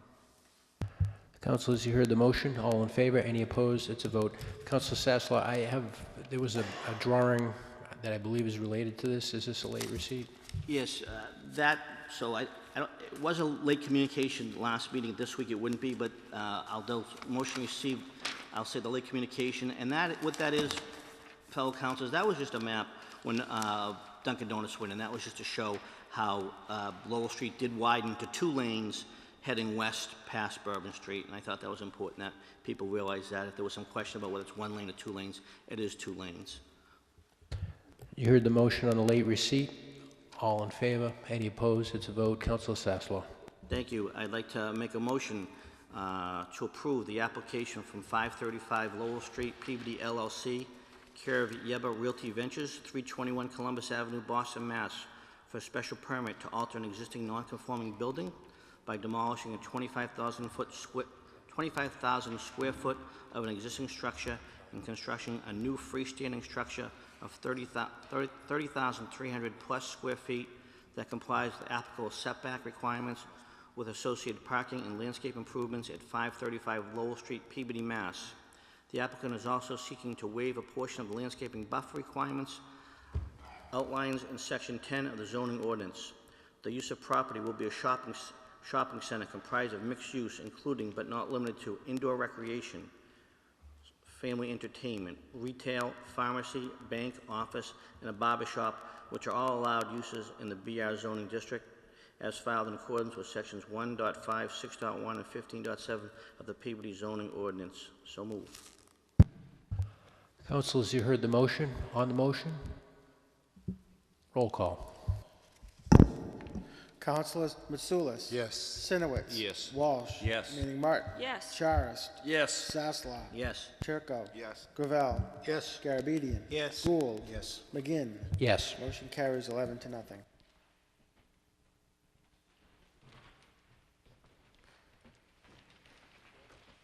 Item 4F. Councilors, this is a recessed public hearing. We had an issue with the application at our last meeting, and that issue has not been remedied. So if I could have a motion from Councilor Matsoulis to continue this special permit hearing in recess. Motion to continue this public hearing, Mr. Chairman.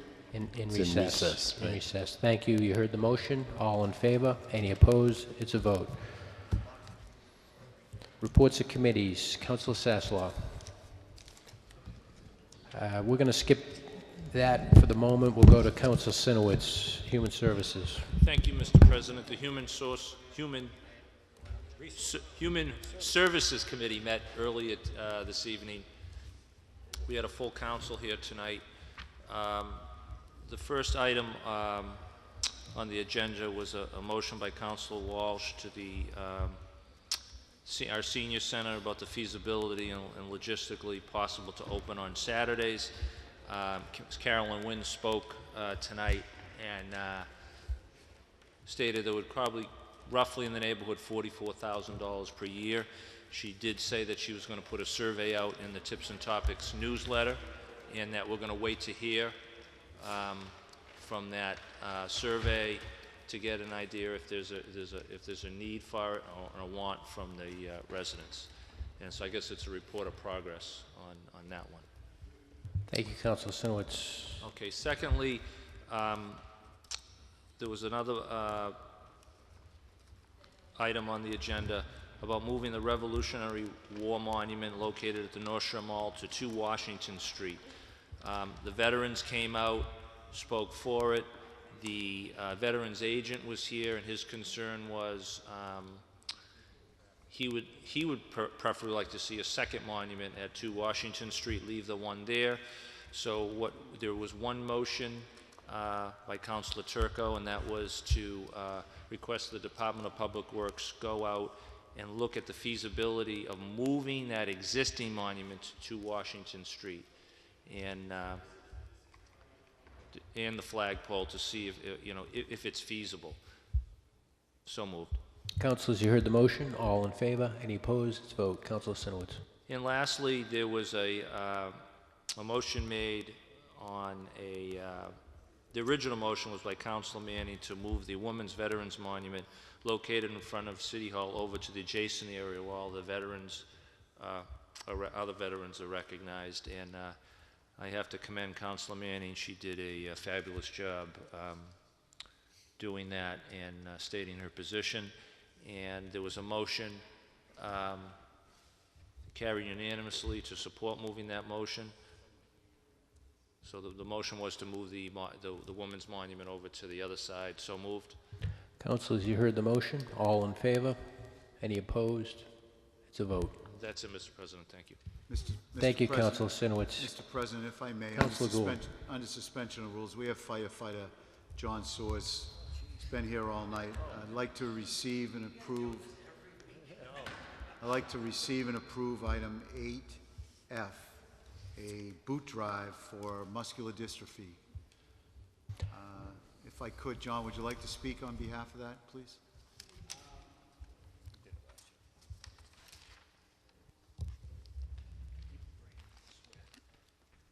John Soers, Peabody Fire Department, 19 Collins Street. Just coming before the council to see if we can get a permit to stand in the street again like we did 2 years ago for the boot drive for MDA. That year we raised a total of $11,000 over the course of the year with our fundraising efforts. Last year we didn't do the boot drive on the street, kind of had a few other events. We did about 6,000 last year, so 5,000 shy from what we did the year before. So the boot drive on the street really did help out, and did help out, the whole cause. So just forward here, and I know we've done the square in the past. I don't foresee the square being cleared up by August, but we're still, I'm going to be talking to Captain Richards and try to find another location, maybe move up towards the Washington and Main Street area, maybe somewhere around there, or some other location other than the previous locations we had, to someplace would be safer for everybody else. And we're actually going to be getting T-shirts so we can be seen this year. Well, Firefighter Soers, I just want to tell you, I think I can speak for the rest of my colleagues on the council. You have our full support, and we appreciate what you do to help the community in this venture. Thank you. Thank you. Thank you. Thank you, firefighter. You heard Councilor Gould's motion to receive and approve. All papers in order. All in favor? Any opposed? It's a vote. We're all set. Thank you. Thank you. Thank you, Mr. President. Back to reports of committee. Councilor Sasslaw. Thank you. This evening we had a meeting of the Committee on Drug Education Awareness. Present were on the committee Councilor Charest and Councilor Manning Martin. And at the meeting we talked about, there were a couple of motions set by Councilor Walsh. In addition, co-motions with Councilor Gould and Councilor Mitsoulas. And we invited Peabody Health Collaborative to the meeting to discuss the city's efforts on local level to combat the opioid crisis. In addition, we also wanted to find out about obtaining a list of organizations, agencies, and facilities that might be available to residents seeking substance abuse relief. Joining us and giving us a presentation was Sandra Drova, the Outreach Coordinator for Healthy Peabody Collaborative, and also the Director, Sarah Grinnell from Healthy Peabody Collaborative. And they gave us a presentation basically talking about how Peabody Health Collaborative started, which was back in 2004, when the city was highlighted on a national platform regarding drug use in our community. And under the former administration of Mayor Michael Bonfanti, the Healthy Peabody Collaborative was created. And since that time, we also have been called upon as a shining example at many levels for the work that we have done and what they have done. And I think it is important. The meeting went long, but I appreciate my fellow councilors because it is an important issue that's in the public on a daily basis. And I just wanted to read the mission of the Health Peabody Collaborative, because I think it is important to understand what do they do. And the Healthy Peabody Collaborative mission is committed to reducing alcohol, tobacco, and other drug use through collaboration among youth, parents, and the broader community to create a stronger, healthier Peabody. They invited us to, they have a Facebook page. They invited us, if we haven't already, to go look at it. We talked about the funding, and obviously that's a precarious situation. They usually get funding from either Department of Health at the state level. They have gotten some funding also from the White House of National Drug Control Policy. And some of the things that they've done with that is they introduced a video of peer-to-peer conversations that we'll be seeing on local cable access TV and in the schools throughout the Peabody community. And they also talked about the continuum of care, basically how they identify situations and the different ways that they address them, and their environmental strategies. And all that environmental strategies is basically how they get down to the local level. And some of the things that they do is they work with the local agencies in enforcement or compliance of alcohol and tobacco checks. And to our credit as a community, we are 90+ in compliance on those checks, which is something to be very proud of. And they talk about social norms, just encouraging the youth to talk about what they did the weekend and talk about the things that they did that did not involve drinking and drugs and how they have a good time. And lastly, working with either nonprofits or local retail establishments who get who are not in compliance. They'll go to those establishments on a first offense, and they'll go in and they'll train the employees how to recognize IDs, and identify certain things, and that's been very successful. And lastly, they went over the Opioid Prevention Task Force and their strategies. And in closing, Officer Vlasic talked about the reliance of the community and how the Peabody Police Force has a policy that if somebody sees something or hears something, that it's anonymous. Please call into the police force, and they will follow up on anything that comes in, and that's been successful in some enforcement recently. And lastly, there were no motions made, but they will be back before us shortly. They are putting together their, lack of a better word, brochure with the various agencies. And once that is completed, I did invite them to come back and to help them get the awareness of that brochure via public relations, local PR outlets, and also get that place across the city, whether it be in the fire station, the police station, the high school, health centers, nurses' offices, and things of that nature. And please keep an eye out for them because they also are active. Lastly, they feel that being involved in the community, whether it be at the festivals or the downtown downtown car shows, they're there, their booths are there, and they're available to talk, or importantly, if you need information you'd like to take it home with you and read about it. So it was a very productive meeting. It did run a little bit long, but I think it was well worth it, and many of the councils were there, if not basically pretty much the whole council, so thank you very much. Thank you, Councilor Sasslaw, for that very thorough report. Councilor Gravel. Mr. President, on that motion, lastly, you used it 5 times. There was no motion there, Councilor Gould. Councilor Gravel. Thank you, Council President. So this evening we had a meeting of the Finance Committee in attendance for myself as the chair, Councilor Gould, Councilor Manning Martin, Councilor Sasslaw, Councilor Walsh. Also, all other councilors were present. The 2 agenda items on the meeting were the transfer of funds from cemetery sale of lots and graves at the amount of $54,700 to cemetery capital, the amount of $54,700. That motion was made by Councilor Sasslaw and approved on a 5-0. So moved. Councilors, you heard the motion. Roll call. Do we have? Roll call. Councilors Sinowitz. Walsh. Yes. Hands leaving. Charist. Yes. Sasla. Yes. Gravel. Yes. Gould. Yes. McGinn. Yes. Carries 7-0, 4 absent. Thank you. Councilor Gravel. And for the few, the proud, the brave who still stay here, Tim needed a new copyist, so we approved the movement of funds from unreserved fund balance in the amount of $20,000 to the clerk's, notice it's his copy machine, capital equipment, $20,000. That motion was made by Councilor Walsh and was approved by the zero, so moved. Councilors, you heard the motion. Roll call. Councilors Sinowitz. Walsh. Yes. Charis. Yes. Sasla. Yes. Gravel. Yes. Gould. Yes. McGinn. Yes. Motion carries 7-0. Thank you very much. And lastly, we had a motion to adjourn. No, sorry. Motions, orders, and resolutions. Councilor Sinowitz. Thank you, Mr. President. Just one or two motions. One is for the Department of Public Works to fix the berm at 172 Winona Street. So moved. Councilors, you heard the motion. All in favor? Any opposed? It's a vote. Councilor Sinowitz. And I'm not sure, I might have done this motion, but to install a berm and reseed at 2 Pinecrest. So moved. Councilors, you heard the motion. All in favor? Any opposed? It's a vote. Councilor Sinowitz. And I think that's it. Councilor Walsh. No motions, Mr. President. Councilor Charis. Only a couple.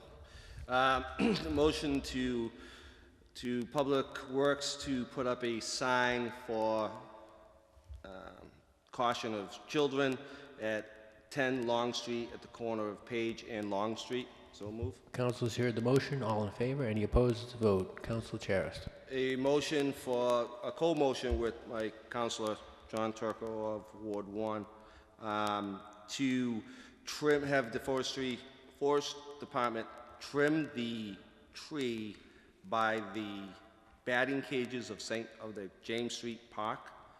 There's the tree closest to the batting cages. The limbs are overhanging and some are falling. If they can go out there, take a look at that and trim.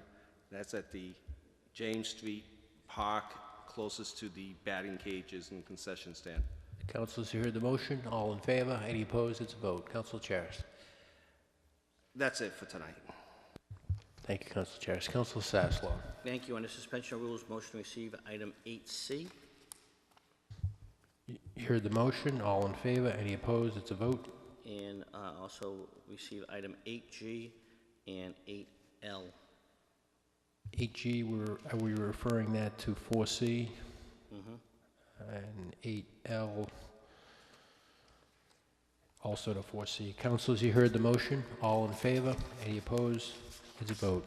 Councilor Sasslaw. Thank you. And on a personal note, as many of you know, my family suffered a significant loss recently, and I'd like to thank my fellow councilors, many employees of City Hall, and friends and family across the city for your support, and I deeply appreciate that, as does my family. Thank you. Thank you, Councilor. Councilor Gravel. Just a reminder that that this weekend we have the Truck Festival at Brooksby Farm, which is our first kickoff centennial event. So hope everybody can make it. Sunday, 11 to 4. Want to make sure that gets remembered. And then on the 19th, there's still a chance. Yes, I know you might think that the tickets are no longer available, but the tickets are still available for the George Peabody Legacy Awards, and we hope to see you there. www.peabodyedfoundation.org. Click the tick. Thank you, Councilor Gravel. Councilor I Gould. should say click it and tick it. Thank you, Mr. President. I'd like to make a co-motion with you, Mr. President, to have the water main shutoff that was buried under the new cement sidewalk at 23 Clement Ave fixed, please. Councilors heard the motion. All in favor? Any opposed? It's a vote. Councilor Gould. No more motions, Mr. President. Thank you, Councilor. Item 7A, Councilor Gravel.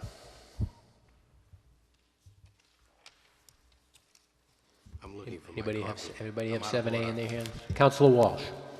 Yeah, Mr. President, I would move to receive item 7A and approve the appointments of Joel Brenner of 5 Alexandra Street to the Board of Registrars for a 3-year term, Audrey Gordon to the Board of Registrars for a 3-year term, and Mary Martin as City Auditor for a 3-year term. So moved. Councilors, you heard the motion. All in favor? Any opposed? It's a vote. Item 8A. Councilor Gould. Excuse me, motion to receive, and Tim, if you could please get a citation together. I think Councilor Sinowitz will, he's been invited. I'm sure Councilor Sinowitz is going to attend. If you could do a citation congratulating that gentleman. So moved. Councilors, you heard the motion. All in favor? Any opposed? It's a vote. 8B, motion to receive Memorial Day events from Mr. Ty. So moved. You heard the motion. All in favor? Any opposed? It's a vote. 8D, motion to receive letter of thanks from the Danvers Police Chief. So moved. You heard the motion. All in favor? Any opposed? It's a vote. 8E. 8H? E. 8E, motion to receive council motions from Director of Public Services Terenzoni. So moved. You heard the motion. All in favor? Any opposed? It's a vote. Council. Yep. Councilor Charis. Just to make a correction, I did speak to David on this, on PT 204-16, painting the fog lines. That didn't get done, but I did speak to him, and he's well aware of it. It's going to be back out there to do it. I just wanted to make sure, for the record, those have not been done, but he did place the signs. Thank you. Thank you, Councilor. 8I, Councilor Walsh. Motion to receive and refer to the Legal Affairs Committee. You heard the motion. All in favor? Any opposed? It's a vote. 8J. Mr. President, motion to receive, and just if we could send a communication to our Human Services Director saying thank you for her response. You heard the motion. All in favor? Any opposed? It's a vote. 8K. Motion to receive and do the same. You heard the motion. All in favor? Any opposed? It's a vote. 8M. Motion to receive. Motion to receive. And refer to the public hearing. You heard the motion. All in favor? Any opposed? It's a vote. 8N. Motion to receive. That got approved earlier. Yeah, and refer to the earlier public hearing. Correct? Yes. Make it a part of the public hearing record. Yes. You heard the motion. All in favor? Any opposed? It's a vote. 9A, approval of junk dealer license renewal for 2016 Ginger's Closet Consignment Shop, 101 Lowell Street, all papers being in order. You heard the motion. All in favor? Any opposed? It's a vote. 9B. Councilor Gould. Renewal of 2016 entertainment license, Burton's Grill LLC, 210 Andover Street, all papers being in order. Azarian Brotherhood of the Divine Holy Ghost, Inc., 20 Howley Street, approval, all papers being in order. And the Cheesecake Factory, 210 Andover Street, approval, all papers being in order. You heard the motion. All in favor? Any opposed? It's a vote. Do I have a Motion motion to to adjourn? You heard the motion. We are adjourned.